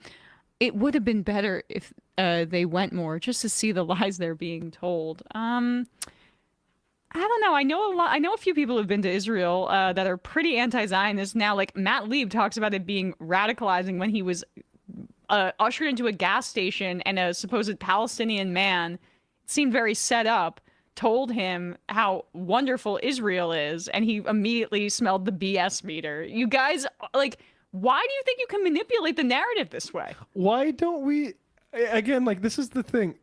There is this huge story waiting to be told about young Jews turning against Israel, which is a positive story. Yep. Good for the world. Yep. And we have to treat it as if it's some sort of like tragedy, like it's a witch pathology. Yeah, or like a social contagion. That's how they treat it. That's how these Zionists, older people treat it. And I guess we have to wait until they like die off, because this whole piece, Jewish parents are shocked, confused. It's all just written for Jewish parents. Nobody else is gonna get anything out of it, sort of article. But rich Jewish parents who wish their kids understood that actually we have to flatten that entire refugee camp because Israel got attacked. I mean, it's psycho. Like, my mother has a longtime friend that, because of my commentary, will never speak to her ever again. Been friends for 30 years. But that's really like all this stuff about Bill Maher talking about don't cancel over Thanksgiving. It's the right wingers. Yep. It's the right wingers who become the problem. Everyone else gets along. Yep. But it's the people who get on with like, how dare you criticize Israel? You must be secretly anti-Semitic, or I mean, whatever. It's hard to. Trump is so low right now. It's hard to even remember what my Trumper family members were on about now. Like, I haven't been home this year, but back in the day, it was like them that was the problem. Like, you have such an issue with me not having an issue with Kaepernick that it's gonna create an atmosphere. Yeah. Are you out of your fucking mind? Right. Not that Aaron says, thankfully my mom loves me more than Israel, so our relationship is intact. But that's not the case for a lot of young Jews in their parents should do the better. world. Yep. That's who needs to do better. Yep. It's not the young Jews, it's their parents. Not that Aaron says, as a Jewish 26-year-old that went to Jewish day school for 8 years, the brainwashing is copious on the Zionist side, and the more times I went to Israel, the more anti-Zionist I became. Cole from Cincinnati, also remember Public Universal friend from colonial America. Not sure what you mean by that. Senate Twink, also most trans women will tell you the line between love and violence from men is razor thin. This might be a good opportunity for me to talk about heated rivalry. I know that can't get away with this with Sam, and Matt, I know you haven't seen this show, but I just want to talk about it as a phenomenon because I'm obsessed with it. The finale's coming up, and my friend pitched me on it, and now so many of my friends are watching this, and I was like, okay, this is like a smutty show, right? And that's what I'd heard about it, and it is that, particularly at the beginning. But I can't, the phenomenon of this is just, I feel like a little bit political too. And it's not just because that character Kip kind of looks like Charlie Kirk. He's very handsome. He's very handsome, but like a more handsome version of Charlie Kirk.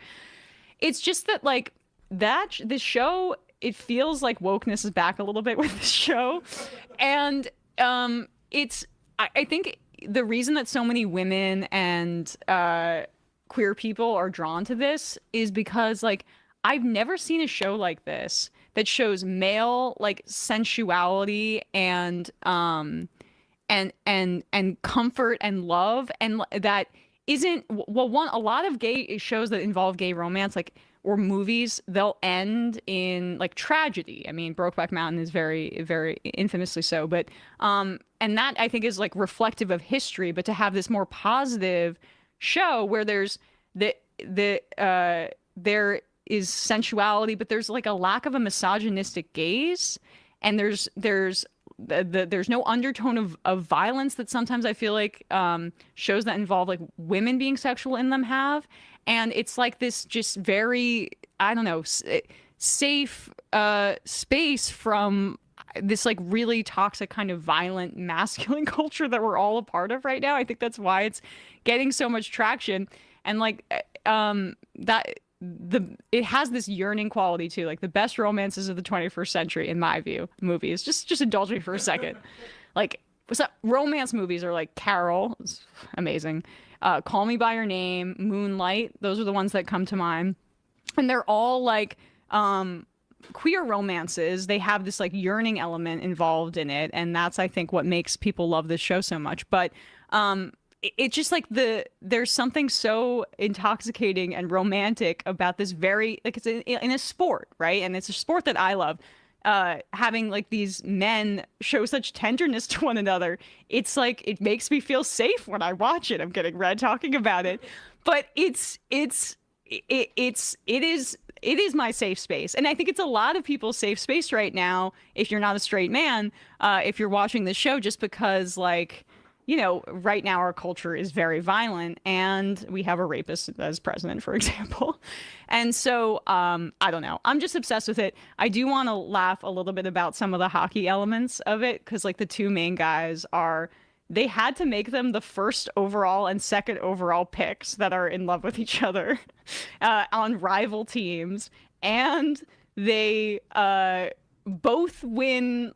Like, both are captains, both win this equivalent of the Stanley Cup. It's like, all right, could we not get like a third liner here to make it more realistic? And then the third gay guy is also like the captain of the New York Rangers. It's just, I just love anyway, the element of it being fantastical in that way. So that's me talking about heated rivalry. I'm very excited for the finale. People are asking, yeah, that's the show's heated rivalry. Yes. How Bizarre by OMC says, please warn your friends about the dangers of hockey culture. Vox Populi, I love you bringing up heated rivalry. It's so good. It is so good. I literally will like be walking around and start getting teary thinking about their romance. It's so unbelievable. I mean, I told you. Oh yeah, sorry. I think some straight men will watch this and think like, oh, it's fetishizing because women want to see, straight women want to see these men hooking up, these beautiful men. But it's actually, I mean, there's a lot of like lesbians that are into it too, and because it is like a safe show that I hadn't been able to articulate it before, but it's outside of like a misogynistic male gaze, and that's like revelatory in many ways. So all right, I'm done talking about heated rivalry. I mean, I don't understand it. I probably won't check it out, but okay. It's fine. But it reminds me of I was hearing on a podcast a woman talk about how she and her friends are into F1, which I never understood. Like I'm not into, I've never into NASCAR, never into any kind of racing really. But it's all for that sort of similar reason, which is like women enjoying being voyeurs into male relationships. Yes. And interesting. That's interesting. And this show is so tender too, where it's like, you know, I think we're just starved for healthy, tender masculinity, and that's what like showing. We don't know the rules. It feels so refreshing, and so the finale comes out. Like, I think the day after Christmas, but on Christmas, like 11:59, the midnight going into the 26th. And I'm going to have to find a way to leave my family or like wake up to watch it at midnight. Anyway, so thanks for indulging me. You want to get back to politics? disrespect to a Zionist. Okay, maybe I'll read some IMs and just calm down a little bit, and then we'll get back to it. Dan the man, I think Schitt's Creek did the same thing for me during quarantine. It was a town with no racism or homophobia. Funny, both Canadian shows. Haha. It is also the Canadian quality of it too. Oh, and the actors are like they not nepo babies, came out of nowhere. Like the guy was working as a waiter, almost getting fired. They're like, I mean, that's what's also fun. New, fresh, like talent in the Fresh meat. I mean, and the nepo baby thing's overrated. There's plenty of talented people like that, but I just mean it is cool to see like fresh new faces come out of nowhere. Yeah. Henry Gold, another great show with queer gay romance, is the FX show Adults. Paul Baker is a king amongst men. Yes, yes. Eric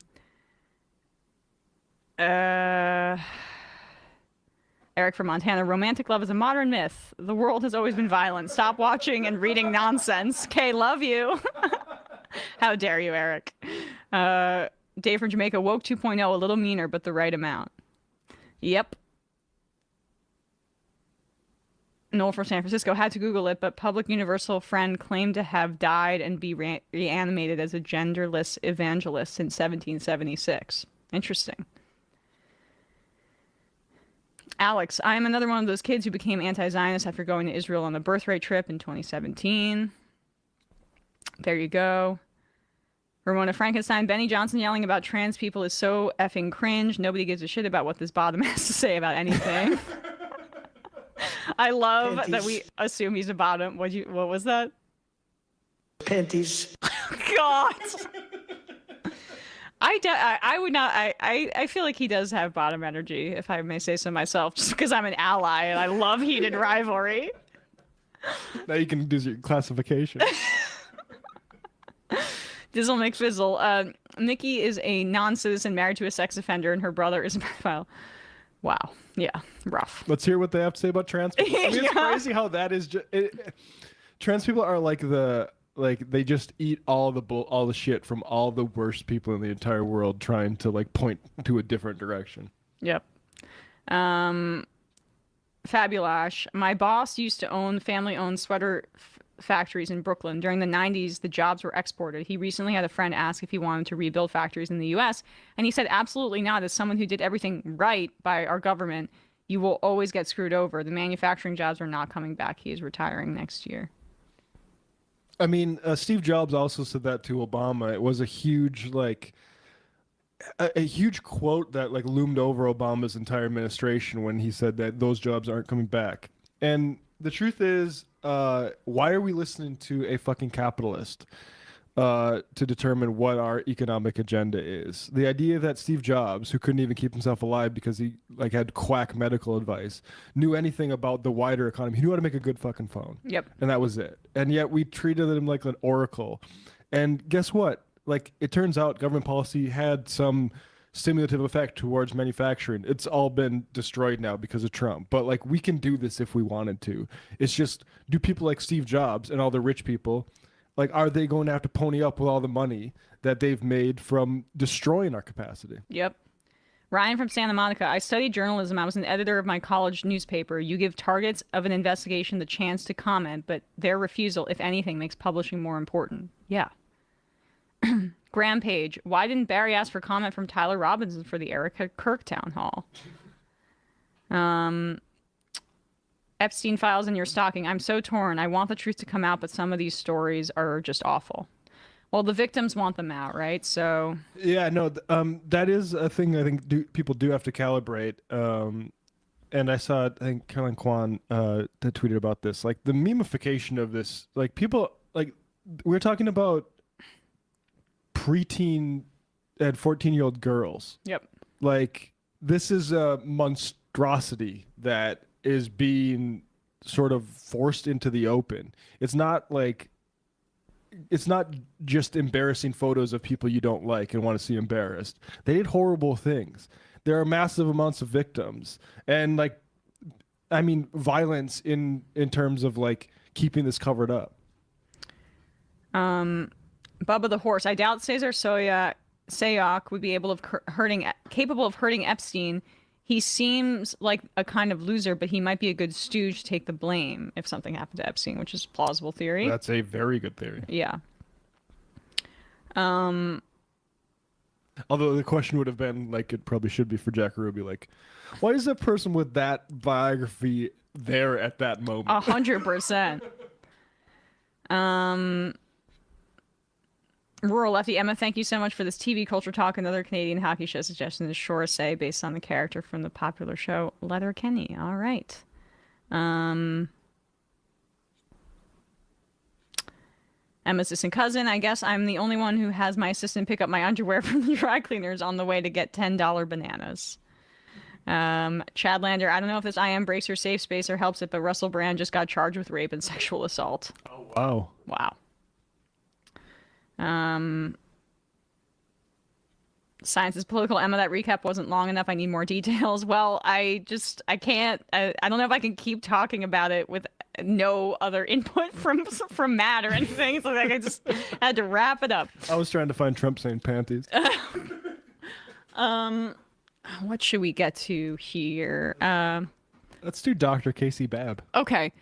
Matt, explain to me who Dr. Casey Babb is. Canadian Zionist who had something to say about the free press here, about Zohran Mamdani, and you'll see why I knew this was going to upset us. Okay, all right. I won't even look at the tweet. This is a cold Matt clip I haven't seen yet or even read about, and he says it's going to make me mad. So great. We're sitting here in New York. You have a relatively young man who's set to be mayor, who could not bring himself to condemn Hamas. Hamas killed my friend's cousin. Hamas killed 8 Canadians. Hamas killed the equivalent of somewhere in the range of 50,000 Americans. That's a death cult. Sorry, I don't mean to be a jerk. Let's see this part here. My Palestinians, my friend's cousin. Israel killed my entire family and my friend's entire family, and then my other friend's entire family. That's the thing I think that I want to zero in on about Dr. Casey Babb is I think he values human life not all the same. No, a Zionist? So his friend's friend or whatever, and listen to the little equation he comes up with here. Hamas killed 8 Canadians. Hamas killed the equivalent of somewhere in the range of 50,000 Americans. That's a death cult. You get that? They killed somewhere in the range, the equivalent of somewhere in the range of 50,000 Americans. Do you even know what he's trying to say there? No. He's doing that thing that they did at the beginning after October 7th. Oh, multiplying it by population size. Exactly. I don't quite understand how he arrives at 50,000 based on that. But like, this is insane. Yeah. Okay. I say you because I consider him a Zionist. Yeah. Zionists killed way more than that in Palestine, and that's not the equivalent in raw numbers. First of all, I'm looking this guy up. This is one of his quotes from recent. Zionism is not conquest. It's the greatest indigenous success story in human history. Yes, I saw this one too, actually. Em and I had the same impulses to go to this guy's Twitter account and then find dumb stuff he said. This is a funny one that I saw.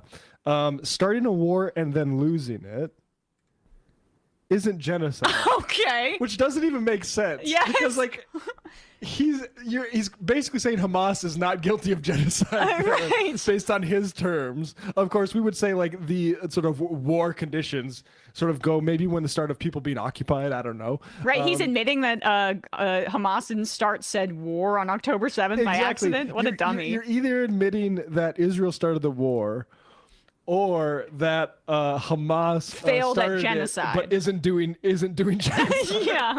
Then who is doing genocide? Begs the question. And this is the sort of thing, like, this is the best that Zionism can produce. Barry Weiss and guys like this, who I will say full-throatedly, charlatan. A charlatan who the world should close their ears to people like this. When there are horrible incidents that are the result of hate, like what happened in Australia. Mm-hmm. We should all take very seriously the words of people who are genuinely opposed to hate and violence. And that excludes every single supporter of Israel that has continued their support, especially through these past few years. We should close our ears to them entirely. They have nothing to offer. You're not on, just so you know. But yeah. Oh, on camera, yeah. Yeah, it's okay. But if we were to do so, we had Anthony Aguilar on, who said, you know, again, he's not a doctor. Or we don't have the ability to estimate the death toll right now, or to know the true death toll. But anybody who I take seriously on this topic, hundreds of thousands, okay? Hundreds of thousands, because the bodies that we have, that we can count, the people who are dead, they were either treated in a hospital, or they were not categorized as excess deaths, as Dr. Tarek Loubani described to us, meaning dying of starvation. There are just thousands and thousands of people under the rubble who, when they're just crushed to death, people can't dig them out. They don't have the ability to bring them to a hospital because, like, what's the point? You just killed my entire family. They're not being classified in the death toll, and there's hundreds of thousands of people considered missing that are just presumed dead because they couldn't even leave Gaza because Israel controls the entire border, land and sea, and then, you know, Egypt was participating in as well. So those people are just dead. So if you were to take the 500,000 person estimate that Aguilar gave to us and apply it to the U.S. population, that would be 85 million people. And you know what? Normal people don't need to do that equation. Right. Normal people don't need to see, like, oh, you know what? It's that many 9/11s or whatever. Normal people see death and say, let's try to minimize that. Yep. And so let's let him play a little bit more. All right, It's cousin. Hamas killed 8 Canadians. Hamas killed the equivalent of somewhere in the range of 50,000 Americans. That's a death cult. And so when you have an individual like that, or heads of universities, or heads of unions, or heads of hospitals, who have lost the ability to come out with any sort of sense of moral courage or common sense. The opposite has happened. You don't just signal to the most dangerous people among us and abroad that this is sort of okay. It's as though you hold the door open for them and you say, come in, kill us, come in, my friend. Insane. And it's astounding. And that, to me, is among the most dangerous things that you could ever have imagined. Yeah. You know, it's one thing for a terrorist attack to happen. It's another thing to just leave it at thoughts and prayers. Oh my God. You know what? The Zionists, they do this with LGBTQ, like, and inclusive rhetoric in the U.S. because they know they've got, like, the right-wing forces on their side. So they throw out this, like, deeply racist view of Palestinians where they basically say, like, you know, we're gonna say that these uncivilized folks are not a part of our, like, liberal coastal values. Like, if you talk to wealthy like democratic Zionists, for example, if they're still Zionists, they're pretty right-wing economically, but they'll say things like, I support gay people and I support gun control. I mean, I've literally had these conversations. And those are, I guess, the ways that another right-wing Zionist gets them on their side. Nothing about, like, anything structural, colonialism, capitalism, etc., because the people that are going to be more swayed by those kinds of things in absence of changing the way our government is structured are the target audience, wealthy, coastal, center-right Zionists that may be voting Democrat, but maybe not anymore. Yeah. Put it on my lawyer hat. Objectively, on October 7th, Hamas committed war crimes, taking civilian hostages. That's against international law. History cap on. People understand that October 7th was provoked by Israel's own long-standing pattern of war crimes and conquest. And anybody who is... And when he talks about keeping the door open. For the rest of my career in media, I will be working to close the door on people like this that don't want people to understand something like October 7th as anything other than savage terrorism. And the people that want you to think that are racists that are are undergoing a terrorist project of their own. And it's continuing in the West Bank. Does Casey have anything to say about that? I'd be very curious. But what he feels like emphasizing is that Zohran Mamdani is opening the door to terrorists. I don't appreciate anyone, even Americans, talking that way about somebody that I put in as mayor or somebody that our unions put in to lead unions. I don't appreciate somebody saying you are opening the door to terrorism. Mm-hmm. Because actually, I want to make that allegation against this, that people like Casey have opened the door and covered all of our fucking hands in blood because of how we approached what happened on October 7th, because we failed utterly to put it into any kind of historical context. Why does this happen? Why is there a refugee camp that is decades and decades and decades old? Why is there something called the occupied territories that we just let Israel rule over and like it distribute military justice over for fucking ever? It's because of people like this. Because we've said, in order to be fair, we need to keep the door open for fucking charlatans that say shit like the equivalent of 50,000 Americans die. Get fucked.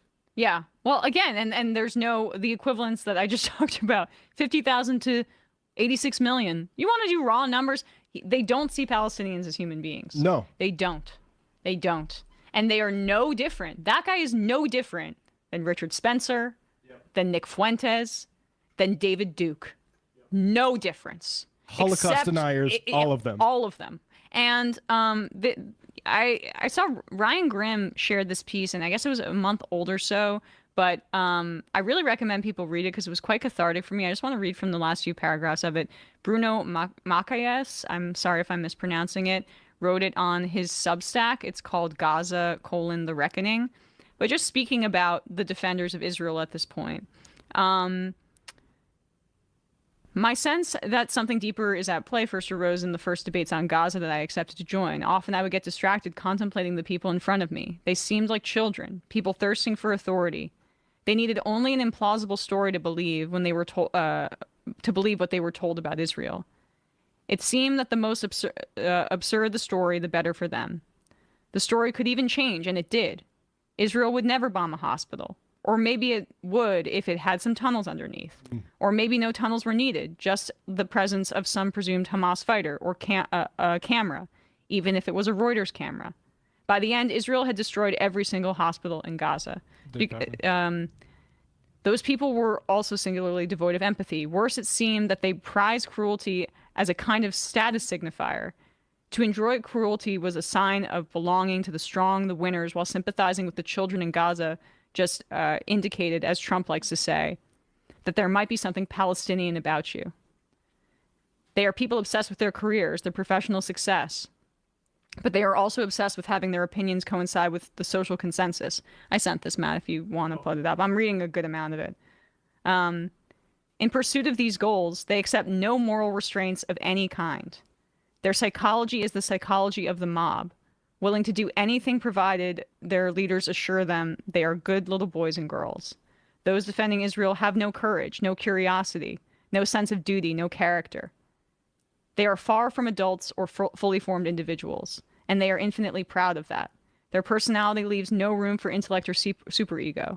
I noticed the pattern where, like the television star Van Jones, they laughed happily when talking about dead children in Gaza. The infantilization there, that they're not full adults, is evidenced by the fact of the fixation that they have on Jewish day school. Did something fail there? Did we not teach them enough about how we need to support Israel there? Or all of the focus that people like Bill Ackman have done to college campuses? Yep. If there is a collapse in Western societies, it is not merely a collapse of media or political structures. It is much worse. It may well be a collapse of the human personality. Human beings do not emerge fully formed from the earth. Always and everywhere, they are social creations, but what our societies are creating no longer seem like human beings. Often during the last 2 years, I felt that to point out the facts were to miss the point. I felt like someone in a movie theater who insists on noting the physical impossibilities in some science fiction movie, while everyone simply wants to enjoy the thrills, all the thrills of violence and cruelty. Gaza has become our Westworld, the place where hidden fantasies of violence and cruelty are given free rein. What are these personalities? Who are these monsters we seem to have created all around us? People so ready to use other human beings as objects for their most primal and animal desires. having previously transformed them into video game characters? What has gone wrong in our societies that we no longer seem able to create or raise human beings?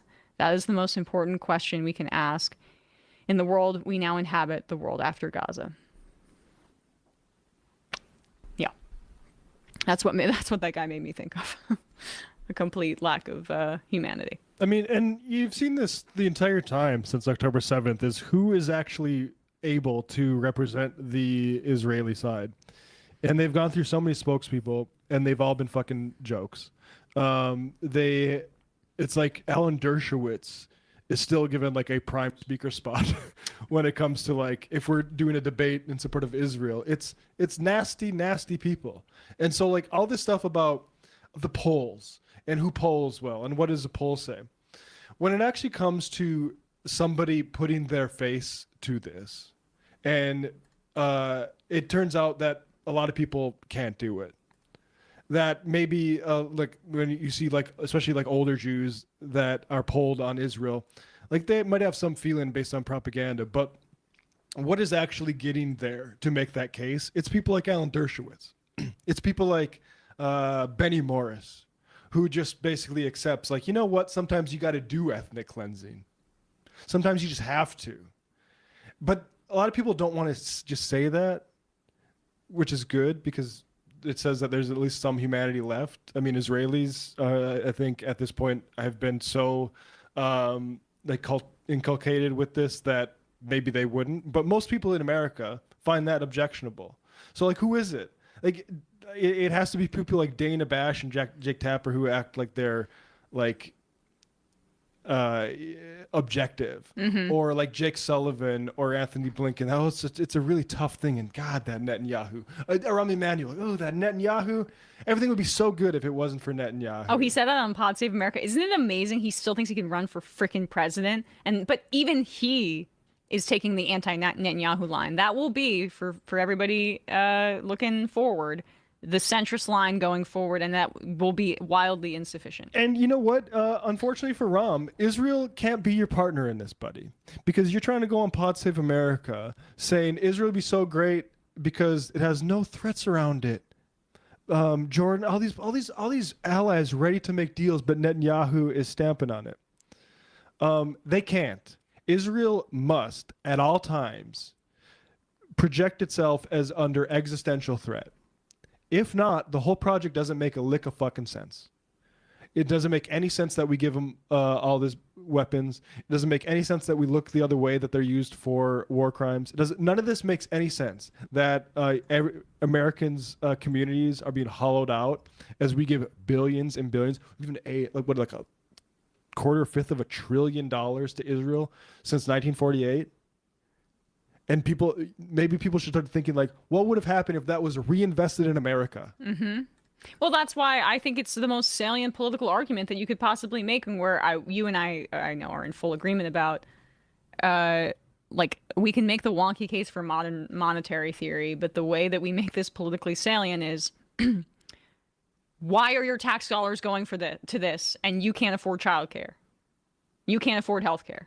We can do this. You can't afford housing. And you can make this. But 19 more settlements on stolen land. Right. But how do you, and you can connect that to the anti-billionaire argument too. Claw the wealth back and reinvest it.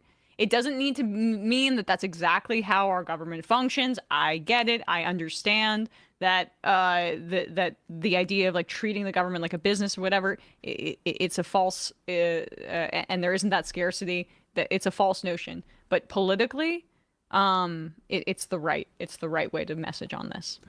Who's the anti-Zionist billionaire? Name one. I know. Right. Maybe we won't have time for calls, actually.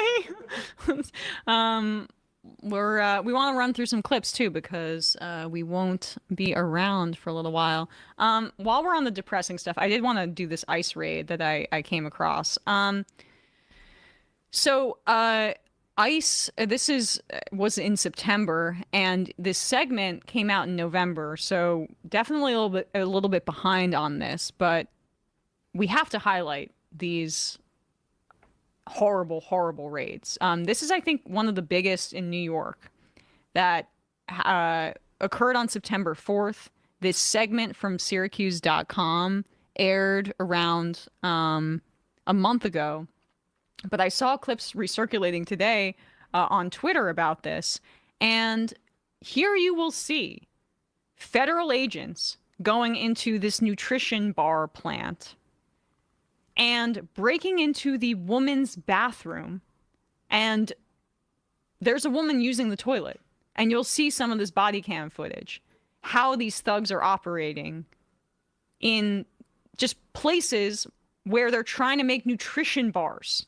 These are workers making just products and trying to go about their daily lives. Here is some of that footage from Syracuse.com. Agents stopped production, yelled at people in bathroom stalls, and ordered most of the workers to line up in a hot break room. Open the door. Abra la puerta. It's a foot. It's resistance. Yeah. Hang it. Got it? Resistance. Abra la puerta ahora. Tell them to back up. Necesitas muevas. Vamos a abrir la puerta. Con fuerte. He's in there. I got it. Ready? Yep. Get down! Get down! Ahora! Down the ground! Females. Siéntese ahora. Siéntese. No te muevas. Miss, pull up your pants, come out of the bathroom. Pull up your pants, come out of the bathroom. Pull up your pants, come out of the bathroom. Necesitas poner tus pantalones. She's asking to wait since she's moving pants up. Okay, please hurry. Okay. Señoritas, come. How much are we paying these pigs to stomp around women's bathrooms?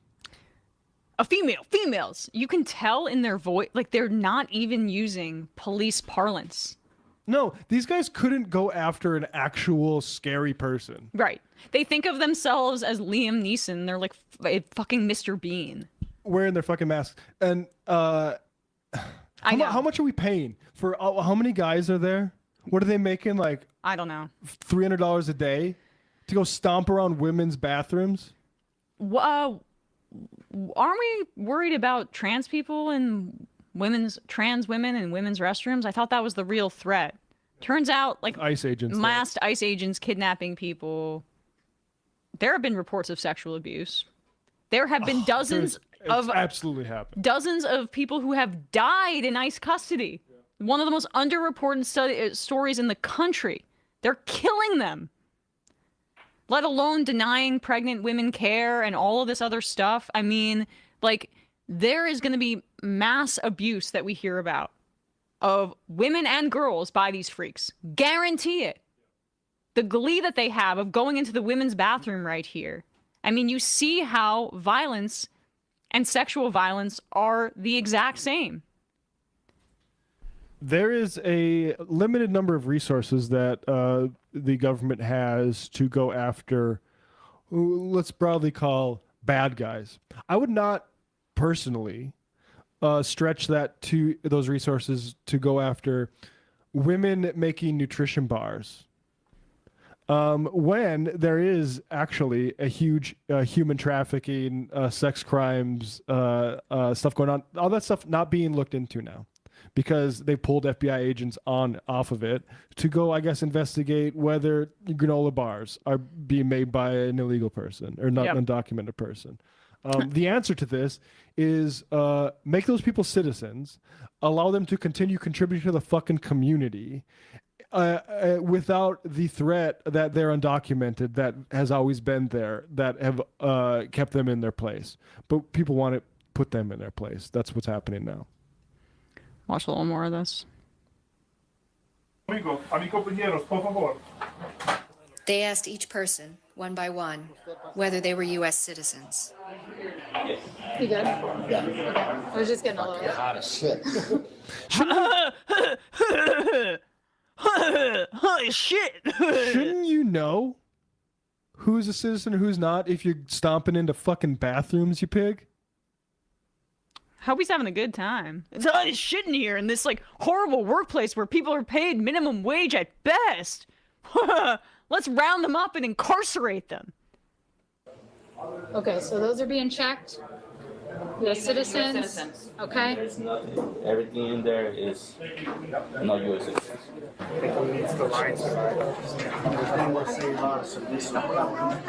This is Nazi Hold on the shit, side. guys. Let's go. The quicker we do this, the quicker we get through it, right? Come to this side. Come up in the front, to the side. No, you're not going in your locker. No. And I'll take the pen. I'll take it. Thank you. The way they talk to these people. No, you're not going in your That side. locker. All the way. You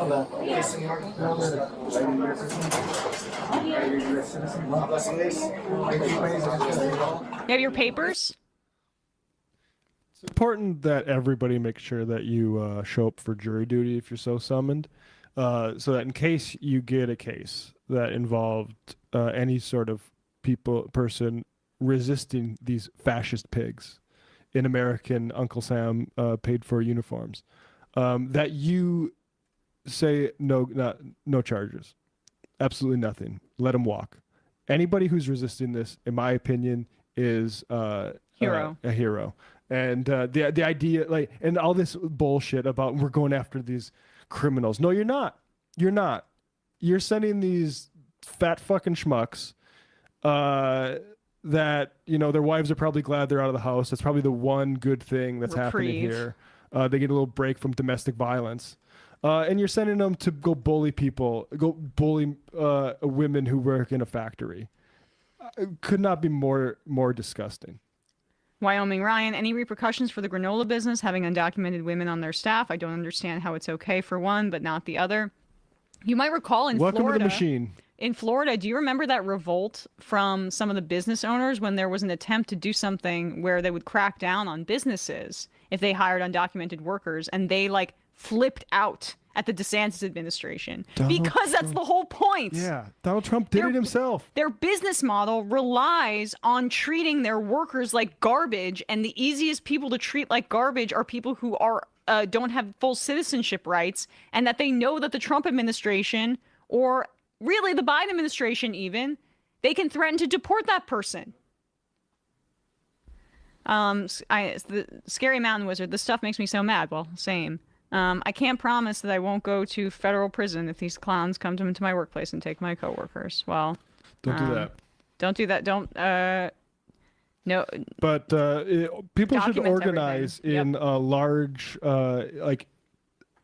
The one thing about One Battle After Another is it really does. I was show a just really thinking good, about it too. Yeah. Yeah, like obviously, like individualized acts of like violence are horrible and are actually gonna give Trump and those folks what they want. People being smart about organized and embedding in the community and organizing alongside others is what needs to happen. I hope people have seen it by now, but that's one of the main messages of that film, contrasting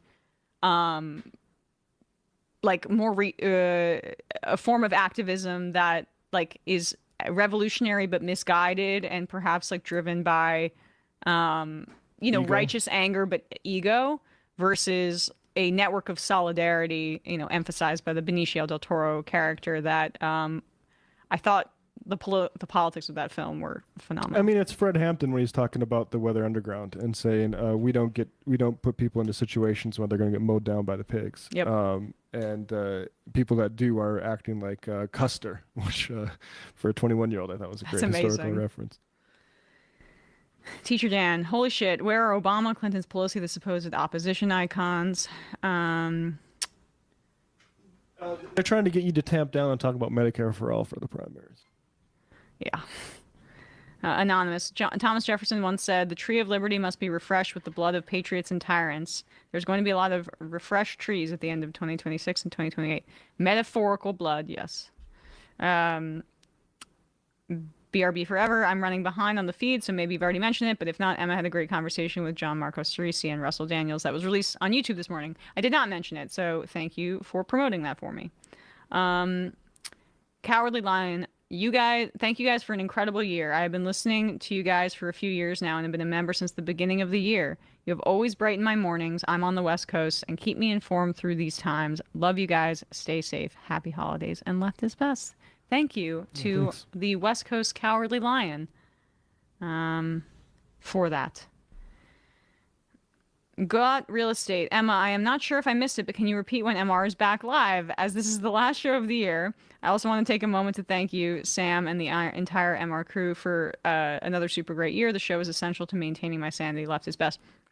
I thought you were joking because I feel like Sam mentioned like the timeline of our shows like 40 times, but or like that this was the last live show. But I think we still don't have full clarity. I think probably Sam and I might do a stream together, like an Ask Me Anything on the 2nd. But if not, we'll be back live on the 5th. SYM, this painting of all Palestinians as uniformly homophobic is sickening, but also just incorrect. Yep. That's a sign of, I mean, it's just imperial propaganda. Luke from New Mexico. Emma, my wife is inviting you to her heated rivalry-themed birthday party this weekend. I know it's a little last minute and it's in New Mexico, but I'm sure you can make it. I mean, it sounds amazing, but I will have to be celebrating Christmas, unfortunately, instead of watching. If not for Christmas. The heated rivalry.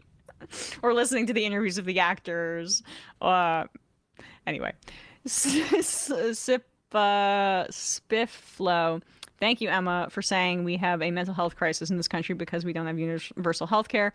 You are framing the issue in a light that reveals its true causes and does not deflect from the seriousness of the gun violence we face every day. Thank you for keeping it real and keeping all of us mostly sane. Appreciate you. Max Vax, let me call in so I can talk to Matt about computer hardware for 10 minutes. We're gonna read some IMs and then we'll be out of here. I'm gonna have a new PC by next time you hear me. Whoa. Neu Bukele. I watched Brokeback Mountain for the first time shortly after Trump was sworn in this year, and I really thought you can't make movies like this anymore just to be immediately proven wrong. I forgot how art tends to flourish under conservative administrations. Brokeback also came out under Bush. That's true. Thank you, Nayib Bukele. Yes. Woke Nayib Bukele. Henry Gold, another great show with, I already read that one. Lawn Chair Media, kind of an aside, but related, but I've been reading a lot about testosterone and doctors that run a fitness website, Barbell Medicine, discussing how the trend of lower testosterone levels in men is misleading. It was measured inaccurately in the past and was also distorted by smoking, which artificially inflates levels. Plus, in sports, muscle mass is more important than T levels, which is why men are usually stronger than women. There's Olympic lifters that get tested, and some have unusually low levels but are immensely strong. Some women have unusually high levels, too. Exactly! Exactly! I'm glad I didn't destroy my body's ability to produce testosterone by starting my own regimen before hearing that. Yeah. Tom Cotton's Bloodlust. These TPUSA people don't believe a word out of their own mouths. No wonder they're endorsing the entirely principleless Jorkanthan Dinkle Vance. I mean, look at Cash Patel and Dan Bongino. Like, yeah. All right, 5 more. Trilly Flops. I love that this is taking Nikki down, but it's sad to me that it's taken people so long to wake up to how bad of a person she is. For years, she verbally harassed her husband and brother's victims, both of which are convicted child molesters. She's been able to hide this well, but with her pivot to the right, she can finally be with the people she shares morals with. Big 10 over there. Portnoy's HR complaint says, Emma drinking Miller through a straw is wild. You guys are getting a lot of respect in Twitch chat, poggers. It's better for lipstick. It's drinking from a can while I'm wearing lipstick, from a can while wearing lipstick is not fun. Not that Aaron. I already read that. Shoot. Nassau County spokesperson, shout out to some Long Island progressives running for Congress. Lucas Venturas in New York 01 and Garrett Peterson, New York 2. Let's get some good candidates in 3 and 4. That's very encouraging. NYC driver, my fiance is Canadian. My crazy gun theory is that kids in Canada learn more love because of year-long maternity and 6-month paternity. They have somewhat similar percentage of gun ownership on the community level, but drastically different outcomes. Of course, they also have a semi-auto ban. They also have universal, or they have a national health service. Yeah, I mean, that's the other thing is like people mention, I saw the anti-vaxxer being like, look at this Scandinavian country that doesn't vaccinate as aggressively. It's like they have national health care. Yeah. You fucking idiot. A Run with a View says, if you go see one picture of Gaza, normal people know what the fuck is going on. These people are so delusional, it's mind-blowing. Daniela, as a teacher, my gender dysphoria was ignored by doctors, but then my atypical puberty was grounds for trying to pressure bully me into having breast reduction at 14. But the guardians of pedophiles say they're transing kids, so what can you really believe? 3 more. Joe Snuffy, when my brigade got briefed on how to use the new Gen AI tools Hegseth is trying to force upon us, we were told that it could at most produce a 30% solution, and that we were expected to both use it and to correct why mistakes it makes. I think you mean what mistakes it makes. But we had to make a note in any documents we produce which use any AI toolkit that they were made by AI. These tools are like an incompetent nepotistic coworker that we're forced to cover because they're the owner's grandkid. 100%. I've been experimenting a little bit with the language model, and I put some old series of novels into it, and asked for connections, either explicit or implicit, or between the lines, between the novels and characters. And some of them were obvious that I knew and was aware of. I'm like, oh yeah, I recognize that character appearing there. And I'm like, oh wow, I didn't even know that character was in that book. And I went to check, and it completely made it up. Yeah. California Resistance, Matt, great point on jury duty. I got called one a year in the Coachella Valley, California. I'm sure there will be many cases here. Will do my duty. And the final IM of the year. Floridians for Emma. Just wanted to say thanks to the whole MR crew for always making my work weeks better. I'm a baker with a political science degree, and staying sane between the holidays and the shit show of politics right now has been hard, but MR helps a lot. Left is best. Love you guys. Happy holidays. Very sweet. Appreciate you all. Thank you so much for the great year, as I mentioned earlier. It's been a good one, folks. I mean, it's been a tough year politically in many ways, but I mean, I guess I'd have to call it an improvement on 2024. 2024 sucked. Yeah. At least, like, I don't know. I mean, look, both of them are trash. But I mean, it hasn't really been a good year for about 1,000 years. Right.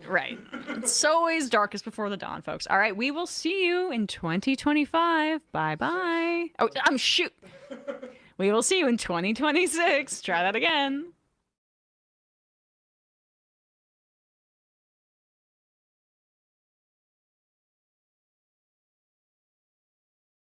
And a bunch of grandkids. So they want to see pictures of them all over the place.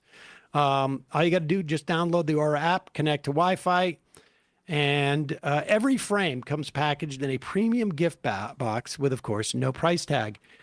Win the holidays now with Aura Frames. For a limited time, save on the perfect gift by visiting auraframes.com and get $35 off of Aura's best-selling Carver Matte Frames.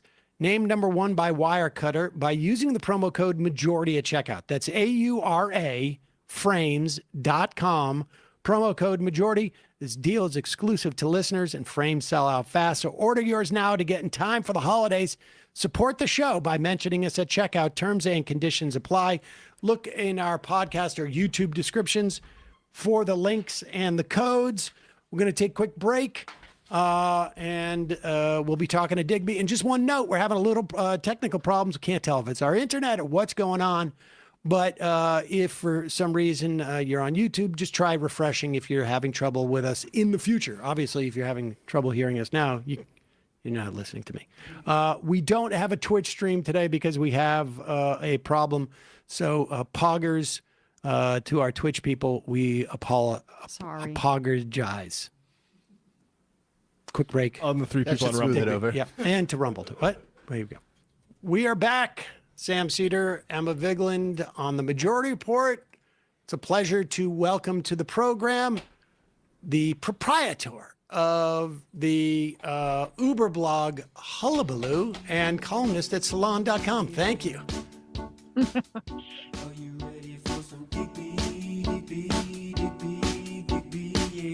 Yeah, there it is.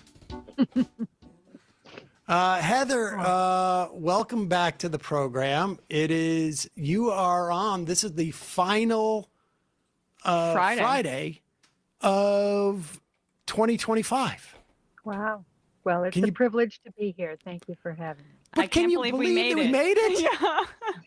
It feels like it's been 4 years already, 10 years. I mean, I can't afford to, be doing that. I need every minute now, in my life. I just remember, like, after we found out the results, and we found out super quickly on election night. I just was like, 4 years. How are we going to do it? How am I going to do one day? All How am I right, going to do well, one down. week? One down, 3 to go. Almost God only knows. 1/4 of the way through. Yeah. Oh, God. And I just want to say, just to be hopeful at this time of year, that it's also possible that, like, nature takes its course, and we don't wait 4 years, at least for Trump's administration to end. I mean, it still will be a Republican one, but I mean, who knows? Well, it'll be a J.D. Vance one, and I think we all need to stop and think hard about what that might be like. I think that's a good point, and maybe that's something we should be like focusing on come the new year. But let's talk about where we are today. Today was the day that the Department of Justice, and they've had 30 days at a minimum to prepare for this day, and certainly we've had reports that there were like dozens of FBI agents who were combing through this material prior to even the passage of the Epstein Files Transparency Act. So it's not like, they didn't have time to redact this stuff if they wanted, but they're claiming today that they need more time. They'll release some stuff, but my guess would be that stuff does not have the name Trump in it. But give me your perspective on this. Well, first of all, let me just say, this morning, my husband came in and woke me up. He gets up early. He woke me up and he goes, "You're not going to believe it. They released all the Epstein files, and it's nothing but porn. It's porn from beginning to end." And I just kind of sat up straight in bed and I went, "Oh my God, what's happening?" Of course, he's going, "Yeah, you awake now?" I'm going, "Yeah, I am." Obviously, nothing is going to come out here of any import, porn or otherwise. I don't think in the early going. I mean, they're pulling a Bill Barr, right? Where before the Mueller report came out, he did his little analysis of what it was going to say, and it tainted the perception of what the Mueller report was said, and that's what this is about. They're going to put out some stuff that I don't know what they'll go after some Democrats, or there'll be some stuff in there that people can talk about.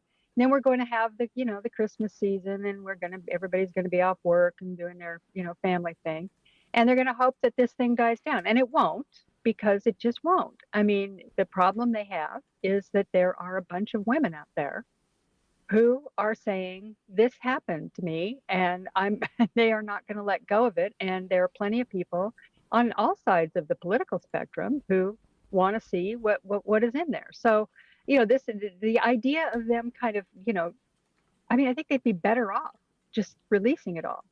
I've thought that from the very beginning.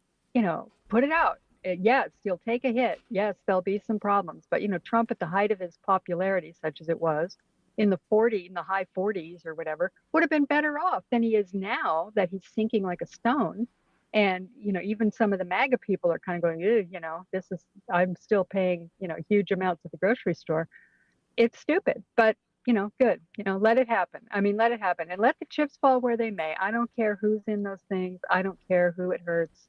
It's fine. Let it all come out. And I think most people are at that point. Just, let's see it. No, not the porn, by the way, but you know what I mean.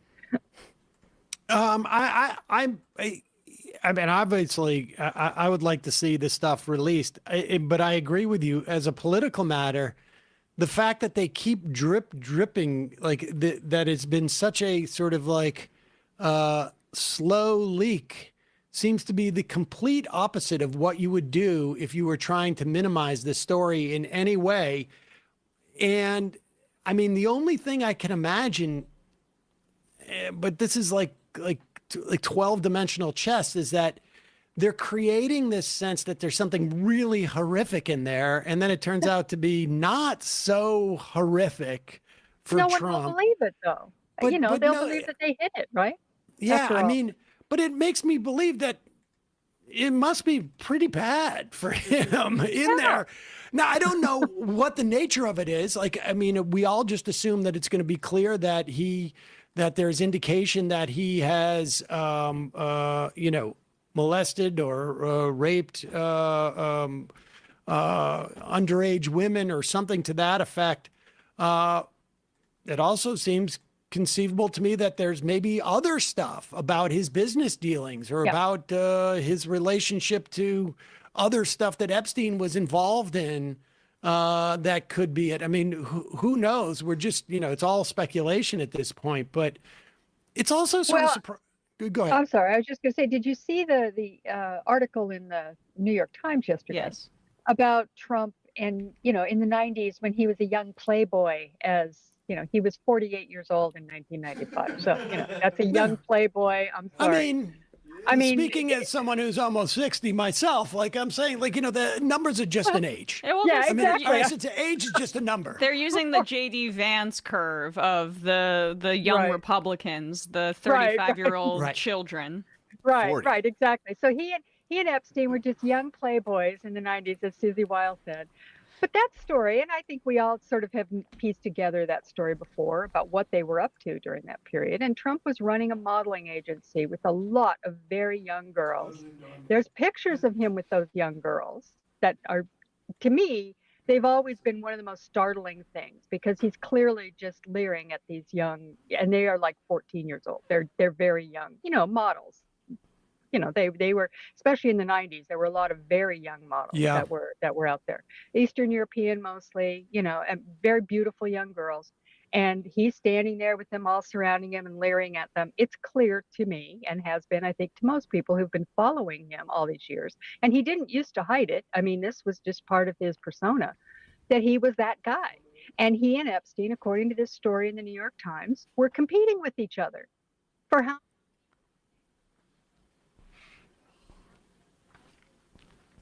taunting each other with their exploits, and he apparently Trump would call up Epstein and just regale him in detail with events with women and what he was doing, and Epstein would put him on the speakerphone and make his assistant listen to it, which I'm sure she really enjoyed.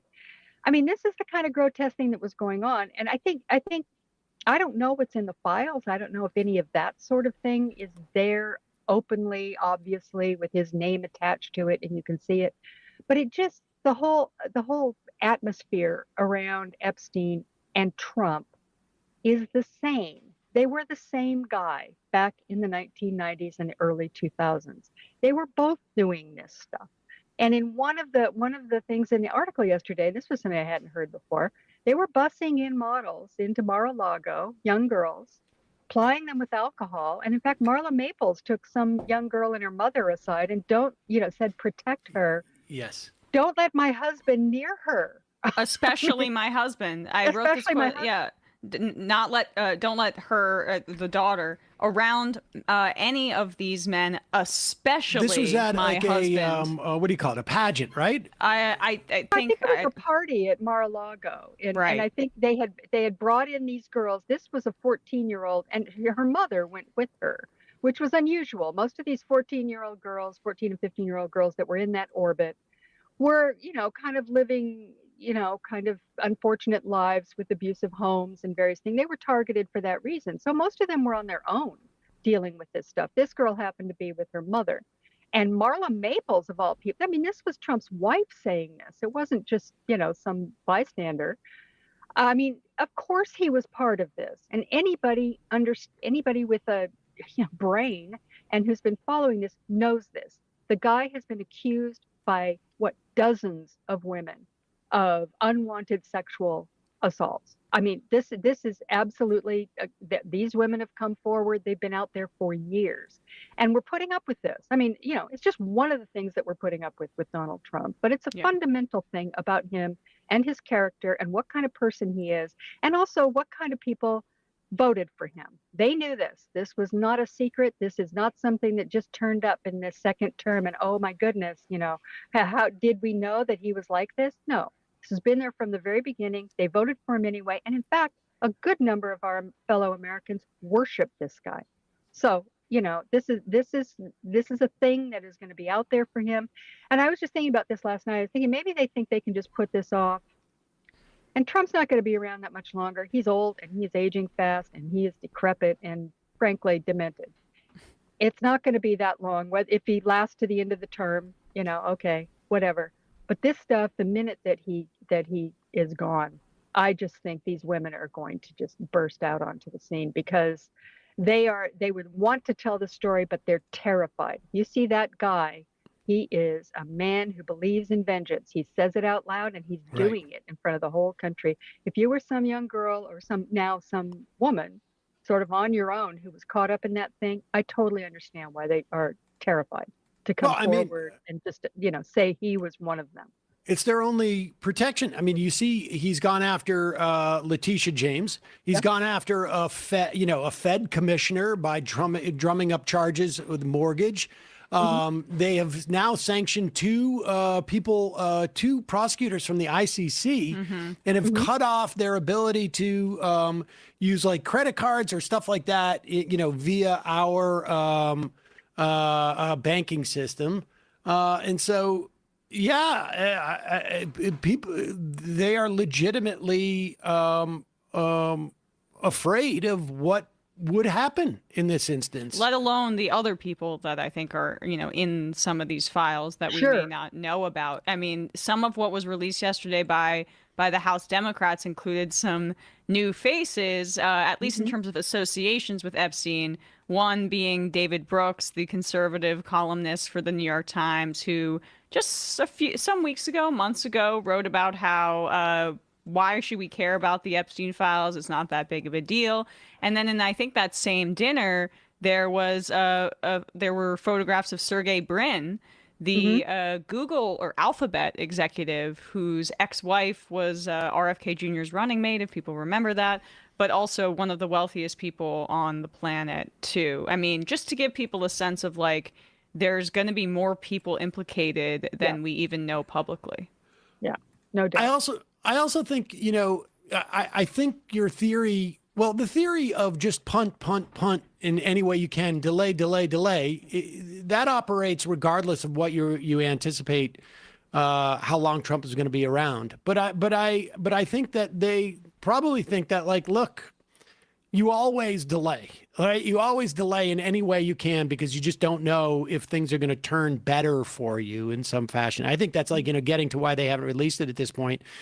But it's going to be interesting to see if in the event that Trump has like a reason to step down or, you know, departs this earth probably long after he should, how much blame folks like J.D. Vance and the Republican Party will get. I mean, because we see the sort of the backlash on Democrats. Now, I don't know how much of it is sincere, but like you hid the fact that Joe Biden was, demented and old and blah, blah, blah. Well, I mean, there is there may have been people around Joe Biden's circle who were hiding this. I have no doubt about it. And there were, some people had more or less access to Biden, and some may have known. But the fact of the matter is, like, this is the systems and the apparatus of the U.S. government is being deployed to hide whatever it is that they're trying to hide here.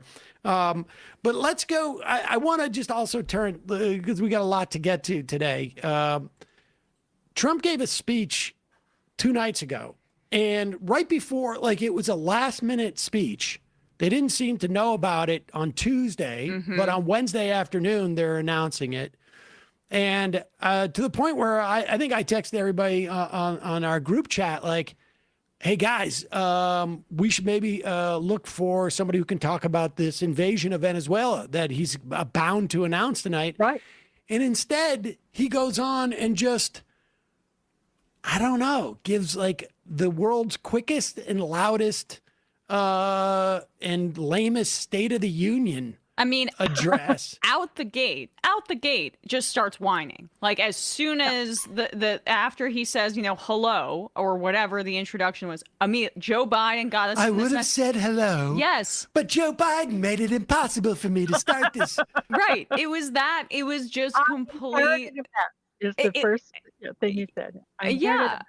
And I inherited a mess, whining per usual, and I don't think anyone is buying that. If the people he needs to win over are not going to be satiated by the reheated complaint grievance fest that he engages in every single day on Twitter and or on Truth Social. I really do think that this is part of why this Reiner thing earlier this week, the horrific comments that he made about that horrible, horrible killing of Rob Reiner and his wife, that maybe is having more salience than people realize. Like, what's going to break through? What horrible thing he says or does will break through? It's because this fixation on himself, the narcissism is grating on people, and people have no patience for it, especially when the economy's this bad. Absolutely. And, the speech, well, first of all, just the delivery of the speech. I mean, I guess they told him he had a particular, had a short period of time, so they told him to race through it. But he was just manic. And he wasn't just manic, he was angry. I mean, he seemed like, if I didn't know better, I'd think this is the last thing he wanted to do. He was like mad, and he was, spitting fire in this thing. Very strange thing to do. It's Christmas. I'm not angry. Like he was blowing out his mic. Yeah. Yeah. It was just strange. It was just very, but what isn't with this guy? But what he was saying, you're absolutely right, Emma. The whining, of course, to me, that is the most grating thing about Donald Trump and always has been. He's the greatest whiner the world has ever known. And, I'll use his branding there and say nobody's ever seen anything like it. And it's because it's true. No one's ever seen. And that's why it's so rich for him to say, the Somalians, they do nothing but complain. I'm going, yeah, dude. Yeah, it takes one to know one. I mean, this is ridiculous. But it was a whine fest. And essentially just trying to cast blame and to then try and convince people that somehow or another, you can believe me or you can believe your lying eyes. Things are really great and you just don't know it yet. And it's gonna be obvious, and all these great things are gonna happen. And I just don't think that. We know it's not working. The polling is showing that people are blaming him, not Biden. There's maybe a 30% of people, it's really that low, of people who are saying this is, Biden's fault. That's the hardcore MAGA people. Nobody else is buying that. Independents are, fleeing in droves. They're not buying it. And I don't think he has any other play. This is it for him. He doesn't have anything else he can do. The economy is in, obviously the tariffs are a problem, and he's not going to do anything with that. This is his big, this is his great big legacy policy. Tariffs. It's my favorite word, he says this. So he's not going to change that. They're going to try and whittle away at it. They're going to try and find ways for him to get out of it. But this is the damage he's done with tariffs is pretty extensive, and it's not going to go away. And he doesn't have anything. What's he going to do here? Now, it's always possible. What do I know? Things will just really look up. It'll be morning in America and everything will be great. But it really doesn't look that way, because these are long-standing economic problems that we're dealing with. The income inequality is becoming manifest to average Americans as they're watching the White House filled with a bunch of billionaires who are putting gold shit all over the place and, putting his name on everything. And, this is becoming pretty obvious to the American people that something has gone wrong. And that this economic situation that we're in, this stagnant economy, is not going to get that much better, and he can't do anything about that. Not he's incapable of it. Here is a clip. Just to back up your point that people aren't buying it. When you are called out on Fox News for essentially lying and trying to gaslight, and you're a Republican president, never mind Donald Trump, you know you've got a problem. Here is John Roberts on with Howard Lutnick. Now, this is, I don't think we've seen Howard Lutnick in public since he basically said, like, oh, I knew Epstein was a horrible person the moment I met him. Blackmailing everybody. Oh, yeah, he was blackmailing everybody. Oh, wait a second. But here is John Roberts. And, you know, you got to hand it to Lutnick. You know, even when he wants to cry inside, he's able to sort of smile and lie. Tonight, because some of them were just mathematically impossible. Listen to what he said about bringing down the price of prescription drugs. Listen to him. I negotiated directly with the drug companies and foreign nations to which we're taking. Hold on, pause it. Can we just like, I just want to just like, this is what I was talking about. Like, there were moments where the only thing I can imagine is that maybe like they all capped certain words. It's written like his True Social post. Yeah, exactly. Maybe? Because he just, yeah, like the drug companies. And they wanted, we dropped it 500%. It's amazing though. That's what he does. All right, so go back. No, go I back know. to the Matt was just like, you're blowing out the Let's soundboard. not go crazy with that. Sorry. All right, go back. Prescription drugs. Listen here.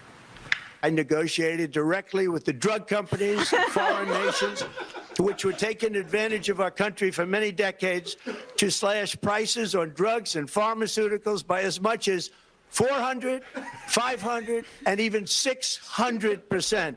Well, if you cut something by 100%, the cost goes down to zero. If you cut it by 4, 5, or 600%, the drug companies are actually paying you to take their product. So it raises the question, how much of last night's speech was hyperbole and how much was fact? No, what he's saying is you bring it, if a drug was $100 and you bring the drug down to $13, right? If you're looking at it from $13, it's down 7 times. It's not a 600%. Well, but it's 700% higher price before. It's down 700% now, right? So a $13 would have to go up 700% to get back to the old one. So it all depends on when you look at it. You could say it's down 87%, or you could say it would have to go up 700% to be the same one. So it just depends on what you look at it. But basically what he's saying, and we all know what he's saying, is we are hammering the price of drugs down. That's okay. Now, the reason why I appreciate this clip is because John Roberts almost basically says, like, can we believe anything he says? Like, he seems to be lying about everything. And even Lutnick, to the extent that he can work it out, like it's 87%. First of all, it's not 87%, but also what they're citing is a Biden-era program of negotiation with drugs through Medicare, which, of course, they started way late in their administration. And so, you know, as like classic Democratic, politics. But, I mean, all of this stuff was just, he was just up there lying about stuff. Well, and apropos of nothing, but just, remember that when they made the announcement with the drug prices, I think it was for the Ozempic drug prices, that's the one where Trump completely fell asleep in the meeting. Then some guy faints and he stands up and sort of stares off into space. I mean, I don't know. The whole negotiating with the drug companies thing, I don't really think that that's working out great for him in so many ways. It's absurd. I mean, we got a really good deal on amphetamines, but it hasn't showed up at the White House yet. I mean, has anybody actually compiled a list of the absurdities that we are dealing with right now? I mean, just in every department, every agency, every aspect of the Trump administration, and then, we can go to Republicans in the Congress as well. It is overwhelming, the number of just absolutely ridiculous policies, announcements, pronouncements. And of course, we follow the worst of them, right up there. I mean, just immigration policy alone. I mean, just that alone would be it's the most horrific one I can think of in my lifetime in terms of domestic policy. I've never seen anything like this. I mean, this is absolutely horrific. And now they're embarking, I don't know if I'm sure you have heard about this, but, on this new level, they've put together an executive order, and I think it's a national security memo of some sort, where they're calling Antifa the domestic terrorist organization, which is they're going to seize upon this completely unconstitutional, basis or rationale for actually going after liberal groups. They've named what groups like Act Blue, Indivisible, and they're going to use every, bit. Then they're going to call it material support for terrorism. Now that's illegal, of course. It's unconstitutional. We have free speech in this country, supposedly. But it will wend its way through the courts. But this is what they're going to do, and they're going to actually do it. At which point the Supreme Court will no doubt do what they've been doing the whole way along and say, well, it would be terrible for Donald Trump if we were to stop him from doing this. You can go ahead and then we'll take it up later, which is what they've been doing with the shadow docket from the beginning. This is, that alone is, I just wrote a piece on this. It's going to come out over the weekend on Salon about, this is COINTELPRO, right? The Hoover program where they were surveilling people and going after them with the IRS. There was even assassinations done against the Black Panthers. It's going back to McCarthyite, the McCarthy period. It's going back to the original Red Scare. And this is the kind of stuff that they're doing. And it's just another one of the things that we're talking about. I mean, there's just so much. And I don't know how, I hate to sound cynical, but I'm feeling that way. And maybe it's just the end of a long year and I need a break and maybe I'll feel better. And I do feel better in a lot of ways about certain things that are happening on the positive end. But this is terrible. I mean, this is just, I thought it was going to be bad. I knew it would be bad. And it's worse. It's worse in, dozens of different ways, and ways that are truly terrifying. I mean, this is scary stuff that they're pulling. And I don't see any great, there's no real resistance within the government. The only places you're finding it is in the lower courts, and you're finding it on the streets. And that's about it. And a little bit among the Democrats, but not much. There's a couple of things. And one, we should say Ken Klippenstein has done really some of the best reporting on this. And we're hoping to have him on Monday if it works out. He's out of town at the moment. But we should also say the only other thing that I think is it's really just their general incompetence that is slowing this roll. And we should say that they're far more competent at this stuff this go round than they were the first term. I mean, that is like, without a doubt, the impetus and the catalyst and the impulse to do all the things they're doing now, Trump had in the first term and the people around him did, but they have managed this time to go in with a much deeper bench of loyalists than they had last time. And so none of this stuff is being thwarted.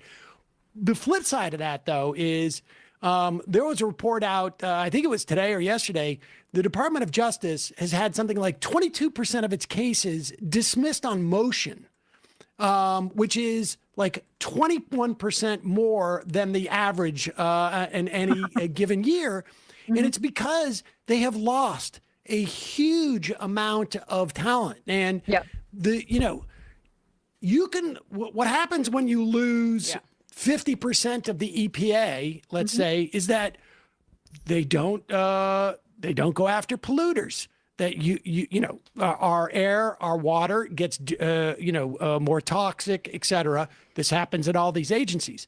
But when you lose this within the Department of Justice, their ability to both prosecute crimes, broadly speaking, and to maneuver through the courts gets seriously undermined, both because they don't have the personnel and because they don't have the expertise, because more often than not, like the really quality attorneys in the DOJ, they realize this is a crap show and they're going to leave. Almost like definitionally, if you're a good attorney, more often than not,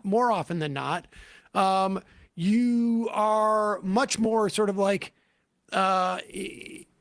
married to the law than the outcome. It's these are process people. I mean, that's sort of like the nature of these people. And so they leave regardless of what their politics are, because they're seeing process doesn't mean anything. All of a sudden, all the rules about the game that they have dedicated their lives to is like, they're saying like, we don't need to do this. And of course the courts aren't necessarily responding that way. That's why they're losing a fifth of their cases before they actually move any further. Yeah. Like a motion to get your case dismissed in a motion before the case actually even starts on some level is like just indication that you have no idea what you're doing.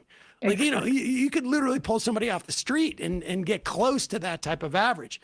But speaking of other lies, and again, this speaks to your sort of broader point about that speech that he gave 2 nights ago, saying that it's all Biden's fault and everything's actually great. They put out inflation numbers, and let's pull this graphic. They put out inflation numbers, and for like, it felt like 3 hours, people were like, this is crazy. Inflation has basically just screeched to a halt in the Slack. Inflation has screeched to a halt. They've figured it out. They've solved it. And it turns out, if you look on this chart, put it up, the way that they solved inflation was much like Trump's idea on how to get rid of COVID. Yep. You just don't track it anymore. And so if you look at October and November, there's no data on food or energy. There's only data on gas. gasoline and on cars, on new vehicles and used cars and trucks are the only ones. Everything else, all other commodities, all other energy service, electricity, which of course is not, has gone off the charts. Yeah. Largely because of 2 things. One, we have taken offline all of these renewable energy projects, like massive wind farms and solar farms have been taken offline. Either they were producing stuff or they were about to be produced stuff. And then simultaneously, they are building all of these data centers for AI, just maintain the inflation of this bubble, which is just, I think, like they're starting to realize, like, people just aren't using AI in the way that they thought they were going to. I think they're also trying to outrace like certain local pushback and regulation, right? They're trying to build this to the point where there's and you see the electricity prices growing up. Electricity usage for residential has been flat for 20 years. It's all this like commercial stuff from AI. And that's why Trump wants to have this national ban on local AI regulation, because they're going to define AI regulation as the energy centers that provide power for AI. Right. And so you can't. Even Ron DeSantis is saying, "Whoa, wait a minute." I mean, that's how bad it is. States really are not happy with this at all. But nor should they be. Exactly. Yeah. All right, let's talk just briefly about what's happening in the House. I mean, it's pretty easy to sum up what's going on there. Mike Johnson has completely lost control over the House, and it's largely because there are a handful of Republican moderates who realize they are screwed right now because Donald Trump does not care. The only way that he's trying to win the election or the midterms seems to be essentially through cheating. And he's like, this is what's going to carry us through. And so now, I mean, we have more discharge petitions in the past 4 weeks, I think, than there was in like the past 20 years or something. Yeah. I mean, you remember discharge petitions were always you'd be in this situation where the Democrats are in the minority or whatever, or progressives were trying to push something and everybody go, well, okay, we needed a discharge petition. And everybody just would roll their eyes. Okay, give it a try, but they never work. So whatever, it was just one of those things that was just, it was in there, but it just was, it's like impeachment, right? It was one of those things, just it can't possibly work. Nothing will allow that to work. Well, suddenly it's happening. And no one's more surprised than me because, I was caught in that too. I'm just going to go, well, good luck, guys. But these things, they don't work. And here they are, and it's working. And it's very, very interesting to see that happening. Now, Johnson's out there saying, well, this is the smallest minority in history, and this is the way things happen, and blah, blah, blah. I hate to tell him, Nancy Pelosi had a very, very narrow margin, and they passed massive legislation without a peep like this. There was no push, she managed to get it done. It's Mike Johnson is the problem, and the Republican House, caucus is the problem. And they have been for years. I mean, I'll take you back to the 1990s when Newt Gingrich was kicked out of office when he made a bad call in the election in 1998 and said that they were going to win a bunch of seats, and they didn't, and they got rid of him. We went through Tom DeLay. You went through John Boehner. You went through Paul Ryan. You went, Denny Hastert. You're forgetting the guys the alumni who are in jail or yes.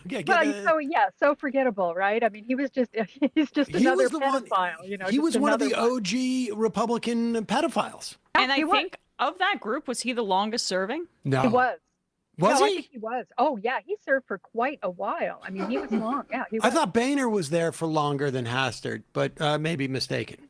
Whatever. The point is that the Republican Party has been and continues to be a mess when it comes to trying to legislate anything. They have a group of fanatical extremists who will not take yes for an answer. They have no interest in compromising. They're there for other reasons. I don't know. Nowadays, it's to be able to go on X and, insult people or whatever it is that they do, trolling. But they're not legislators. They're just people screaming into the void. And this has been going on for a very long time. I mean, John Boehner was a very skilled legislator. He'd been there for a long time. He'd been there all through, late 80s and 90s. He knew what he was doing, and he couldn't get it done. He would make deals and they would just spit in his face. And that's happening to Mike Johnson now in slightly different way, because it's the moderates in his party, the handful of moderates who are about to lose their seats who are rebelling. But he has no control. And, I think in his case, it's particularly vivid about how he's lost control, because basically he's just nothing more than a puppet for Donald Trump. I mean, this is all he is. He is following the Donald Trump playbook, but down to, John Thune, if you look at him in the Senate, he's a much more skilled kind of guy about this. He is, he's doing what Trump wants. He's trying to keep his group together. And that's not easy in the Senate anymore either, because they got a bunch of nuts over there too. Tommy Tuberville and Ron Johnson, a whole bunch of them. But he's much more skilled in the way that he sort of presents himself as a sort of a mediating neutral party who's trying to keep it all together. Johnson is just flat out Trump's boy, and everybody knows it. He even looks a bit like a marionette. I mean, don't you think he looks a little like Charlie McCarthy? I don't know. Yeah. Who Charlie McCarthy is. He kind of looks like that. So, that is what he is. And he is, I guess not a marionette, it's a ventriloquist dummy. Ventriloquist dummy, yes. So, he has completely lost control. And the problem is, and that here, I saw Mike Lawler, the guy from New York, he's in a swing district. He's probably going to lose his seat. And he was one of the ones who signed on to the discharge petition. And he had said before that he'd pulled together some Democrats to do it with him, that they were going to do some, quote, reforms to Obamacare. I don't know I can't even remember what it was they were trying to do. I mean, I think it was some kind of means testing or something, along with the extension of the subsidy. And they couldn't get enough Democrats to do it, or Republicans. So that, went by the wayside. So he signed on to the discharge petition with the Democrats, which is just straight up three-year extension, no arguments, clean. He signed on to it, and he said, though, I'm hoping that in the Senate, they will not refuse to do that, and they'll have to come up with a compromise, which we'll then sign on to. So that's his game. But for the most part, I think most Republicans know they're going to lose next November. They can see the writing on the wall, and they see this as a way to destroy Obamacare. I think that's what they want to do. I think they want the subsidies to expire. I think they want people to suffer. They want to be able to blame the healthcare price. Yeah, just listen to Trump. I mean, that's what he says. Right. And I don't think, and Trump will come up, well, we're just going to send them, send people money so they can buy the good insurance that they can't buy now, or some crazy nonsense that makes no sense whatsoever. And it's going to be cheaper and better. And I'm going, where is this fantastic insurance that they're unable to buy right now? But he doesn't understand healthcare, obviously. He doesn't understand much of anything. So I think they just want to let it go. Just, go ahead, let people suffer, and they're going to lose anyway. So So what, Mike Lawler? Who cares about you? Who cares about you people who are going to? Well, it may be the case too that for a majority of the Republican caucus who are in increasingly kind of gerrymandered districts, as those states that we're talking about have manipulated their maps, Republican-led states, to make that the case. That the frontline Republicans like Mike Lawler, they can't get their voices heard in the same way because Mike Johnson just does what Trump wants him to do. And the Century Foundation looked at the ACA subsidies and found that rural Americans are going to be hurt disproportionately, that costs will be 28% higher than for urban Americans. And you see where there's the highest rates of ACA enrollees in rural areas in the country. It's Alabama, it's Mississippi, South Carolina, Texas, and Wyoming. And those are all states that didn't, well, there's a few other ones that did expand Medicaid. But in terms of these are also the states that didn't expand Medicaid, point being. So like, what's so devastating, or just, I think maybe revealing is the better word, about the Republican Party is that they know that there is a desert of health insurance and healthcare coverage for those constituents, but they are concentrated in deep red rural districts that are represented by these Republicans, and they don't think, it doesn't seem like they think the majority of the caucus will pay the price. And so it's more beneficial for them to take away healthcare from their constituents than it is for them to go against Donald Trump for a majority of the caucus. Right. And they are adamantly opposed to Obamacare. Just on a, this has just goes back to the very beginning. I mean, they're still opposed to Medicare, for crying out loud. I mean, they're cutting healthcare across the board, and they're happy to see it go. They will consider that an accomplishment to make their own constituents suffer. And this is the sort of structural advantage that a nihilist party has, right? Because if they do believe that they're going to lose, and it's not just, I mean, to be fair, it's not just gerrymandering. Some of it's self-sorting, but the point remains, there's a lot of these districts where it's like, it's blood red, they're never going to lose. The more to the right they are, the better chance they have to keep it in avoiding a primary, which is really their only threat for, I don't know, let's just say 75, it's probably closer to 80% of Republicans. And so from their perspective, if they trash the place, as it were, and leave the government in shambles, it just means that the Democrats, when they come in, are going to have a theoretically harder time fixing it. There's just going to be more things, right? Absolutely. And so it makes complete sense for them to do this. But here's the thing, and this is just a moment to pivot to the last topic I want to talk to you about. We're going a little late, and I appreciate you're hanging with us. The Democratic autopsy from 2024, I want to say came out, but it didn't come out. No, it didn't. It was finished, and apparently it was then buried. And I did see a thread from Christine Pelosi, although it turns out she had blocked me on Twitter, but I saw it anyways. I don't know why she blocked me. I've been nothing but well, I could probably guess why she blocked me.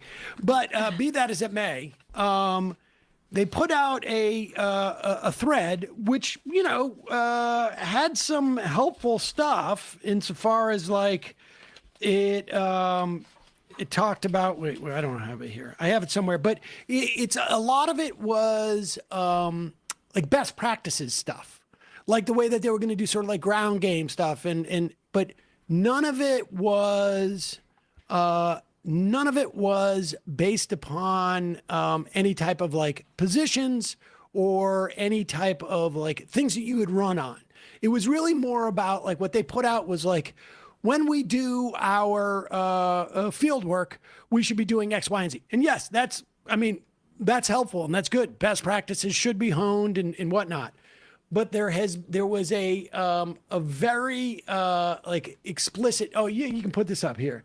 The DNC here said that they're not going to put it out, and the reason why is because they've been winning in special elections So in other words, like the anti-Trump fervor is enough. We don't need to course correct on anything.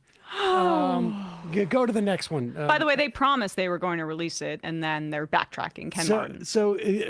And then what they did is results-driven organizing. And it's a lot of. I'm sure some of this is very helpful. Talks about the youth swing vote, and again, more or less like you need to do more podcasts, or they say like we lost the game in terms of the media, but it was all. What did young people care about in this election that was not represented by the candidate at the top of the ticket? Just thinking about it for 1 second, perhaps the genocide. Look, we saw a bunch of polling that came out since. We know that one of the things, the results-driven organizing, one of the things that the Harris campaign did is when they sent out their field people, and this is amazing to me too, because this was the problem with the Clinton campaign. The Clinton campaign, in lieu of having volunteers to go out and canvass, prior to the get out the vote, they did modeling from it was like Eric Schmidt and this and that. And so they had no sense that there's a problem with the models because they didn't have people out there. And, we heard a lot of stories on the get out the vote in the week or two before. 25% of the doors we're knocking on are going to vote for Trump. And that's a problem with your get out the vote. You don't want to be doing the people you're running against, their job. Well, Harris field people kept getting back. We got a problem with Gaza. And to the point where at one point they said, okay, we don't want that feedback anymore. So they told canvassers, like, we don't report that to us anymore. We don't even want that data. We don't even want to know about it. We don't even want to know about it because they were so determined not to move from it. Yeah. And who knows if that was in the audit? We will never know. We may. Hopefully a good Samaritan leaks what happened in the autopsy, honestly. I mean, to the press. It seems so ridiculous to me. When I read that yesterday, I'm going, okay, so there's a big story now that you're refusing to release it. So it looks, again, this is like the Trump thing, right? It looks like you're trying to hide something. Yeah. What could you possibly be hiding that we are unaware of? That the last year we have spent going over and over this stuff. People have been talking about it. It's been out there. There's been polling. There's been discussions. We know, but the report all it would have said was that it was codifying what we already know as a problem, and that the party is aware of it, and that the party understands that they needed to do something about it. That's all it would have done. And instead, it's going to be this big thing. I don't understand. Because they need plausible deniability. They need to be able to allow whomever it is, the abundance people or the people who are using anti-Semitism as a way of shutting down, anti-Israel perspective, whatever it is, they need the plausible deniability. If they have the data themselves, it moves from like sort of an objective conversation or a subjective conversation into an objective one. And Axios had an article today, and it's in the second line that several Democrats they basically say to Axios that burying the report unfairly helps former Vice President Harris if she runs again, and shields top party consultants by hiding potentially damaging information about their efforts. This is a group of people, institutionalists, circling the wagons, closing the castle gates, and basically fortifying and staying inside and trying to maintain their own power. This is not about the health of the party. This is not about changing course even. And maybe behind the scenes they'll say like, okay, we don't want to acknowledge this publicly, but we will change course. And I have a theory about that. But this is mostly about the people within the institution trying to maintain their own power. And it's literally leading us to fascism. It's a major problem.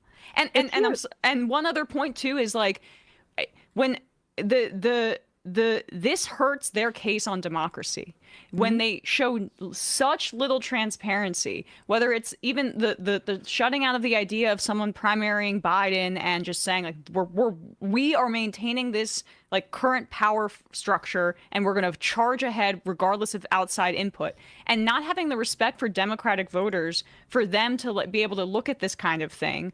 Like it makes it seem, and it seems clear to me, that these are people prioritizing their own internal power within the party over actual democracy. And you perform democracy not just on election day. You do it by showing responsiveness to your own voters, including on the issue of the genocide, but including on people wanting desperate changes in leadership and transparency on what the hell happened. That's just a way to regain trust that you've lost. Yeah, absolutely. I couldn't agree with you more. And I think that I actually think it's not going to work.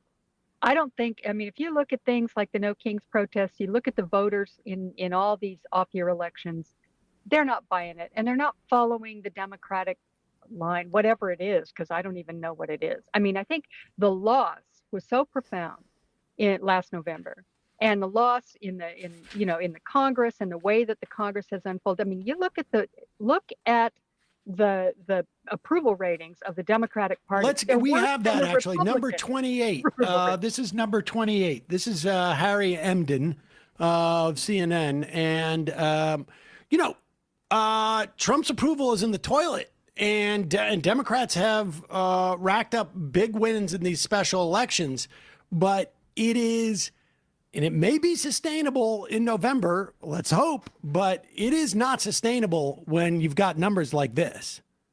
That's right now. Yeah, I mean, Democrats in the minds of the American public are lower than the Dead Sea. What are we talking about here? Well, let's take a look. The net approval rating for Democrats in Congress, you said it, Kate Baldwin, the lowest ever. Look at this. Overall, they are 55 points underwater. Their approval rating is south of 20%. It's even worse when you look at independents. Look at this. Negative 61 points. That means that their approval rating is 61 points lower than their disapproval rating. Quinnipiac has been polling this question for the better part of the 21st century. They have never found Democrats, at least those in Congress, in worse shape than they are right now. That's independents and overall, but what about Democrats on Democrats? Yeah, what about Democrats on Democrats? So part of the reason overall is so low is independents are driving it low. But that's not the only reason it's so low. What about Democrats on Democrats? Democrats net approval rating of congressional Democrats. I want you to keep in mind, they had never rated Democrats negatively until this year. And right now, what are we talking about? We're talking about a net approval rating from Democrats. This is Democrats on Democrats. Their approval rating is actually lower than the disapproval rating, and that is quite the drop from October. I think during the shutdown, there was a bit of a boost for Democrats, right? There was a rallying around the flag effect going on. But Democrats did not like how that shutdown turned out. They have returned against Democrats in Congress. And you mentioned Dan Goldman in that intro. One of the reasons that Dan Goldman is in trouble right now in a potential primary against Brad Ladner is because at this point the Democratic base. That's first of all that the numbers are the numbers, but the Dan Goldman has a problem because if it wasn't for 4 progressives splitting the vote last time, Dan Goldman would have come in 5th, and so that's. But be that as it may, but that is stunning. And Emma has a theory that they're looking at this autopsy, but they want to be able to interpret it. That's a good way to maybe just show this quick clip. This is my theory. We texted this last night in our little group of this answer from Hakeem Jeffries. This is really quick here. He was on Macro Dosing, the Barstool podcast, interestingly. But this is how they do outreach to the youths. And this answer from him is pretty good on the substance. But it's interesting that he's making this case now. And my theory is that this coincides with what the DNC found internally. I was wondering, what is your view on the Trump brinkmanship towards Venezuela? Yeah, well, I'm not supportive of it at all. I think that this effort potentially to try to trigger regime change is very dangerous. We've seen this happen in other parts of the world, particularly in Iraq. It never works out. And the last thing that we need is another failed war. As a matter of fact, President Trump promised as candidate Trump, no more foreign wars. And he's doing the exact opposite by potentially triggering one as it relates to Venezuela. I don't support the Maduro regime, but there are bad actors all across the world. And we've got a lot of problems here in this country that we need to resolve in order to make sure that people have the ability to provide for themselves and their families. Far too many people, like literally middle-class people, are struggling to live paycheck to paycheck, cannot thrive, and can barely survive. Let's work on that problem. Sounds like the majority report a little bit. Sounds like what we've been saying was the most salient argument. I was wondering, what is your view? Oh, this is what we've been saying, and this is a straightforward political case. Why are our resources being going to funding a genocide when they could be here helping you materially at home? That's a very easy case that the Democrats can make if they are not captured on that front. And the fact that he's making this point now, when we just had Chuck Schumer, we played the clip of him last week, where he refused to answer Jake Tapper's question. Do we have that one? No, I don't think we have that one. Oh. I'll just explain it briefly. He refused to answer Jake Tapper's question about whether or not he supports the goal of regime change. Then you have a week later, Hakeem Jeffries drawing a distinction on that front. And my guess is they heard in these, in this autopsy, that the Democrats being supportive of the genocide or war or being perceived as such was a major problem for them, and it made people feel like this is what they care about and not my kitchen table issues and not my material needs. This is what we've been saying all along. Here is, let's play that clip of Chuck Schumer. And I would also remind people that when Trump brought, I can't remember his name now, the guy who's the extant of Venezuela, Guaido. When he brought Juan Guaido to the State of the Union, the Democrats couldn't get out of their seats fast enough to give him a standing ovation. Biden just hosted him as the rival sort of like shadow president. I don't know where he's gone now. I imagine he's working for some investment firm. But here is Chuck Schumer. This is just 7 days ago. Do you disagree with President Trump's ultimate goal of regime change in Venezuela? Look, the bottom line is President Trump throws out so many different things in so many different ways. You don't even know what the heck he's talking about. Obviously, if Maduro would just flee on his own, everyone would like that. But we don't know what the heck he's up to when he talks about that. So it's very, you cannot say, I endorse this, I endorse that, when Trump is all over the lot, not very specific, and very worrisome at how not far specific. I'll tell you, okay. That is, like, definitionally not the bottom line. That like, is when not you were true. asked, do you agree with regime change in Venezuela? And you start with the bottom line is, and then start talking about stuff that is clearly like almost close to the top line. Do I agree with regime change in Venezuela? Where the heck is Donald Trump? One day it's blue, one day it's red. We don't know what he's talking about. Like, I'm very confused. I have no idea. Right. And here he is, speaking about regime change, here he is going after Donald Trump. Was this prior? June. This is prior to bombing Iran, right? Yes. Yep. This is what it looked like Trump might not. This is how you say, supposedly this is how you get against regime change. Here it is, Chuck Schumer. When it comes to negotiating with the terrorist government of Iran, Trump's all over the lot. One day he sounds tough, the next day he's backing off. And now, all of a sudden, we find out that Witkoff and Rubio are negotiating a secret side deal with Iran. No! Bull is this. They're going to sound tough in public and then have a side deal that lets Iran get away with everything? That's outrageous. We need to make that side deal public. Any side deal should be before Congress and, most importantly, the American. Look, here's the thing. You ask me, should we blow up the world? I want to. Here's the bottom line. Donald Trump's all over the place. I can't tell if he's excited to blow up the world or if he's sad about blowing up the world. Does he want to blow up the world on a Tuesday or does he want to do it on a Thursday? Or is this something we should do on the weekend? I can't get my arms around it. It's too confusing. He did it through the wrong procedure. He wants to blow up the world, but he didn't file the right paperwork. The bottom line is, it's the process. You can't the right way. Wait, he's saying one day he wants to blow up the world, the next day he wants to blow up 7/8 of the world. I'm confused. I can't follow any of it. Oh my No God. side It's- deals. Well, look. I mean, this is the thing. I mean, he's probably the worst example of all, by far. And unfortunately, he's the highest elected leader in the Democratic Party. Democratic Party. And he's the worst example. And I mean, you know, he's not alone by any means. But this is what's driving people crazy. I just want to say, though, that, you know, we look at those numbers of, you know, people being upset with the Democratic Party, I mean, really upset with the Democratic Party, and Democrats themselves feeling that way.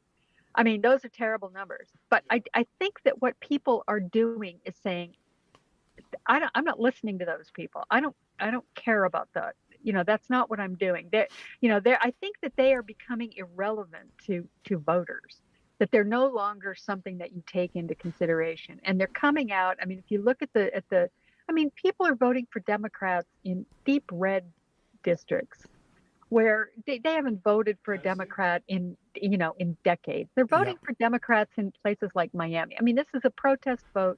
It's obviously just, an absolute reaction against Donald Trump. And the way I'm choosing to look at this is, I think, people like us who talk about the Democratic Party and who, care about policy and who are trying to work it their way, or trying to, force the Democratic Party to change direction. I think what Emma says is absolutely true. I think on some level, if you listen to Hakeem Jeffries, that's working. That is actually pushing them. They know that they're in trouble, and they're listening to people, voters. They're listening to people like you. They're reading things that they're, kind of going, look. And maybe that autopsy said it right out. Said, look, you've got to change here, and they just don't want to say it publicly. I'm hopeful that's it. But whatever it is, the people themselves are the ones who are going to make the difference here. They're not listening to these people. They're doing their own thing. They're coming out and they're voting against Donald Trump. They're voting for their own, there's certain, candidates and people that they like, Mamdani being a perfect example of it in the biggest city in the country. They're coming out and, they're supporting that kind of thing. And it's the only thing I feel hopeful about. And I'm feeling very cynical about this country and the horrifying job that's going to be left for us if perchance we actually defeat this, horrible MAGA movement and move on to something else. It's not going to be easy. It's going to be really tough. But I am hopeful about this idea that I think that it's the people who are leading. The Democrats are not leading, they're following. And that's what they need to do. They need to shut up. We need to get Chuck Schumer, just don't stop talking, stop helping. You're not doing anything. But I don't think people are listening to him. I think they're coming out and they're voting. They're coming out to these big protests. They're doing that stuff.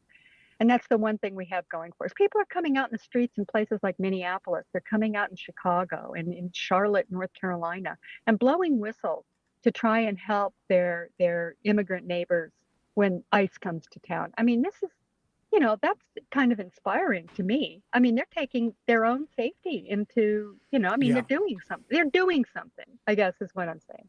And so, I don't want to sound like a Pollyanna because I don't feel that way at all. But I do think that there's some hope in that the party itself, let's just put it this way, they better be listening. They better be listening because this is the future. I have given up on the concept of the party listening and more like just, people who align with our issue set winning. Like, just get out of the way. Yeah, get out of the way, party. You're just, whatever. And I will say this, if you look at the Senate, if the Democrats are in a position to take the Senate back, it is going to be a function of people who are decidedly to the left on a lot of issues from the Democratic, like from the center of the Democratic Party. Like I'm thinking, I think the best chance that Democrats have to take beat Susan Collins is going to come from Plattner, who is decidedly to the left of, Mills, not just Mills, but I'm saying like most of the Democratic Senate caucus, and in Nebraska, Osborne wouldn't be a Democrat, but to the extent that he would be engaging in a lot of these issues, in maybe 8 out of 10, 7 out of 10, he's going to be to the left of your, mainstream Democrat. You can look like in Iowa and Alaska, there could be pickups there. Will be slightly to the left, certainly of where we are now. Maybe Texas, Florida, even North unlikely. Carolina. Roy Cooper is not a right wing guy, even though he's from the South. Yeah, he's not like Sam Nunn or somebody like that. It wouldn't be a flip, but Peggy Flanagan in Minnesota is a supporter of Medicare for All, for example. I mean, in almost every like if they take back the Senate, it's going to be decidedly to the left of where it was when they held the Senate just a couple of years ago. And so that is an indication that this stuff is working. And I don't think Chuck Schumer is going to be Senate Majority Leader or even Senate Minority Leader in, come this time. Well, I guess January of 2027. So I totally agree. Either way, whether they take the Senate or not, I think Schumer is this is going to be his last year. But it would be nice to not have the standard be ignoring leadership and having grassroots energy. Yeah. Like having the grassroots energy that you're talking about be in spite of it. If we could have someone like a Van Hollen come in and be a vocal voice for what the party stands for as the top Democrat in the Senate. Yeah. Why? What are you talking stands for? What is that? What are you talking about? I know, Chuck Schumer. Talking about principles or something? I mean, that's values. What is Trump's that? all over the lot. Oh, come on. Yeah, she's all over she's crazy. Listen, She's all over the lot. Here's what we're going to do in 2026 that's going to make everything different. 2 words. Social media. We're going to do the social media. The social media. We're going to do the social media. Everything is, you'll see. Everything's social. You'll see. God. I got the Baileys. Have now fiber. Fiber internet. Wow. Yes. They have fiber internet. And did they get TikTok on the They got the TikTok. On the Baileys? No more dial-up for the them. Baileys. Yeah. So the fiber is, you'll see. You'll see.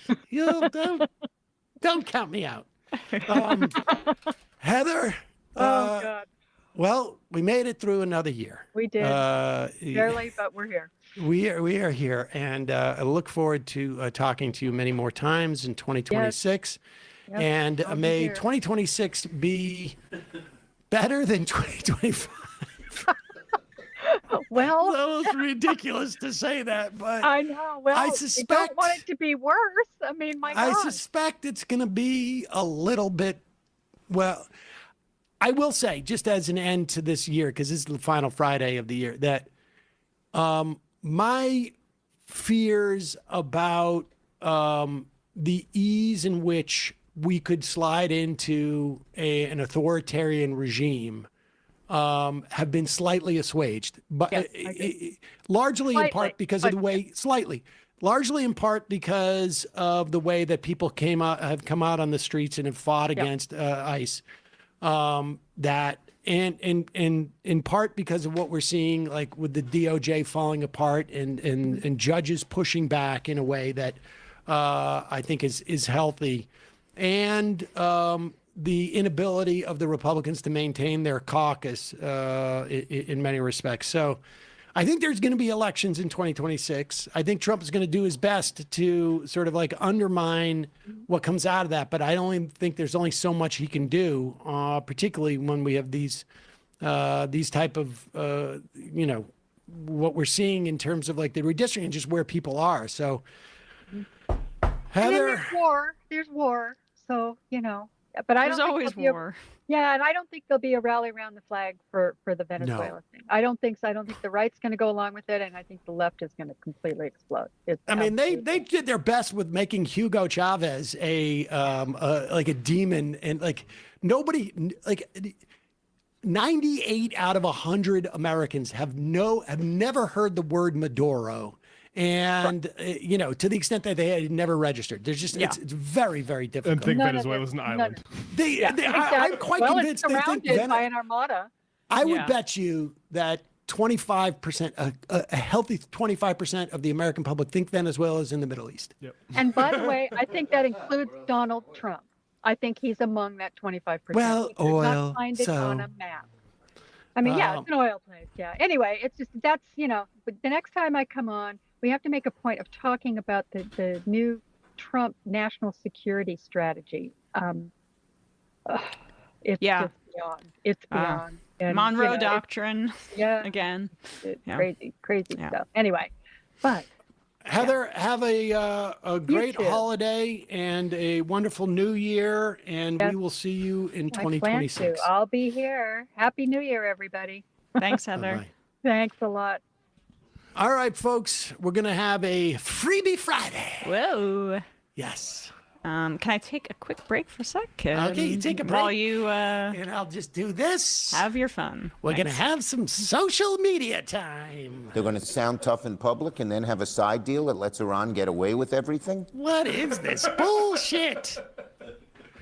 I can't tell if he wants to bomb Venezuela or invade Venezuela, so I can't answer your question, Jake. It's crazy how bad It's those all over answers the were. place. He's all over the place. Go Bills. The way do we ever play that? No. Honestly, I think I am convinced. I know this is diluted, but I am convinced that 10% of that is because he knows I'm a Patriots fan. Go Bills. Because he does say they beat the Patriots right after that. Oh yeah. Oh yeah. I mean, he I want to talk about the horrible killings and everything that's going on, but I just want to say the Bills beat the Patriots, Sam.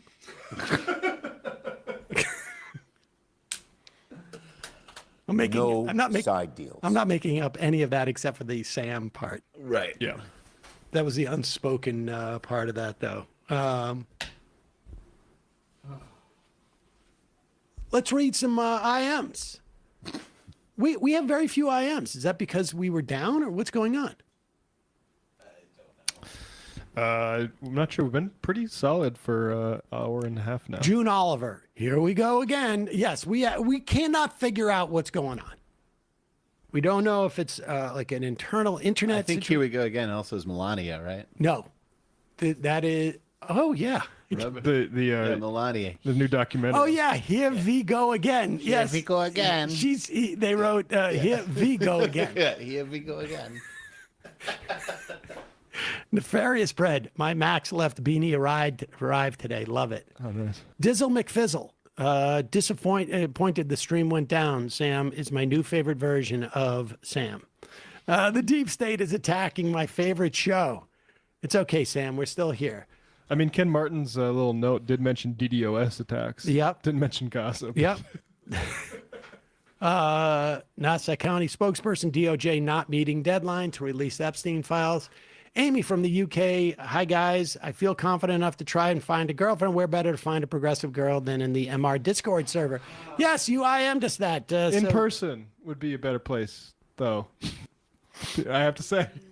In person is better, but listen, I got nothing. Good luck out there, but No, I honestly listen, when I got divorced at age 53 or whatever it was, 52, I think back what would it have been if I was a divorced guy in 1987? It would have been difficult to go meet people unless you're willing to go hang out at bars. You think it was harder back then? Much harder. Those VHS dating. Interesting, because that's the singles prevailing videos. wisdom is that it's everyone's more alienated I now. think there are problems without a doubt with socialization, with the dating apps. There's no doubt, and I don't know that it's necessarily better for people in their 20s and their 30s.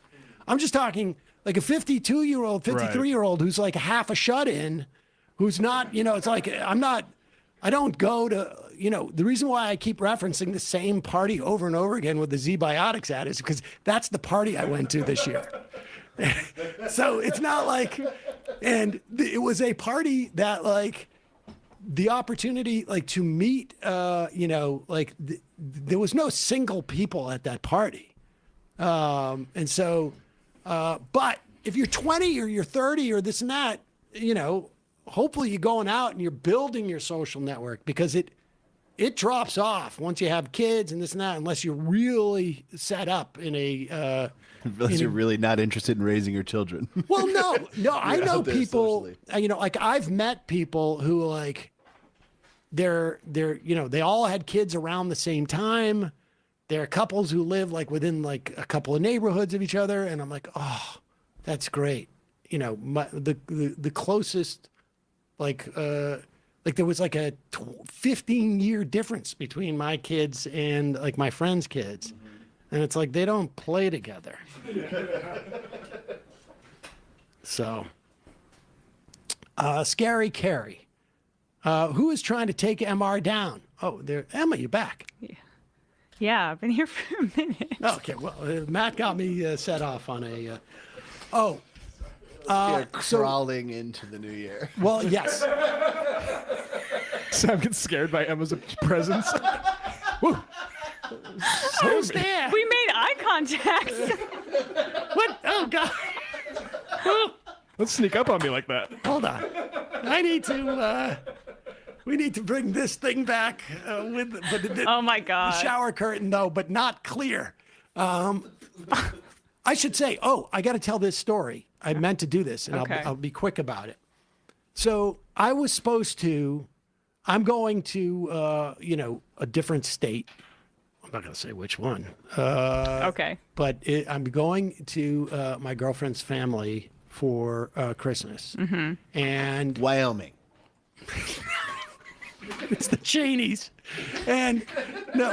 Your And, girlfriend Liz. Lynn. Opposites attract. Sam doesn't know the difference. listen, but the Dick Cheney's passed away, right? So she's a widower. Oh, right. So, I mean, Prime. Similar age. More room for some masculine similar energy over age. there. Prime room for you to swoop in. I mean, you'd be like, I have a full head of hair. Your ex-husband lost it really early on. A new so alpha comes to Cheyenne. Want to try something new? I'll let people speculate on that. But one of the things that my girlfriend's family does is that instead of just like getting, there's so many kids that you get assigned somebody that you give a gift to, and it's supposed to be handmade. Oh my gosh, that's And a lot so of pressure. it's a lot of pressure, and particularly like I have very little skills in hand making anything. You love woodworking. That's like one of the only things you like to do. That's true. Okay. And so I wanted to make a little tray. Like I love like trays where you put your keys in, right? Because it keeps you organized. Yeah. And it reminds you, like I gotta leave it here because I Leave think it I here, have a little bit of scattered brain. And so I thought this would be a great gift to give to Tristan, who is the guy I got, who is my my girlfriend's brother-in-law. Okay. And so I ordered, but I wanted to make it in walnut. Mm-hmm. And so I ordered some walnut planks, and like tiny ones like this. And the idea is I got a small jigsaw, and I watched on Instagram how to make it, and I was prepared to do it, and I was going to do it, sand it, and I bought a clamp to put it on my table, and I was going to cut it, and then you glue it, and I had the whole thing, and I bought all the ingredients for it, but I had to order the walnut wood because there's nowhere I can find where you can buy small planks of walnut wood. I'm not going to put it on a big table saw, and then I'm like, well, it may not come. And so I bought one on Etsy that was handmade, but not by me. Why are you revealing this? Well, because I felt bad about it. And so So you're cleaning yourself. I'm cleansing myself by admitting things. But the reason why I'm saying this story is because this is what I'm hand making. The story on a show that I make. Oh. And so Tristan's going to, I'm going to send him a link to this segment and he's going to watch it. And there you go. That's clever. And so for the audience of the other 70,000 people who will see this, I'm sorry. I just took 2.5 minutes to do that, but like that's one of the, this is my woodshop. It's your show. Your name's on the there you on go. those IKEA panels. You get to do what you want. This show is also a present to my nieces and my sisters and their husbands and my father. Yes. I wish I could do this. Merry crap. Christmas to everyone and Happy Hanukkah and Happy New Year's. Yes. If anybody else wants to give this as a show. Every American will soon receive their own MedBed card. There you go. What do we have here? Okay, what's your... Huh? Oh, oof. Oh, no, here's one. Here's number 21. Let's go through this. This is, oh, you know what? Let's hold on to this. Okay. 'Cause we'll talk about this later. This whole, like, white guys are getting discriminated against story that has come out. Oh, tell me about it. The only, do you want to do this James Tallarico thing? It's kind of, yes. Yeah, let's do 13. The Senate primary in Texas is really an important one.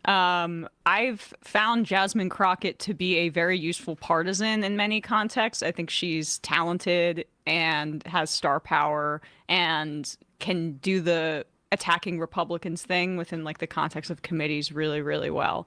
But I think that there are major concerns about her as a statewide candidate in Texas.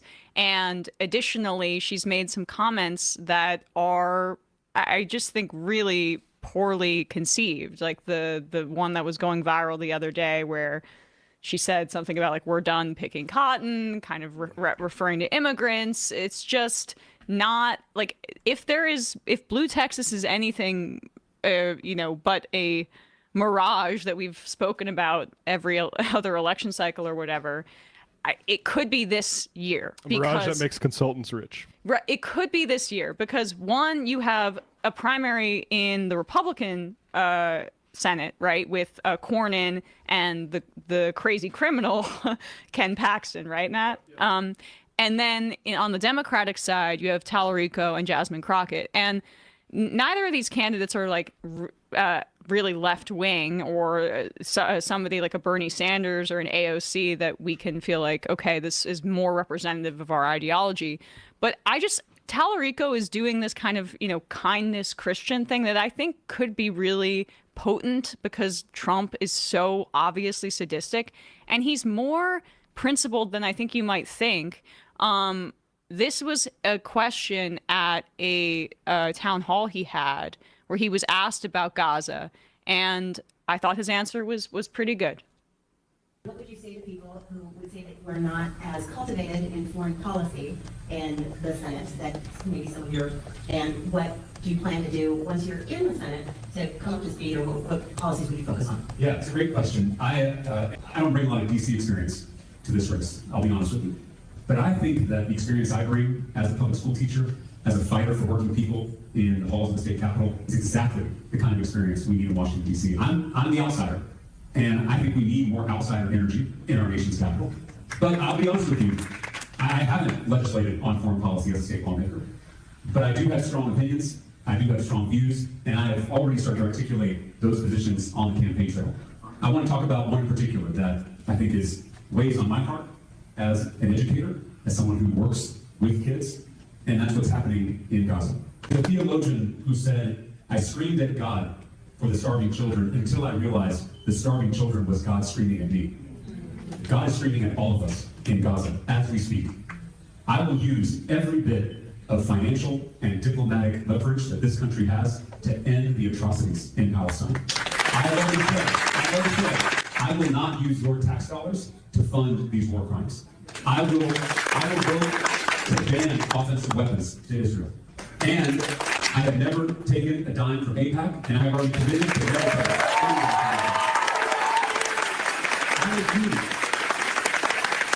I refuse to be complicit in the death and destruction in Gaza, and I will never use your tax dollars to support the killing in that part of the world.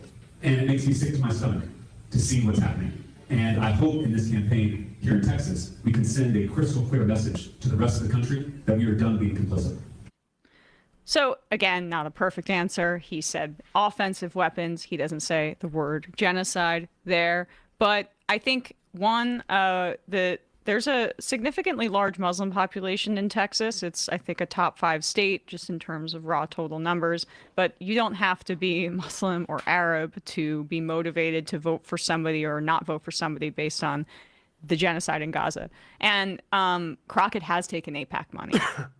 And I think she's softened her stance a little bit. She has, yeah. Maybe not in this race, but definitely in the House. And so it's just something to note there, because that is going to be, you know, the fault lines will be drawn on this. And I found that to be a more encouraging answer than you would expect in a state like Texas, which, you know, infamously, remember, they were at the heart of those BDS laws. Remember that case about that woman who was... Well, they're still, I mean, those laws still in effect, but yes, she was a speech therapist and had a contract to work for public schools, and she lost her job because they had found that she had supported boycotting Israel. Yep. So it's, again, not a perfect answer, of course, but this primary is immensely important because, to bring it back to what I was saying a little bit earlier, like, we're seeing numbers about the Latino vote with Donald Trump, and he made significant gains with the Latino vote in the last election because of the economy in many ways. And he said he was going to go after criminals, and the Democrats didn't do a good job of articulating that he was lying with these immigration raids. But pairing the way the economy is going with these immigration raids, you're going to have depressed turnout. Those numbers that turned out for Trump in 2024 guarantee you it's going to be very different in 2026 when he's not at the top of the ticket and when people are feeling the implications of what he's done. And so he's cratering with the Latino voters. So, like, we don't know what the electorate in Texas, given the high percentage of Latino voters in that state, is going to even look like. Who's going to turn out in 2026? Who's not going to turn out in 2026? And I think Tallarico has maybe a shot here, and that's all the point. Just note on the AIPAC thing, she has not taken money from AIPAC for campaigns. She has taken a trip to Israel paid for by the American Israel Education Foundation, which is associated with AIPAC. But there's not like a track AIPAC graphic for her. No. Oh, I'm really She sorry doesn't then. take I mean, I'm she's really still, sorry. I think, probably significantly pro-Israel. There's a picture of her on one of those trips. I'm so sorry. I don't know why I thought that so because of her certainly. rhetoric. But yeah. Thank you for the correction. But the thing is and this is going to be a thing to watch going forward, is that a lot of people will say, I don't take AIPAC money. And then they'll take money from the DMFI or something like that. AEIR, like Jasmine Crockett did, or DMFI. Yeah. So like this is a broader thing. And when the one thing I'll say about Tallarico and Crockett is I believe the state with the largest black population is Texas. I think Crockett's going to do very well with that. If Tallarico can crack into that, I think he has a better chance with the Latinos in Texas, and I think that's how Tallarico wins. But it's too early for me to bet on who I think is going to win out of this. Let's take a moment to acknowledge that 2026 is going to be an uphill climb for Donald Trump. I'm talking just in terms of energy. We watched his speech the other night that he had to race through, and for some reason, like, I honestly do think that they capitalized certain words, and that's why he sort of yelled into the mic at different times. And I think it was a way to keep him awake, because I think there is an increasing problem with Donald Trump falling asleep. Now, here, now we'll put this image up. I don't want you to play it yet. They are so concerned with Donald Trump passing away and falling asleep in office that they have him surrounded by doctors now at all times in the White House. They bring in and I think like a there's Halloween party. I think there's a pastor there too, ready to issue last rites. But no, this is obviously a signing of him reclassifying cannabis and marijuana as a Schedule 3, is it? Three was what it was, I thought. Oh, maybe it's a 1, where it's basically now like the equivalent of a prescription drug. And what it does is it's going to allow research to go forward It is going to make federal offenses much less. It's going to also probably, I would imagine, open up things, loosen up things in terms of banking. Yeah. Now, rescheduling it, I'm sorry, from Schedule 1 to Schedule 3, which puts it like with Tylenol and codeine. Well, Tylenol with and codeine. Yeah. So it's going from a 1 to 3, and it's basically prescription drug level. Right. But not like opioid prescription drug. It's like codeine. And so this is going to make for a big difference. Now, this process, again, started by Joe Biden. He slow walked it. I imagine he would have done this in his second term to the extent that he would have been around for it. But here's the thing. Trump is so excited by this. It's unclear, like, if it's quite possible. I just want to be generous with this and charitable. He could have basically eaten some brownies beforehand. That's what I was to thinking. celebrate. Yeah. Just, I want to show everybody. Before I sign this, I want to make sure that this is safe. I want The soothing gummy. to make sure this is safe. And take one of these sleep gummies. Stand number 3, who is a danger. And it is knowledge that will allow us to optimally take the benefits that may be behind cannabis, as research shows. Oh, man. But on the other hand, also enable us better to do prevention interventions to protect those that are most. Are you sure he's not just playing games on his phone? I just open his eyes here. I'm awake. That's really. I'm awake. Quick, somebody say my name. God, the way his eyes slow close like that reminds me of my cats right as they're about to fall It asleep reminds for me their of some nap. kind of cold-blooded animal that like can't move when the Like sun a- is like a on them. lizard. Yeah. Old lizard on a hot rock. Oh my gosh. On a cold rock. I mean, to be fair, the guy's probably like awake until 4 a.m. Yeah. Just thinking like Epstein files. God damn it. Was it worth it? Yes. It was worth it. Show me the leave it.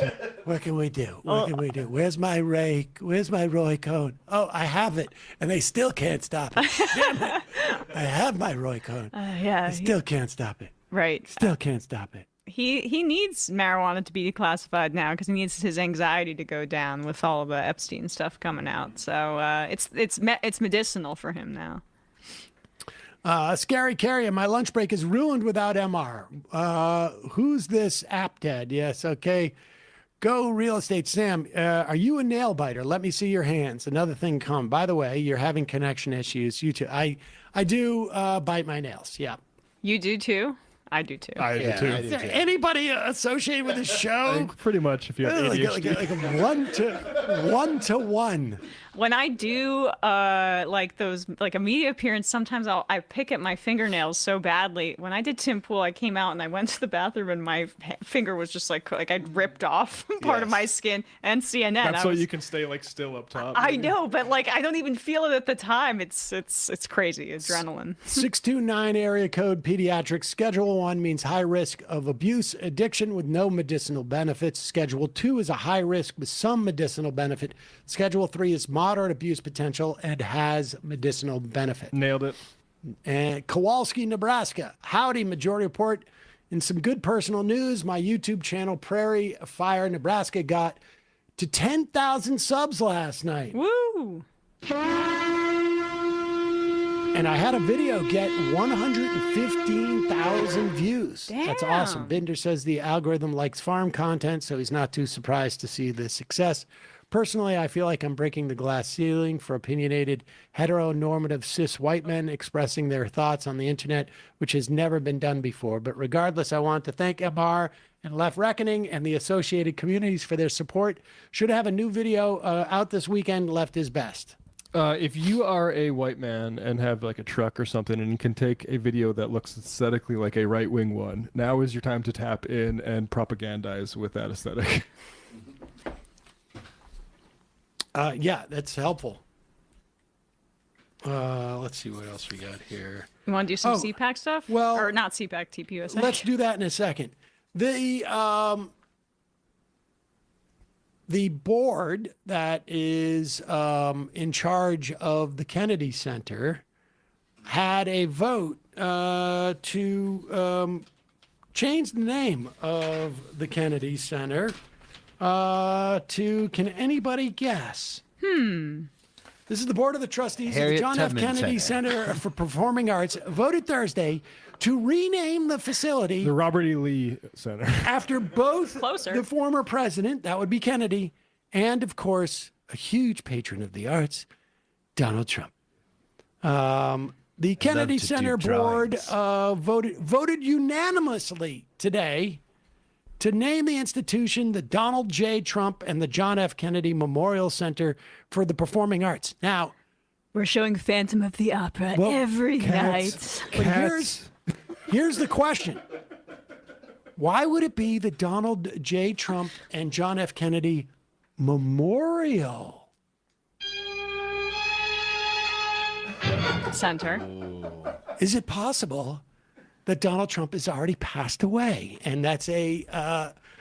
There is a two It's like Trump Paul theory McCartney out all there. over again. Is there a two Trump theory Yeah, out there? they wear different tie colors. So you know which Trump there is. Slightly less red. The problem is that the person they got to impersonate Trump is 98 years old, and that's why he keeps falling asleep so much. At an Oval Office event later that day, Trump said he was honored and surprised by the vote. This was brought up by one of the very distinguished board members, and they voted on it. There's a lot of board members, and they voted unanimously. So surprised by this. Well, it may not come to a surprise to the rest of you that the vote was, in fact, not unanimous. One of the ways to get to a unanimous vote is to keep people who are going to vote against it from actually voting. This is Representative Joyce Beatty, who sits on that very board. I'm Congresswoman Joyce Beatty. I'm sitting here in my congressional office in Washington, D.C., just ending a call with the Kennedy Center, where I serve as an ex officio member. I am bringing this to you live today because what you may hear is that there was a unanimous vote to rename the Kennedy Center the Trump Center. Be clear, I was on that call, and as I tried to push my button to voice my concern, to ask questions, and certainly not to vote in support of this, I was muted. Each time I tried to speak, I was muted. Participants were not allowed to voice their concerns who were online. Yet it was said at the end, it was a unanimous vote. Clearly, the Congress has a say in this. This center, the Kennedy Center, was created by the Congress. I think it's important for us to know that this is just another attempt to evade the law and not let the people have a say. As a strong supporter of the arts, as someone during my entire time here in Congress, I have participated in the Kennedy Center's programs, and I salute all the artists who have performed there. Okay. I hope RFK Jr. is very, very proud. And I would like to see Donald Trump rename well, I guess the RFK bridge is now used to be the Triborough Bridge. RFK Jr. Bridge. Maybe, no. I think it should be the Trump Bridge. Let's just do it. I was going to say you call it the Trump Kennedy Jr. Center instead of the Trump Kennedy Center. This could be a great way. This could be a great way to get the Kennedy legacy completely erased from our body politic. Everything that is named Kennedy should be replaced with Trump, and then we just go back and we get it back to the Triborough Bridge and the et cetera, et cetera. Call it the Melania Trump Reservoir in Central Park too. Yes, let's just go through the whole thing. Andy Kim, a senator from New Jersey, tweeted out these photos showing that they were already physically changing the sign on the Kennedy Center prior to this vote. What a surprise, though! I'm so surprised. It's like we didn't know what Anchorman, we didn't jazz know. flute. Yeah. We didn't know what it was. Let's see those pictures. Put those pictures. Oh, I just searched Kennedy Center and you can find it, but I can also send What's it. in I the think. bag? I'm so surprised, though. How did they? One of the things that's great about the Kennedy Center workers, they're all clairvoyants. We only hire people who can see into the future. Look at that! I'm so They're already- surprised. Also, you got my notes on the fonts, right? No, go to the next one. Maybe they show there was another photo that I saw too that showed that the font is very similar that they're using, but it's just extremely pathetic. Well, I love symbolic manipulation. It's really great when the prices are really high, too high to like buy a computer or like look for a new apartment. That names of things change. It's expensive, but keep in mind, I changed the name of the Kennedy Center, so. I'd like to see Lutnick go out and say that. Yes. Now they're calling it Gilbert and Sullivan and Trump. Should we hear from the medical experts in the country? Sure. Incidentally, should we start with Mehmet Oz, or should we start with Kennedy? Let's start with Kennedy. Yeah, 1920. We should tell you that not only have we broken a record with measles cases, which in this country was all but done with 20 years ago, we now have chicken soup and a day off. 2,000 cases of measles in the country. It is burning through South Carolina, apparently. And here is, and we also have a new problem, whooping cough, which is, of course, really dangerous for children. Is there a vaccine for that? There is a vaccine for that, but because That's of how old I am. I had that as a kid. But is there a needle involved? That's scary. we now have congratulations to Robert Kennedy. His anti-vax program now has increased the spread of whooping cough because you no longer they've created enough vaccine hesitancy that people are no longer getting vaxxed. So it's not just anti-vax people too who are doing this. It's all the babies from like COVID who are like, I'm not a sheeple. I'm gonna subject my child to perhaps the whooping cough. But perhaps more disgusting, more disgusting. Here is RFK Jr. going out and basically using the power. And we should say the Biden administration tried to do this with Medicaid and Medicare in terms of like abortion rights, and the Supreme Court rejected it. I imagine this is illegal. This would be found illegal if you didn't have a Supreme Court where they are just anti-trans as a matter of, that's just their perspective.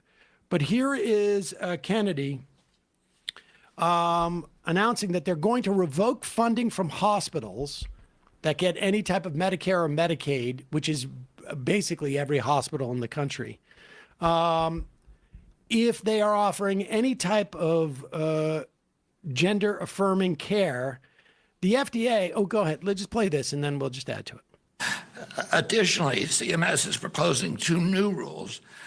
The first rule will bar hospitals that participate in Medicare and Medicaid, which is almost every hospital, from performing these dangerous and harmful procedures. The second rule prohibits the federal Medicaid dollars from funding the sex-rejecting procedures on minors. The FDA is issuing warning letters to 12 manufacturers of breast binders, which are medical devices used for purposes such as assistance in recovery from cancer-related mastectomies. The FDA is telling these companies that the illegal marketing of breast binders to children for the purpose of treating gender dysphoria commits significant regulatory violations and requires swift congressional or corrective action. If the manufacturers don't comply, they could face enforcement actions, including product seizures. Okay, that last part are binders which used to flatten breast tissue.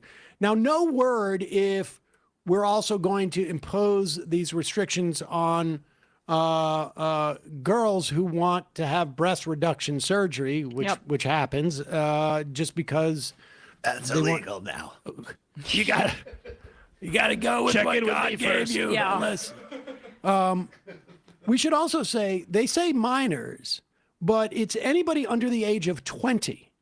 So now you're a minor if you are 18 or 19.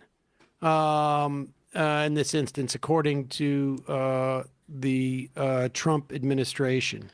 So this is, they're just, building their case. It's not even just the surgeries. What's amazing, like they use the image of the graphic imagery of surgeries to use it to ban basically all gender affirming care broadly for minors if you're going to be using the government, which is the largest payer for healthcare in this country. Not even if you're using the government, if the hospital gets any funding for anybody else on Medicaid or Medicare, which is of course every hospital. And this comes on the heels of the House yesterday. I headlined this, passing Marjorie Taylor Greene's, just, the new right-wing populist that we should all be working with, the Protect Children's Innocence Act, which passed mostly along party lines, but the bill, if it becomes law, would open healthcare providers to felony charges up to 10 years in prison if they treat young people under the age of 18 with puberty blockers, hormones, and surgeries. The legislation would also punish anyone, including parents, who consent to or transports a minor to care. So it's never been about, one, the surgeries, which they use because, surgery has graphic imagery, creates anxiety in people. That's what they try to deploy. It's never been about that because they're also going after puberty blockers and hormones. Now, puberty blockers are used on cisgender children quite frequently. We'll be curious to see if that applies to them as well, because sometimes puberty starts too early and medically it's appropriate for a pediatrician to use that on somebody. Hormones as well are necessary for cisgender children as well, in addition to trans kids. What does that mean for that? I don't know. But how are they going to make a differentiation with this directive too by HHS if it's legal? I don't know. Anybody who participated in the fear-mongering about trans people's health care also helped the right wing not only go after abortion, because those two issues are the same thing, which is that we can't trust y'all to be empowered over your health care. We need to step in and have the government get into it. But it's also the same thing about Medicare for all generally. Robert Kennedy, whenever he's asked about that sort of stuff, talks about how unhealthy the hoi polloi are and how it would be too expensive to insure them. That's the exact same argument. It's a right-wing thing. Well, I mean, and it's too expensive to insure them under the most efficient system possible. He's basically saying SOL. Yeah, and Kamala Harris, when we're gonna weed out the weak ones. The ad that they say tested so well for the Republicans is the Kamala's for they, them, we're for you, and they also use the clips of her saying that that trans care should be covered in prisons. Her answer to that should have been, yeah, because it's healthcare. I want to give you all healthcare. I believe in healthcare for everybody, regardless of if you're trans. If your family has cancer, I want to make sure that you have healthcare. That's why I support Medicare for all. Now, of course, she was not that kind of candidate, but that's how you actually nullify that argument.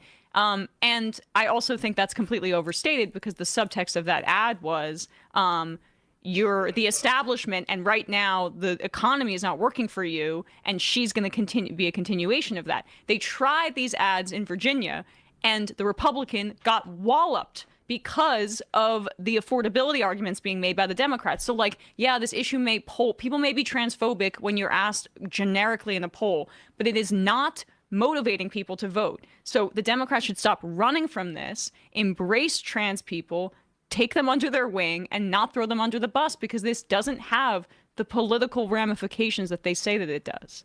And it's really important because these kids are on the front lines right now.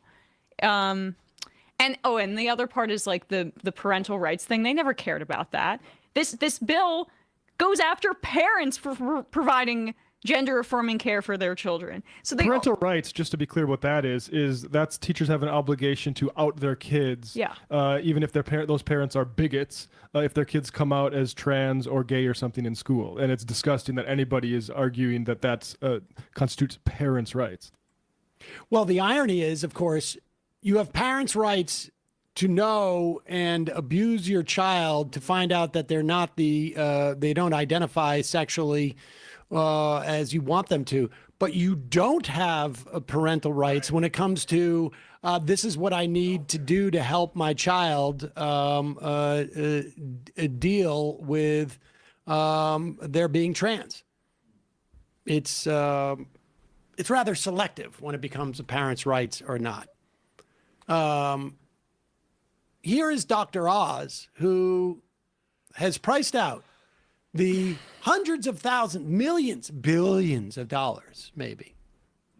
Of course not, but on what we spend in constructing penises. This is real. Vaginoplasty, a procedure a child does not need, costs $60,000. Shockingly, a phalloplasty, the creation of a penis, costs on average in America, according to this data, high quality, $150,000 per child. I do believe, with doing some work, that these prices have continued to increase with increasing manufactured demand. And I must point out that the creation of a vagina, in that case of a phalloplasty, or a scrotoplasty where you add testicles, that's extra. Vaginoplasty. It is not as common as they describe for trans people to even get top and bottom surgeries. I'm going to try to find the numbers here exactly. But yeah, it is incredibly expensive. Healthcare is outrageously expensive in this country. And most trans people don't have the luxury of being able to have all that money lying around for surgeries that could benefit them. And the basic minimum care that we're talking about, whether it's puberty blockers for kids or just hormones, which is necessary trans affirming care baseline, it's under assault right now by the same HHS and the Republican Party. Yeah. The T.H. Chan School of Public Health teamed up with doctors from Harvard Medical School, Boston Children's Hospital, and Brown University of Public Health to find out how many kids get gender-affirming surgery. That includes creation of a penis or vagina, scrotoplasty, clitoroplasty, vaginoplasty, urethroplasty, all of the plasties. There's a whole jaw surgery, et cetera, et cetera. Zero. First, they scanned for the number of gender affirming provided to people with a transgender diagnosis. Of the 266 gender affirming surgeries they found in 2019, 0 were performed on children under the age of 12. Yep. Surgeons gave up to 3 procedures to children between 13 and 14. That can include face surgery. Surgeons gave up to 3 procedures to children 13 and 14, 3. And 80 to 15 to 17-year-olds. In 2019, only 85 transgender children received gender-affirming procedures. The vast majority of those children would have been aged 15 to 17 years old. Right. And what are the surgeries for? Of the 85 gender-affirming surgery cases, 82 were chest-related. Yep. So top they have surgery. to lie about all. It's Yep. all about making penises for 8-year-olds. In 2019, doctors performed 787 breast reduction surgeries on cisgender males and trans-identifying people in their sample. 636. So, incidentally, you can have gender-affirming care if you're a male who's afraid that their breasts are too big. Yep. Which is weird. Which is it's weird in the sense that you would allow that. You can have gender affirming care if it is to affirm the construct of your gender that aligns with your biology at birth. Yep. Yep. And granting that you need to do that suggests that misalignment can happen. Exactly. It's hard to find exact stats on this, but most of the consensus really is that a majority of trans people don't undergo genital surgery. They'll pursue gender-affirming care, and chest surgery, as Sam was delineating, is very different than the genital surgeries he's talking about there. Because, like, because of the cost of it, they're trying to say that there's this, like, cottage industry of doctors that are doing this for money. What about the whole Trump freaking cabinet that has had their face reconstructed over and over again, has had filler up the wazoo? Is that gender affirming care? How about all the hair transplants that Elon Musk has gotten? Let's ban that. If it's 150 it's per surgery child, involved, and we know that there's probably like maybe one or two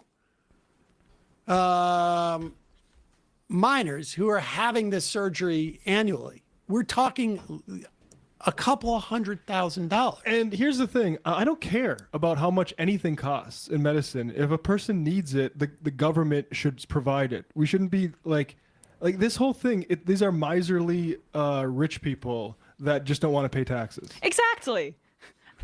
Dr. Oz knows nothing about expensive medical procedures. I'd like to go through a list of like what his show covered and advocated for that was total bunk garbage that probably removed people from their money, because these libertarian healthcare people are just about their grift, not about general public health. I mean, Maha is one of the largest frauds perpetuated on the American people in like recent history. Yeah. Let's save 21 and 22 for Monday. But let's check in with Joe Rogan, who on a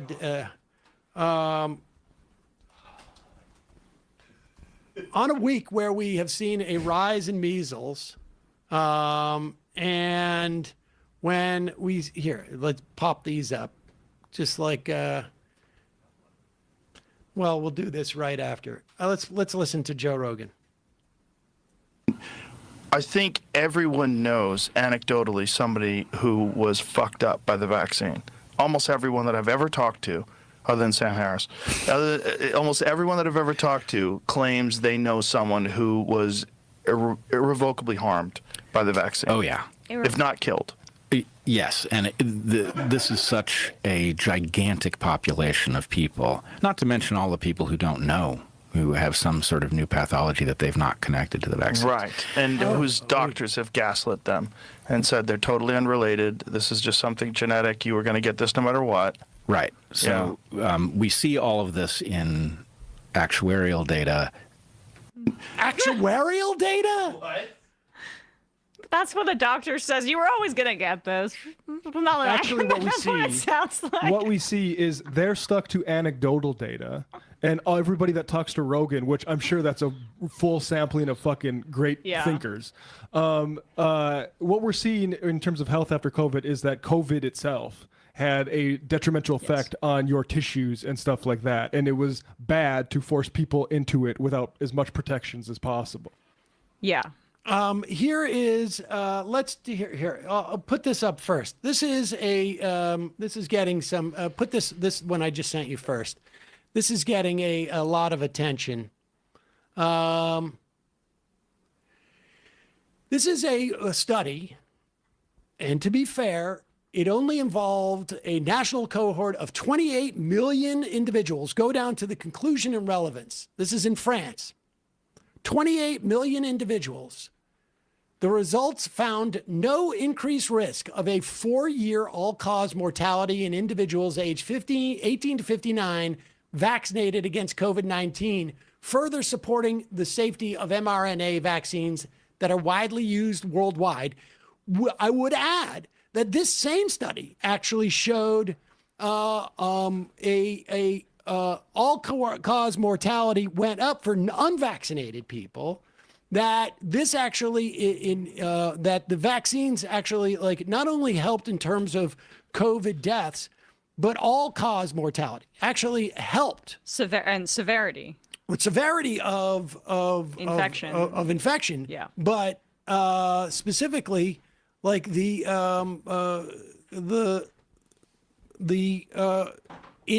it helped people live. I mean, that's the point. You have CIDRAP reporting mRNA COVID vaccines tied to a drop in the death rate for 4 years. So it not only did not increase your ability to get, in other words, it wasn't dangerous, but it also, it was the opposite.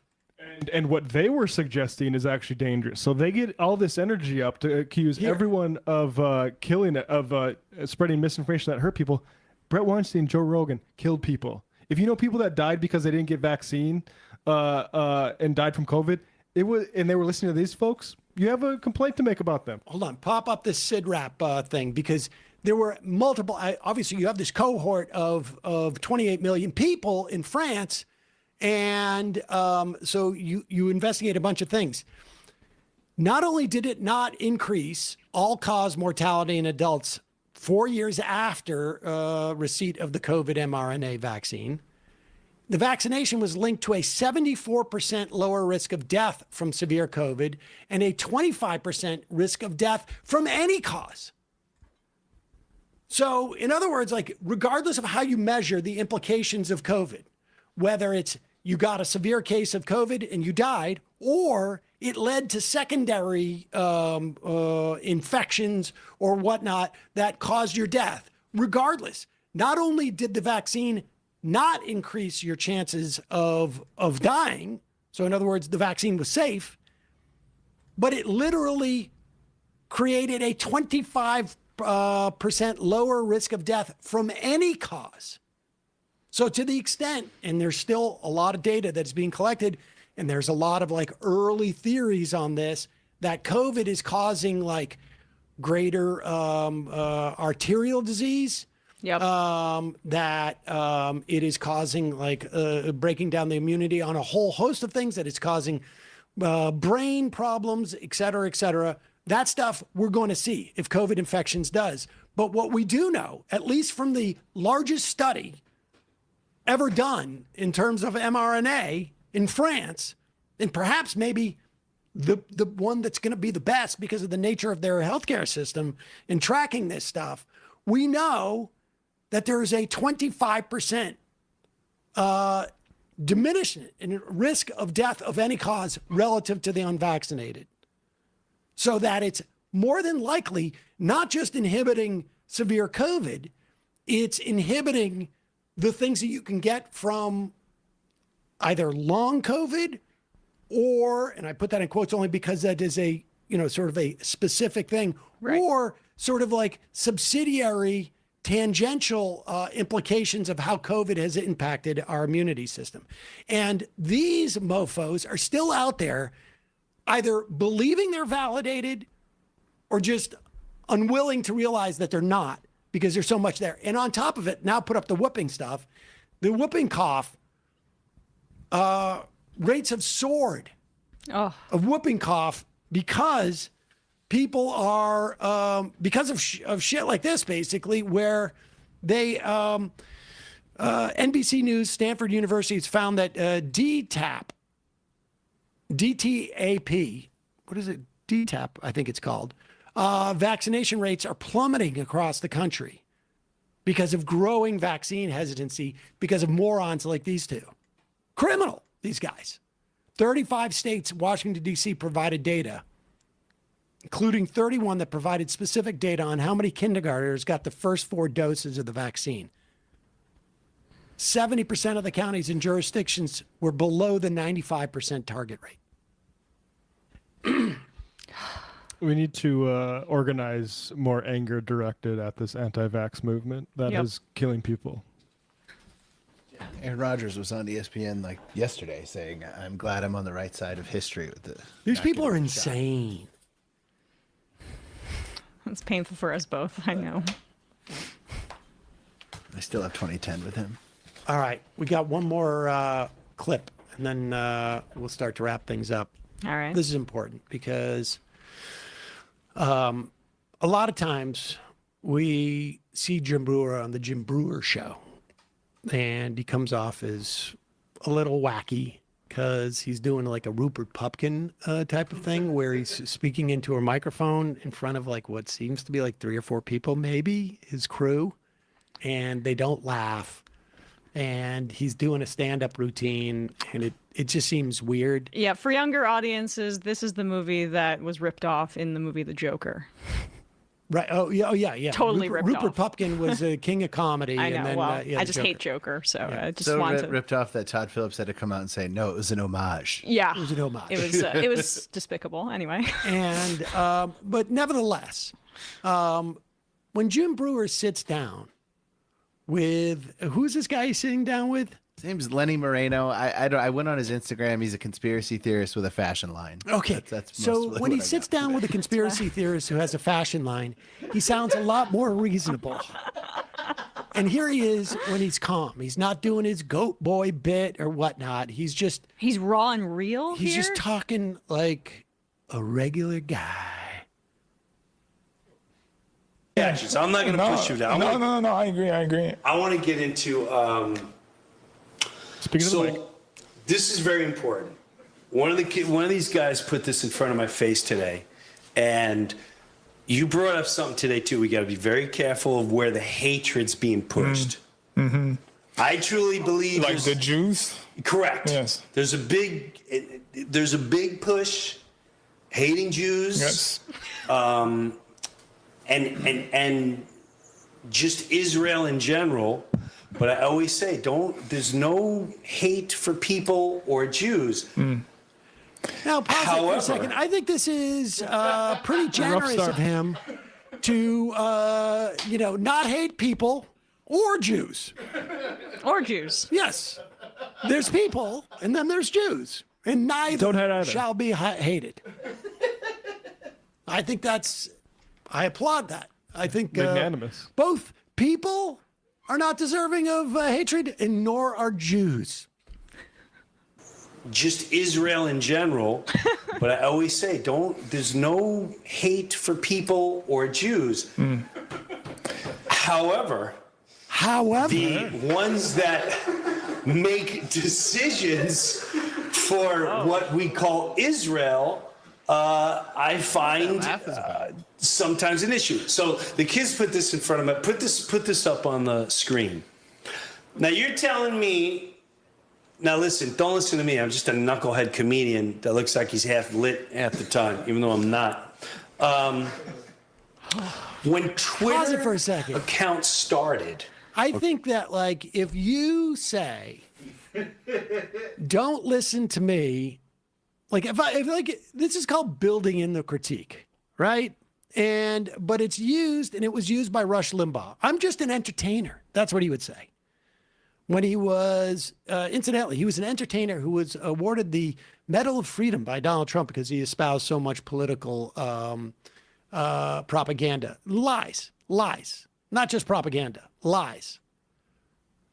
To use this, and this is like a favorite of like a conspiracy theorist comedians. You're not a comedian at that moment. What you are is a conspiracy theorist online, or a racist, or an anti-Semite, or whatever you are. Maybe you're a healthcare advocate. But that's a what you're Jew. doing. Like, or a Jew, or you could also be. No. But the point is, that's what you're doing there. Yeah. Okay. You don't get to just sort of like wear a badge and say, okay, this is my excuse for not doing it. Like, if you're like, it doesn't matter what you are. You gotta own up to what you're doing. But he sounds exactly like Tucker Carlson. He sounds exactly, and a lot of people are starting to speak this way, and it's really scary and concerning. Like the normalization right now of anti-Semitism. I know I said this on the show yesterday, but like this Puka Nacua story out of the NFL is horrifying. I mean, he did an anti-Semitic hand gesture on stream with Aiden Ross, and they called it the Jewish dance or something like that. And then you have people doing basically like race science about that girl from I Love LA because she's Jewish on Twitter. It's really crazy, and it's in part, I would say, due to like the rise of Nick Fuentes, who's increasingly normalized within the party, and a lot of these other creators wanting his audience and being so cynical and depraved and also anti-Semitic genuinely and having like an excuse to do this now. But they are escalating the rhetoric. And the younger you get, the more streamy and online and like Nelk Boys, Aiden Ross guys that you get, the more willing they are to traffic in like deeply anti-Jewish tropes right now. But the problem is, in my estimation, the reason why this is like growing exponentially is because the mechanisms that we have used in the past to inhibit anti-Semitism have been hijacked in defense of what Israel has been doing. Yep. And they have been hijacked, and so it has made it impossible for organizations years and years ago, when the ADL was actually a real organization that was actually out to fight anti-Semitism, and every other apparatus, and every other trusted individual or whatnot, because they deployed anti-Semitism as a way to protect Israel from criticism, from what Israel is doing. Yep. And what what they're doing in terms of like what they doing in Gaza, what they are doing in the West Bank, what they are doing on a daily basis in maintaining an apartheid regime. Because anti-Semitism was used as a shield there, you have broken it. And you have made it impossible, not impossible, but very difficult to look at this and say, like, wait a second. This dude he is hiding behind Israel now as a way of saying, like, well, this is what the problem I have with Jews. Like, it's the Jews running Israel. Right. And it's not, and that's why it's so important to point out that Israel is a function of U.S. empire and imperialism. It's not the other way around. And I think we're beginning to see how you can, I just want people to have media literacy about when they're consuming different creators. Candace Owens, Tucker Carlson, a guy like Jim Brewer will say, it's not every Jew, but, and they'll usually say Jews when they're talking about Israel. And they'll not speak about like what they actually advocate for. They'll attack Israelis or Jews. They won't Nobody say makes things. a qualification there are Jews who are against Israel. No, right, Who are exactly. anti-Zionist. They'll never make that qualification. They won't say like, well, it's the Jews who are running Israel I don't like, as opposed to the Jews who are anti-Zionist. No, they will drop that second part so that they can really make the construction that it's Jews. And so this is what's going on there. And then they find like this. There is like. This is really dubious. Are you talking about the This is PHS dubious. thing? Like this came up on Twitter, but let's assume for a moment There's that no it's check true. mark there. I mean, Well, no, but let's just no. I heard this story when it first came off that Chertoff, when he was head of the Department of Homeland Security. I just want you to contemplate, like, if Israel was in charge of our Department of Homeland Security, they are incredibly nefarious. But they don't have the ability to, in any way, like, darn it, we started the account when Israel, like, I am quite sure what happened in 2008 when Twitter was like, just barely a thing. You can still tweet or text your tweets into it. Exactly. That somebody, when they were on a trip, said, you guys should get Twitter.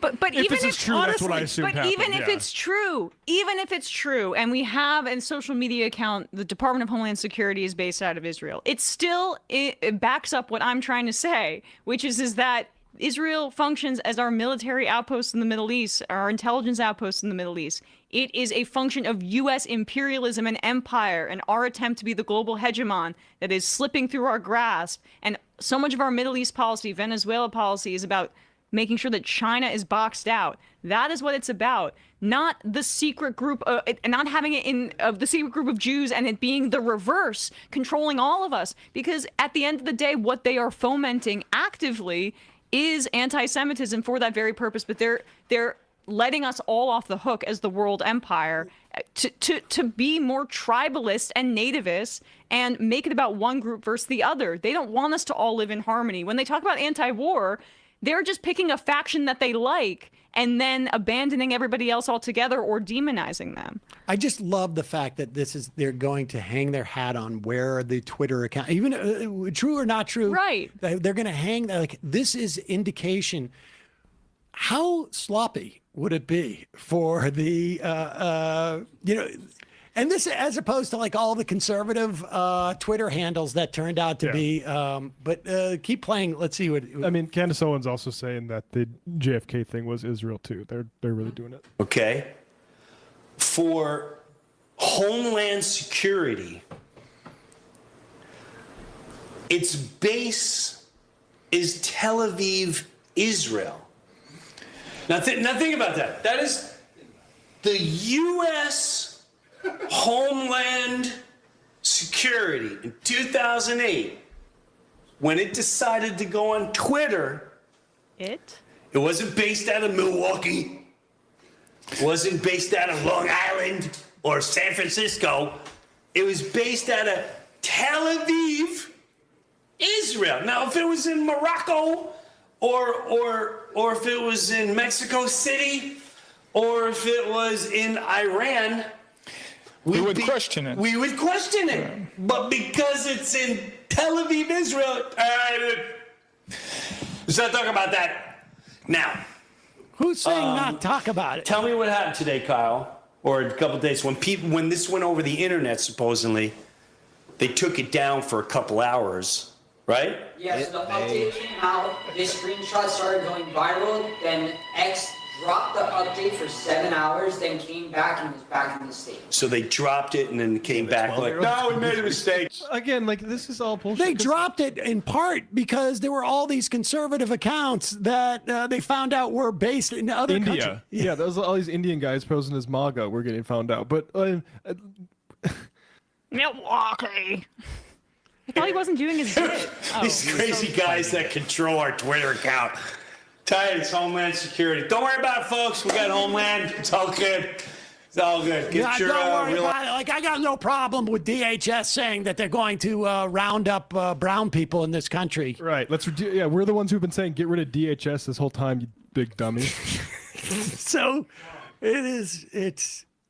but it also does show you the power. Like, if you are somebody who does not follow the news, and the only story that you know about the DHS is that the account was started on Twitter, like, everything else is completely irrelevant. I would love to this ask is the him, way the propaganda starts. Do you support abolishing ICE? You know, you're very anti-DHS. No idea, of course, that ICE is a part of Department of Homeland Security and that these were created after 9/11. But we act Israeli customs enforcement. Yeah. Ooh. Nice.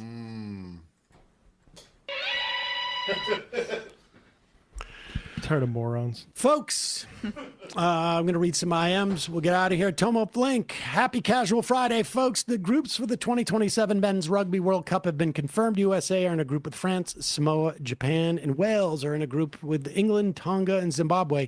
U.S. actually stand a reasonable chance of advancing for the first time ever, but you will be getting demolished by France. LOL. Emma, I know you correctly predicted South Africa to win in 2023, but please do not gamble on 2027 because I don't want to deal with an angry bookie with ties to the mafia. I won't. Carly Chirk. Well, I can't watch the YouTube stream. I have to work. Unlike the show, left is best. Right. Prippery. YouTube has video, no audio. That was from a long time ago. Gerald from New Orleans. Sorry, Matt, but anecdotal data is an oxymoron, usually mocked within the neologism anecdata. I know this won't get read, but I have to let the pedantry out somewhere before I can make it before I can make a tumor. Put it in a notes app, write it out, and then delete it. Good for you. I'm glad you got it out of your system. I'm not going to forget about it. Kyle and Brandon Truss. As a live Rumble user, I am tired of the abuse. Susie Wiles, can we take a moment to appreciate how insane it is that people voted for this man to be president? Kowalski from Nebraska, I read. Nina Fork. Many times. Did you all not give Hegseth his tribute of a handle of Jack for your internet protection? Nick from Atlanta discovered you guys over a little over a year ago, the election, when I was freaking out looking for some sane voices to listen to. Have scarcely missed a show since. Thank you, guys. Thank you. Anonymous, Donald Trump in an uphill climb in 2026. There's one thing we know from the UN escalator scandal showed us: he can climb upstairs with massive effort. However, that was probably what triggered his stroke in the middle of the summer that has led to these monthly Alzheimer's treatments. 629 area code. These dumb grifting mofos have me screaming. I think you should leave. I'm convinced Kennedy is the horseman of pestilence. Wrong. Christmas adventure. Wishing the entire crew a happy holidays. I'll be running the MAGA family holiday gauntlet, but hope all of you have a nice holiday. We will be back Monday and Tuesday of next week. Eric from Montana. My mom died from COVID in the Billings ICU. I'm sorry to hear that. She worked in healthcare and told me prior to contracting COVID that she was afraid of it. She was taking an immunosuppressant for arthritis and had just finished chemo for breast cancer. She developed iron lung from COVID, which is the same as how pneumonia progresses when deadly. We had to deal not only with her unexpected death, but also with guys like Rogan joking that it only kills old fat people. Ha ha. So funny that our trauma is their political grandstand. They're psychopaths. Sorry for your loss. Max left. Final IM of the week.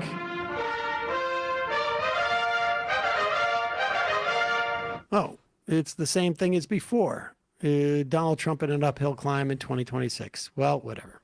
Folks, we'll be back on Monday. Brian is off to the hinterlands. Brian, have I know what that Merry means. Christmas. Well, Matt, Brian, great job this week. Emma, great job this week. Folks, bye-bye.